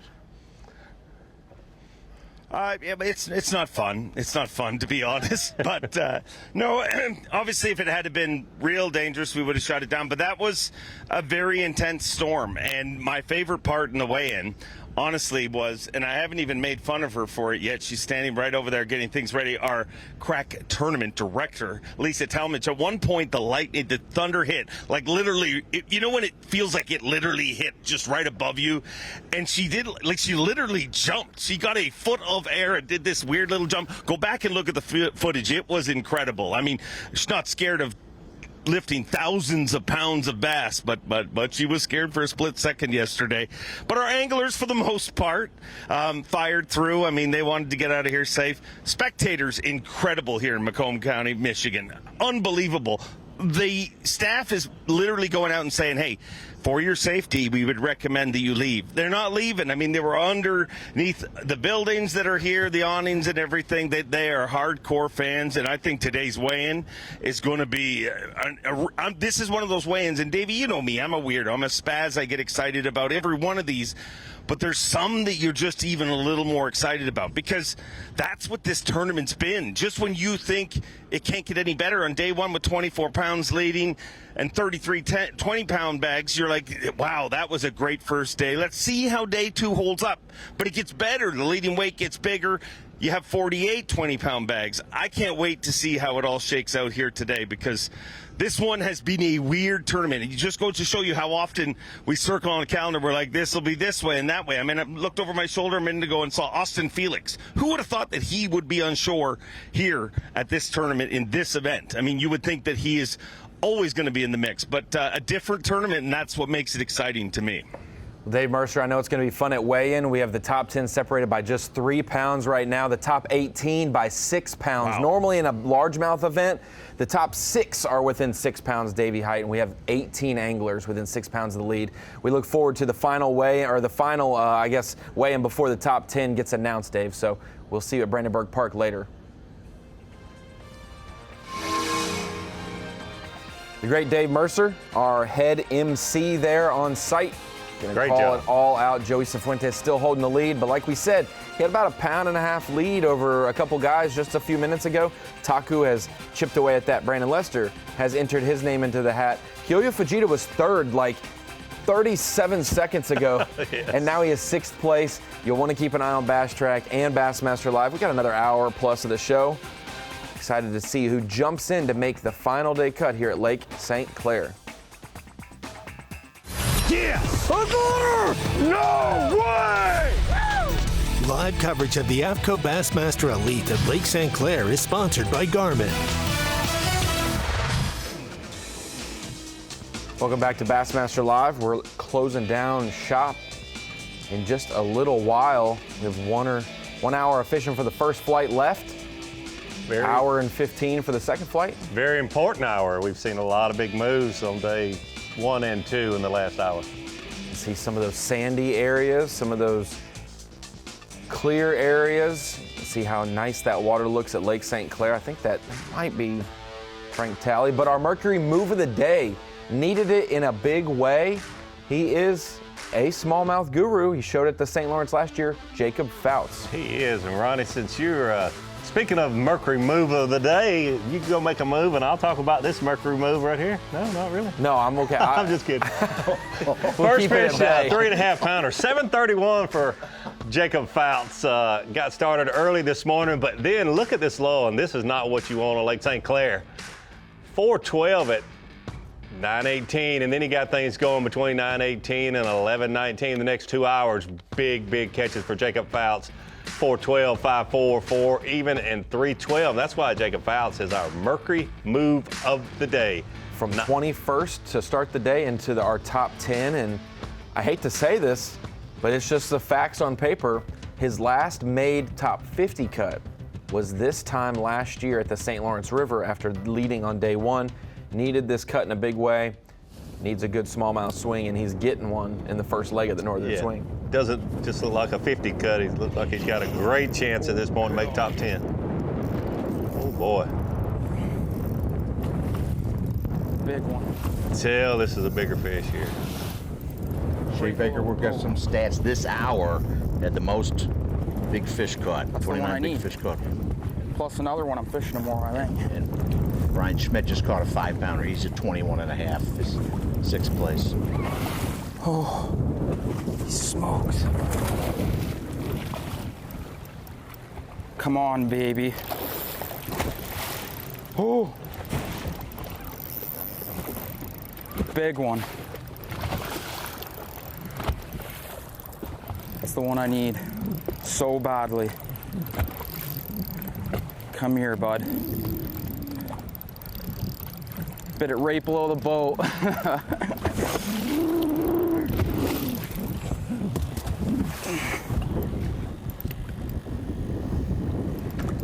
Yes, baby, come here. Come here. Yes. Oh. Yeah. One more, boys. One more 5-pounder. Literally came off pad and I just seen her below the boat. I'm thinking in my head like it ain't gonna eat. Came off pad, underneath the boat. That's exactly what you want. We just saw another guy do that, Frank Talley, making a key move, getting a fish that you wouldn't have caught if you stayed stubborn where you were. So kudos to Cooper Gallant there, trying to stay in contention for the win. It's so weird, though, that you hear the other guys saying, I moved and I probably shouldn't have. Right. Well, and Davey, how you know this, they are still in the same region. They didn't leave a massive fish to go to Canada. Like, there's different moves you can make, and that slight move is way different than I spent 20 minutes running. Still in Anchor Bay, but moved a mile or two. Yes. Yep. Oh, pretty good. Well, you see the big fish. Things starting to happen, just like you said, Sue. Like we talked about, this has been a very crucial hour in this tournament. Thursday, Friday, and you see it happening again today on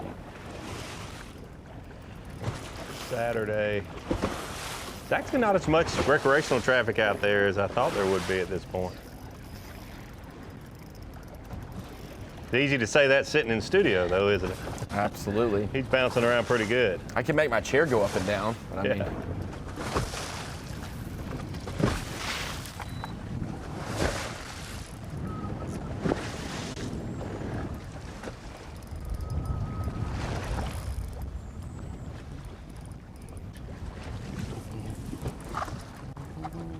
No, small.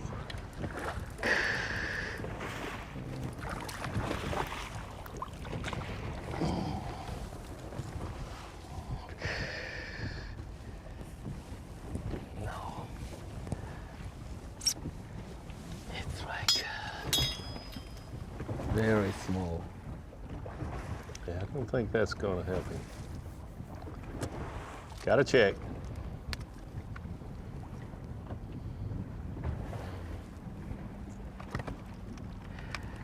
Didn't get in focus in time. Thank you. No help. He's so nice. He even says thank you to fish he has to cull. Thank you for your time, but you're not going to ride in this boat. He's right at about 19 pounds right now, maybe a little bit more. Five and a half less than yesterday. I need a 4, 5, 4. Yes, 6. Please be a big one.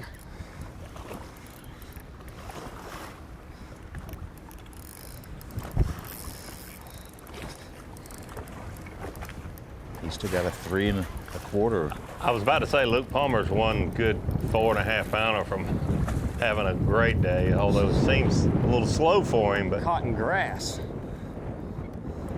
And it's a big one too.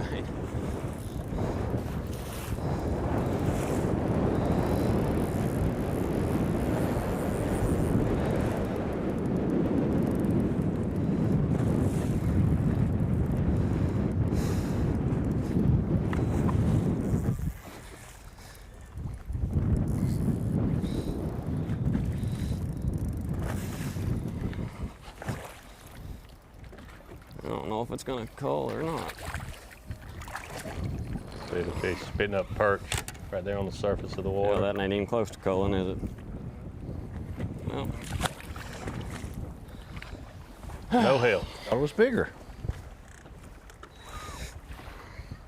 Took off that grass skirt and wasn't nearly as big as it seemed to be.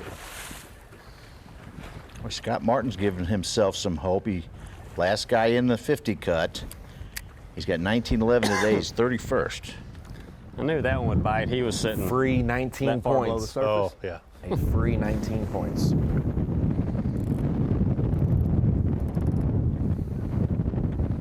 He was 64th coming in AOI. He's standing right now 56 with hope. Get inside our 41 or 2.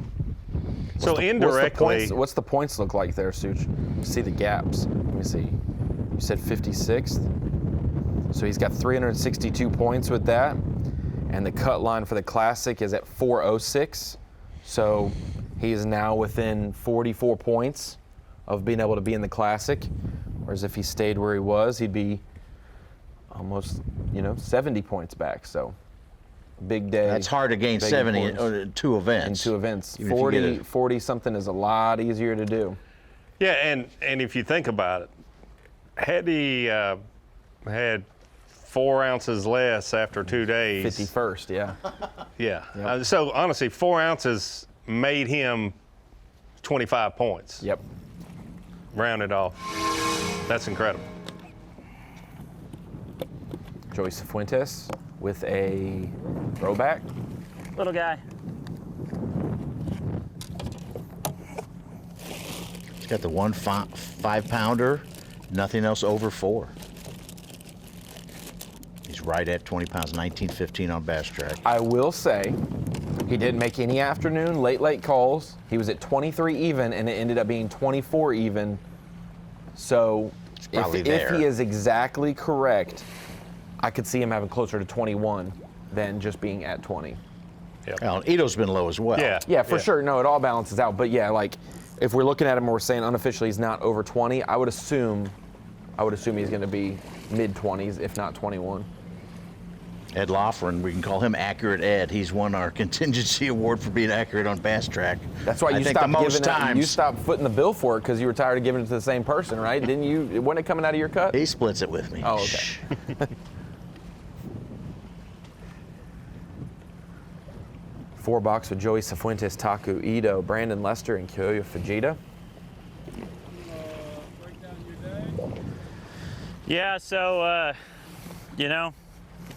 the day started pretty good. I caught that 5-pounder early, and, I caught 1 4-pounder, but just, it just didn't go as planned. It was really rough out there, and I just did not want to risk not being able to make it back, and plus I couldn't fish effectively. My trolling motor was out of the water too much, and I'm, strictly relying on live scope. The fish were really sitting on the bottom, and they were in the holes in the grass, and I could not see anything. So I felt like I caught 2 4-pounders and a 4.5 in here yesterday, and I thought if I spent the rest of the day here, I could maybe fill my, get rid of those 3 3-pounders I have, and maybe get some 4-pounders. So I came back here close to the launch, and He has made his way back to the U.S. side from that report. As Taku swings in non-help. Boy, Faust's 10th was 63.5, maybe a little bit more. We haven't quite got up to our 66, somewhere in there. To get in the top 10. Still time, though.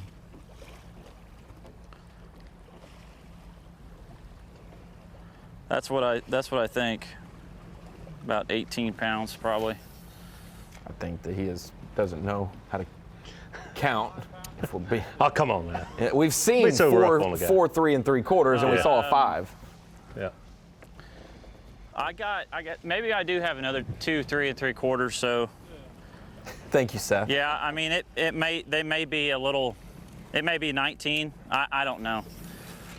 Not really what I wanted to do. So.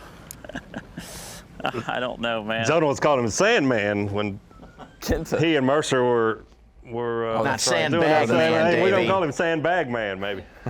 Oh, he's hooked up. Maybe he'll have another fish soon that he'll have to weigh, and he'll just decide to weigh them all and realize that he's a lot closer to 20 than 18. Small fish there.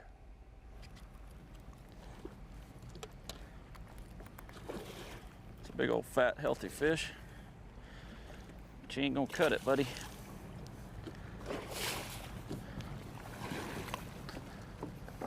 We got 2 guys, Kyle Norsetter and Tyler Rivette, don't have limits yet, and then there's 4 guys with nothing. Put us in danger not having limits every day. I caught a couple out here yesterday. It can happen.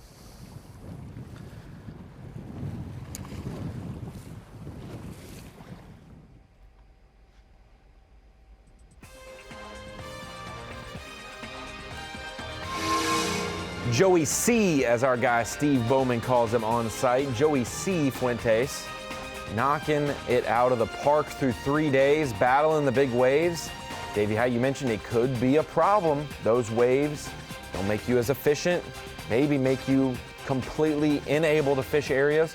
We'll keep an eye on that going into Championship Sunday because Joey will be in the mix. Taku, Lester, Palmer, Gallant. That's your top 5 right now. Meanwhile, Tally and Fouts fighting at the cut line, 9th and 10th. We'll be right back. Lake St. Clair. Yes! No way! Live coverage of the AFTCO Bassmaster Elite at Lake St. Clair is sponsored by Garmin. Welcome back to Bassmaster Live, the AFTCO Bassmaster Elite at Lake St. Clair, Macomb County, Michigan, Brandenburg Park. You still got enough time. You got about an hour until weigh-in starts. So if you are in Detroit region, maybe beat rush hour and make it to Brandenburg so you're not late for the top 50 weigh-in today with Dave Mercer. We'll cut it down to the top 10. See who's fishing on Championship Sunday. I'm not as interested about who is fishing, but I'm interested to see what the gap is from 1st to 10th. A lot of our lakes were like, the top 5 have a shot to win, or the top 3, like at Lay Lake, have a shot to win. Here, it's going to be the whole top 10 probably have a shot to win. Absolutely, because those weights from 1st to 10th have been gradually going up, but even more so tightening up from between 10th and 1st place. Yeah, right now, 1st through 7th is 1 pound 3 ounces. Yeah. Cifuentes to Fujita. And I mean, just looking at Taku's day yesterday, you could have somebody in the top 10 have a great second or third place, have a 22-pound day, which is a good day, and somebody come in with 25 like Taku did and win this thing. Jacob Fouts in 10th right now. Yeah.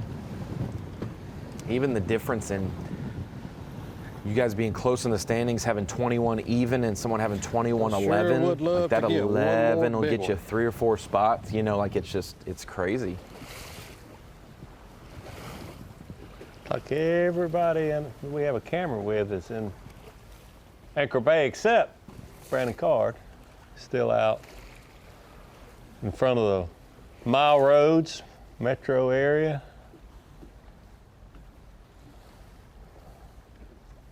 Even Joey is slid on back in the Anchor Bay area. Guys, a little bumpy out there where he was. Guys, I drove around the whole lake. I was just finding a place my trolling motor would stay in the water. I'm sorry, I didn't know y'all were here. Yeah. I didn't know. I'm trying to steal one or two.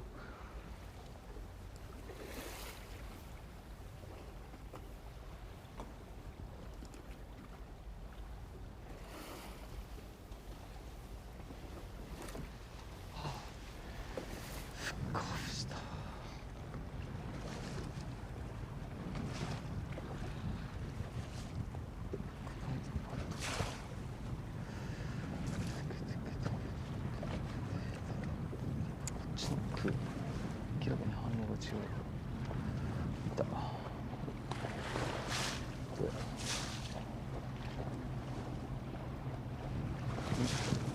있다. そうだ。怪しいな。いた。バス。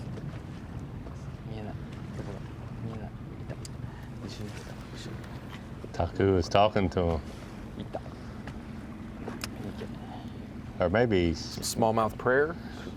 That, or now that we've zoomed in, maybe he's talking to Brian Noon under his breath. No. He's talking Hey, to Brian, the I fish. think your wife's calling you. No, put the rod down. Go home. Go home fast. Delta has a few terminals open. Taku may have a good flat rate. He could just ship Brian New there with his DHL deal, you know. I don't know what size box we can fit Brian. I'm not sure. It's all in fun and jokes. Yeah, overnight.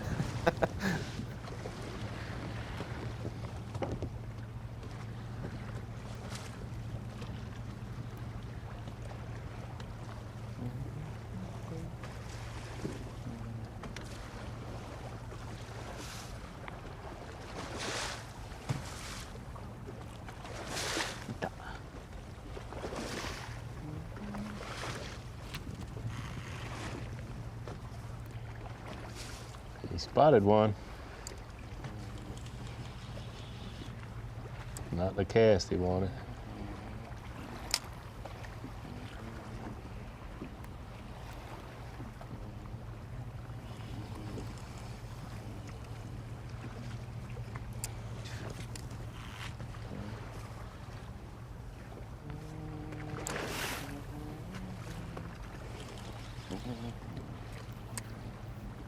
I'm looking at the guys without bass tracks. Justin Hamner at 21 pounds both days. He's 42.5. He has nothing today. I guess he's out of range or service or his phone died. He gets a 20-pound bag. He could make the top 10. Yeah, I would be willing to bet he's got something. Got something, yeah. Something. Drew Cook is maybe right not there with 21 again, but no signal. Matt Herron and Kyle Welcher.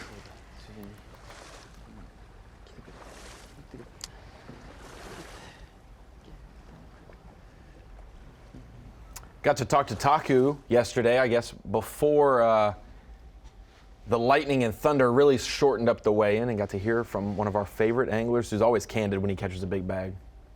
BMC monster bag of the tournament with 25.8. That one 6 pounds 2 ounces, leading Phoenix Boats Big Bass, leading the tournament. Good day. Yeah, it's awesome day. So I'm so surprised. So today I found a smallmouth Disneyland in St. Clair. Many 4-pounder, 5-pounder, 4-pounder, 5-pounder. It's fun. My finger very hard now.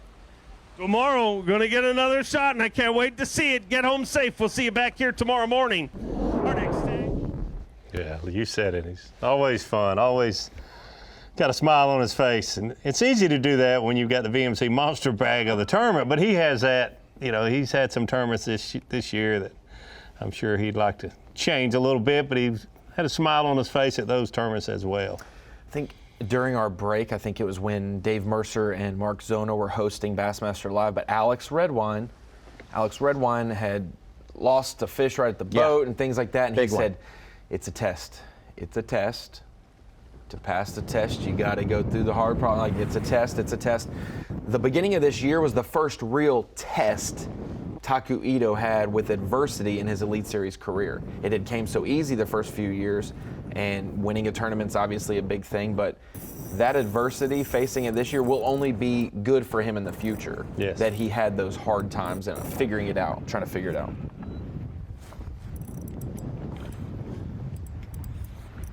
Goya, Cheetah hooked up here.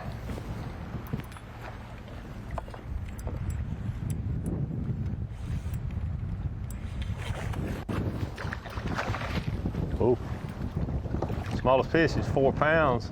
Didn't get a good look at this one, but it's nice.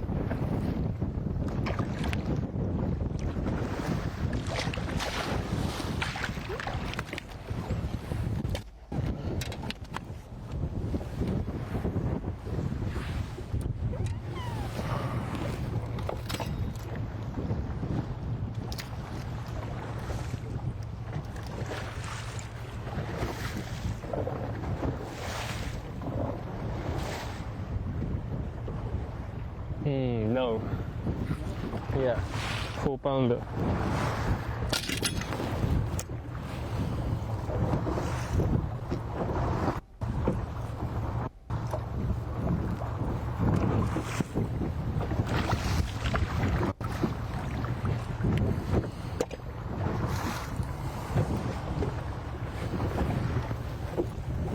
He's held the lead 4 different times today. Now he finds himself a pound and 3 ounces back of Cifuentes. There's been 11 lead changes today.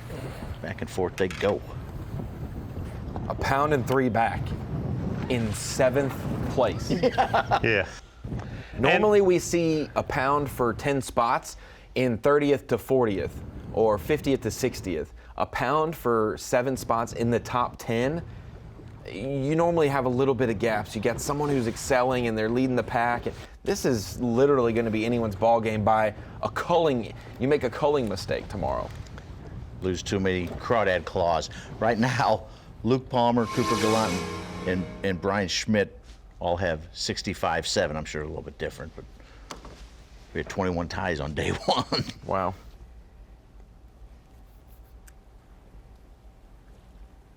And I think Joey's a little light on his weight. I think Kyoya is a little light on his weight. I think every single person in the top 10 has 20 pounds. I think, they all will bump up. Because we were thinking 66 for the cut weight, and right now 66.5 is leading. I'd fully expect these guys who are heavy 63, light 64 to be closer to 65 something to 66. Yeah. Regardless, it's going to be a great championship Sunday. And right now he'd only need 21.15 to hit the highest weight to win a St. Clair event, which would by far be his worst weight of the week, Joey Cifuentes.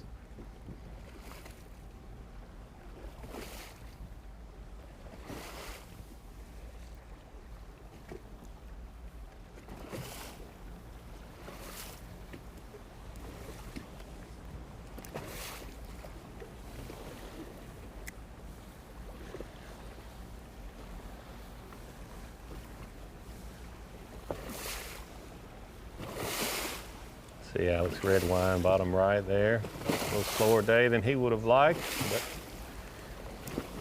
got a crankbait out, trying to mix things up a little bit here. You can move from 30th to 10th with about 1 or 2 good bites. We've seen it all week.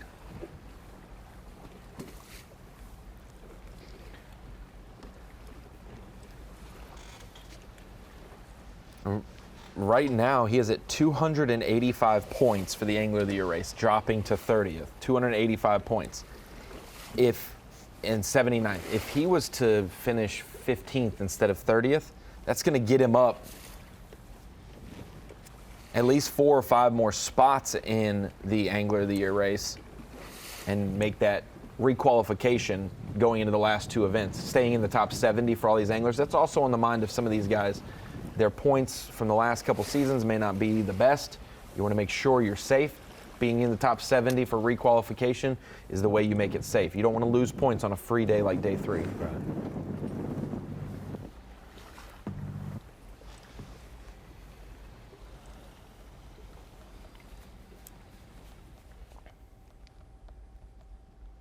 Luke Palmer, Brandon Lester, and Alex Redwine were all in our 3-box there. Welcome into the Bassmaster Studio, sponsored by Marathon. I'm Ronnie Moore. That is Davey Height and Mike Sukon. And Davey, we look closer to the top 10. It's hard to paint you into a corner. Do you feel confident, based on today's weather and how Joey Cifuentes performed, if it's better conditions tomorrow, maybe cooler, but the wind is better, do you feel like he can do exactly what he did the first 2 days? Well, it's going to be hard to say, that's for sure, because you just don't know. It's going to be anyone's game. I think Joey's going to have a great shot. Anyone in the top 10. Yesterday or Thursday, I guess I said, Koya Fujita will be in the top 10, and you'll have to go through him to win. And he's going to make the top 10, but there's 9 other guys going to be the exact same way. It's going to be one of the most dynamic, one of the most exciting top 10s we've seen in quite a while on Bassmaster Live. We've seen some huge jumps. Yesterday we saw Drew Benton make a huge move outside the cut, inside the cut for his Angler of the Year hope Such. And then we've also seen some guys like Corey Johnston, favorites for the smallmouth swing, go from well out to barely in to making up even more points today. Yeah, Johnson, I think he still has the big bag of the day, 21-20. He just barely got in the cut, and he's jumped in 20 points and given himself some hope. I mean, if he would have fallen down and missed the cut, he may be out of trying for the Classic unless he wins over St. Lawrence. And normally at this point in the year, we're thinking Corey Johnston is in the Angler of the Year race somewhere at the top. That's not the case this year. More urgent, other than winning this event or being a favorite in fantasy, he needed to get closer to that Classic cut line. He had been down in the 60s.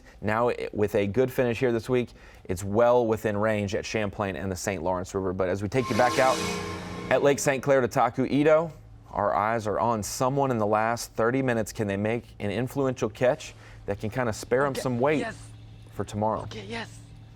Please, big one.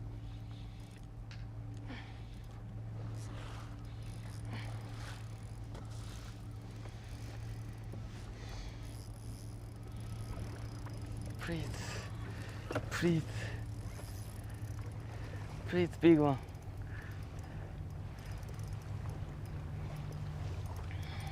No big.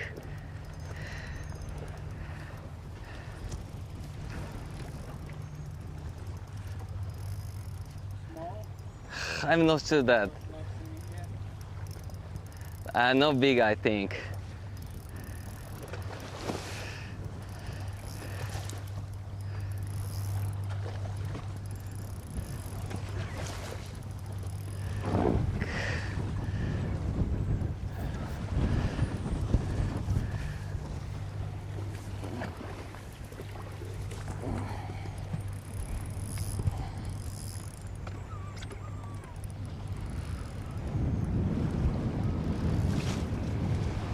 I think it is a big one.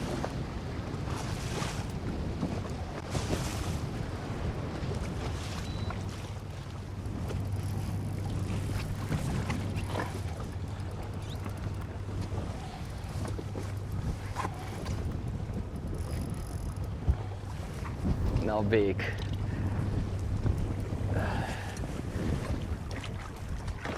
Oh.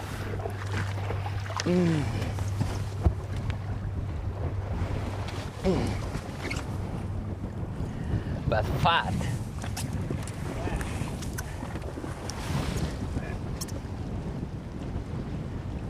Yeah, that a belly. Close to 3 pounds. Huh? Yeah. It's been a while since that one spawned. I'm gonna say late April, early May. You know, just eyeballing it. I think a little bit cold. That one's fat. Yes. I think I will check. Oh, sorry.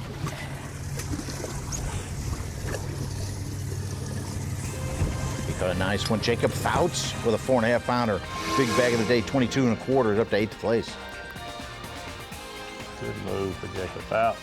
Taku Ito looking to draw ever so. Maybe we'll have a tie for the lead. We've had ties all the way across. Get the lead with that We'll one. have a tie for the lead at the weigh-in today. We don't want to tie tomorrow, you know, but we have a tie going into the final day. You got two guys idling out beside each other. That would be a cool sight to see. That is a great top 10 right there. Ed Lochran, don't discount him. He's got one of the biggest bass of the day of the tournament.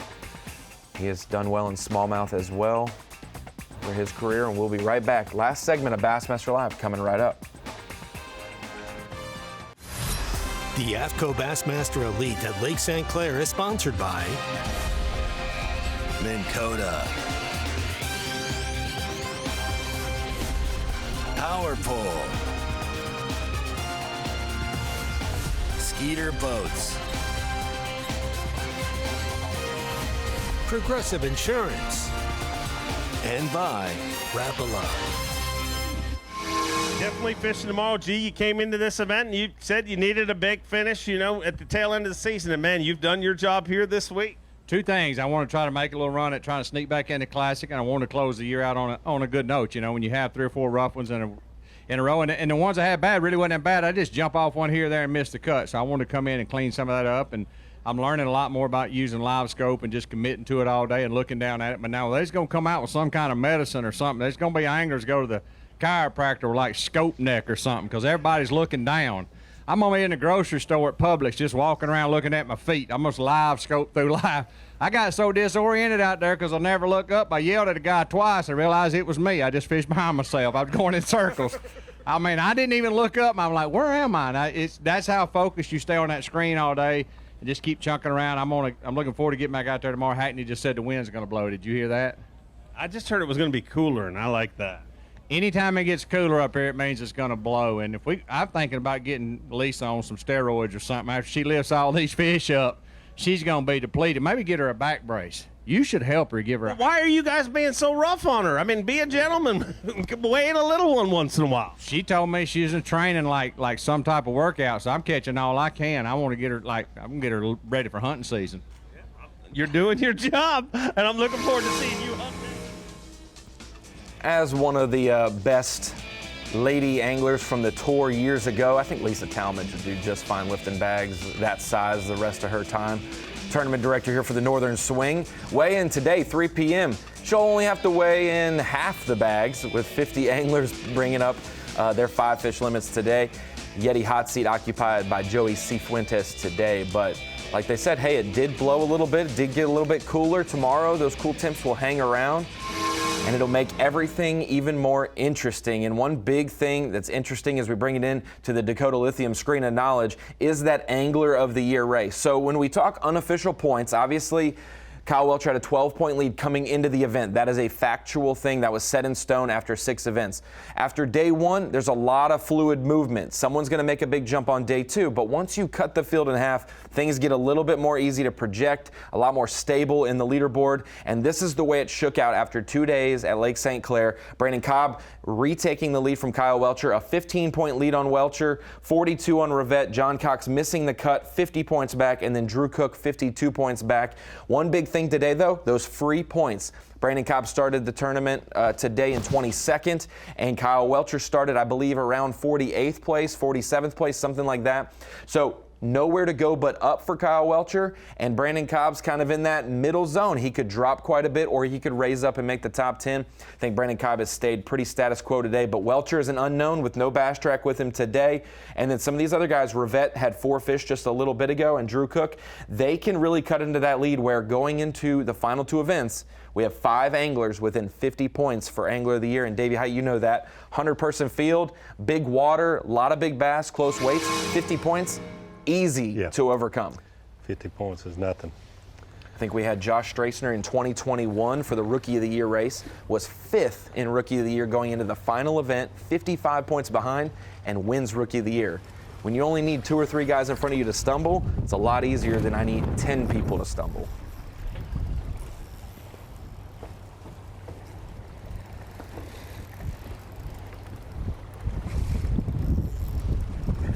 You just saw Swindle. He came in here 74th AOI. Right now he's 21st. Bumping up to 62nd, giving himself a shot. Guys like Brandon Lester, 54th to 38. He's it. Christie jumped 13 spots to 35th. Cooper Gallant. Brian New is 54th now from 70-something. He was 101st 2 events ago. Yeah, going into the last movement. 2 events, being 70th or below, it is, I'm not saying anything's not possible, but making the Classic be very unlikely, but 50th is certainly doable with 2 events. Now the winning in at St. Lawrence is a game changer. We haven't seen anyone win the in and in, or the win and in tournament, the final event of the season, that was out, that got them in. Brian Schmidt did last year, but his points from being in the top 3 or 4 got him in anyway. He double qualified. He went from not qualified to double qualifying. These guys want Gussie to. He didn't get it done this week. He's still outside. Boy, this is a challenge. There you go. Just throw them in the boat.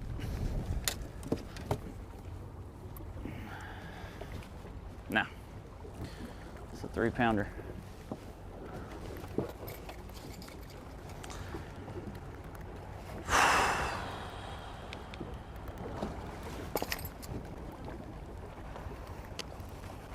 Finally got one to bite, though. Yeah.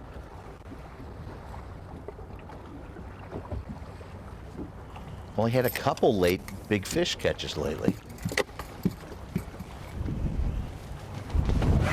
Not going to help you, Joey. I know it hurts to throw those size back. That just means you've had a great day. Such, I'm going to put you on the spot. You got to do the power pole replay of the day for us to end it out. Oh, Joey Cifuentes. Getting out in the middle of Lake St. Clair near the Canadian border.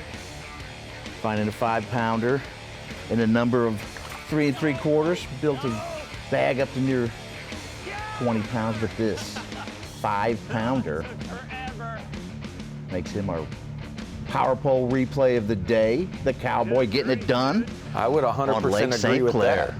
I would 100% agree with that. Despite the conditions, still excelled today. And on a day where you think maybe the calmer, cooler, protected Windier. Anchor Bay, you can maybe bust 23, 24 while he struggled. Not the case. He's kept pace, if not even beat most of the Anchor Bay boys. The Anchor Bay boys. I think we're going to start a band. I can't sing or play an instrument. Like but we They're playing at the weigh-in tonight, the Anchor Bay boys. Are they? Yeah, I think so. I think that's one of the. No. No. I thought it was the crawdads. Yeah, it was, what was it? Like Hootie Hootie and the Crawfish? Jobby and the Nooners. Yeah, Jobby and the Newtons. Oh, we're about ready to sign off here, you can tell.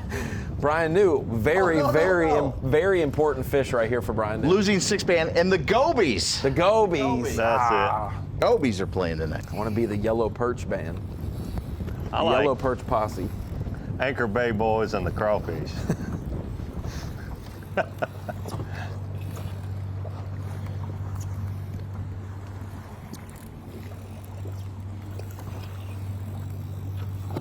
Brian New with the smallest fish, 3 pounds.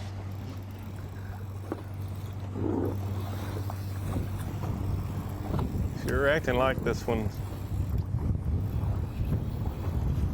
going to help him. How far back is he? Officially 2.5 from the top 10.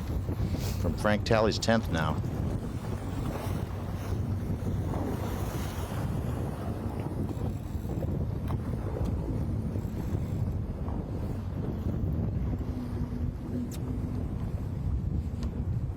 How about this? If Brian New moved up 5 spots in the tournament with this coal, or if he was able to improve 5 spots in the tournament from where he's at right now, that's 5 places in Angler of the Year as well. Wow. It's tight right there. First 15 spots out of the Classic.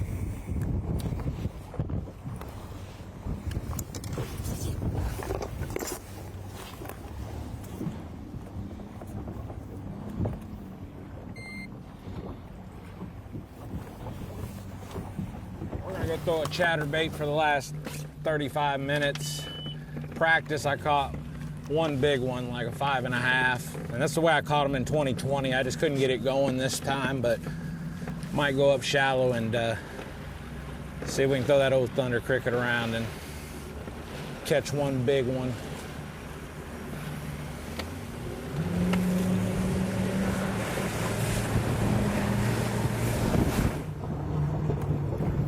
I don't know what he is.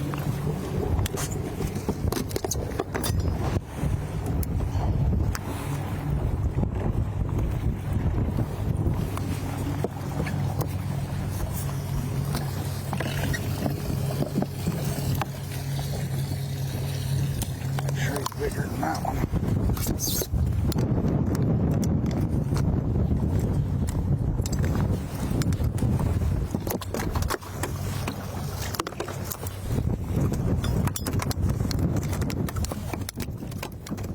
Well, Frank Talley told us he was going to make a move and throw a crankbait, see if he could catch a big one. Now, come on, Frank. It'll go from Frank the Tank, Frank the Crank, to now it'll be Frank the Thunder Cricket if he... Oh, my gosh, you're kidding me. Yes. You are kidding me. I felt that one in my bones. I love a bladed jig bite with a smallmouth on the other end. Holy cow. Frank just needs to pick up and move. Yeah, we need to see this all day tomorrow. Swinging, Frank. Good, it's That's hooked. heavy line and bait. There you go, Oh, buddy. yeah. I knew you had it in you. baby. That's a big. Last minute. 5-pounder. Wow. Woo! Made some calls today. I deserve to fish tomorrow.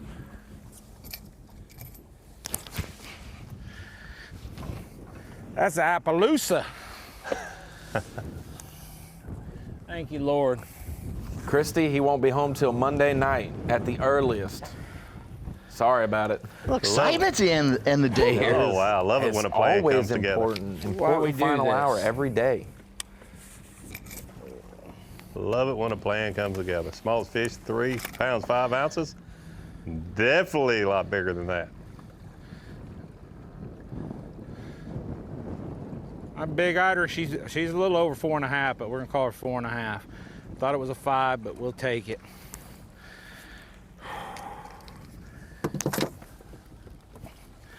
Don't know if it's enough to get in for tomorrow, but it was a valiant effort. All right,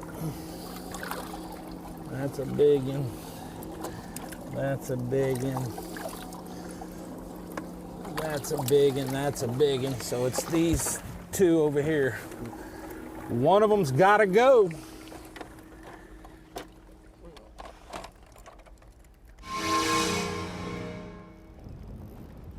Wow, check this out. 3 box, all 3 of them with one on. Be a big one. Okay, so it's been on my mind ever since this happened. I kind of gave my buddy Brandon Card a hard time with his top lures segment that he didn't mention lure. I'm gonna help him out a little bit. I'm not so sure he understood. Maybe he thought it was a top technique segment. So yeah, as Drop usual, shotting, every year when he goes out there, shad-shaped worm, Ned Cinco, you know, he's using a variety of that stuff. So that's your Bass Pro Shop top lures. That's fine. I'll let you spoon feed him. Got a couple minutes left. I thought he threw a Cinco. Oh. A Ned Cinco. Like him, he had a rough Christmas, some ailment. What a tournament. What a tournament. Start to finish today. Don't know hell. Catching fish. We ending with a 3 box with all 3 of them hooked up. Grab them. This truly is smallmouth Disneyland. Lake St. Clair. I'd say that if he won, he can call whatever he wants. Carter's one good catch from knocking Ed Loughran out of the top 10. Oh, so Card had slipped. Yeah, Card had slipped out. That's right. Here's some valuable points for Alex Redwine.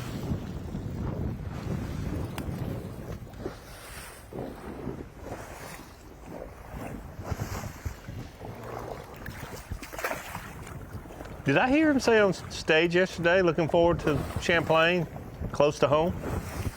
Who was Alex that? Redwine? He's from Ohio, but I think that he's fished Relatively there, speaking, yeah. closer than Santee Cooper. When he qualified exclusively through the Northern Open, so he's used to Oneida and some of those New York probably. Hey, when you're on Ohio, unless you're on Erie, yeah, everywhere is a trip. Maybe traveling, yeah. That's a very, very important fish for Alex Redwine. And he still has 15 minutes or so to get it done, maybe another key catch. Maybe he needs to pull a Frank Talley, catch a late one at the buzzer.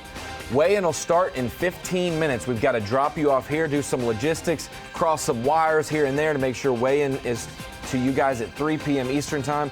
We will see you there. Dave Mercer will crown the top 10, bring them out at the end of weigh-in, and we will see those 10 all day tomorrow, including 4.5 hours on Fox Sports 1. From Ronnie Moore, Davey Height, Mike Sukon, we'll see you in the morning.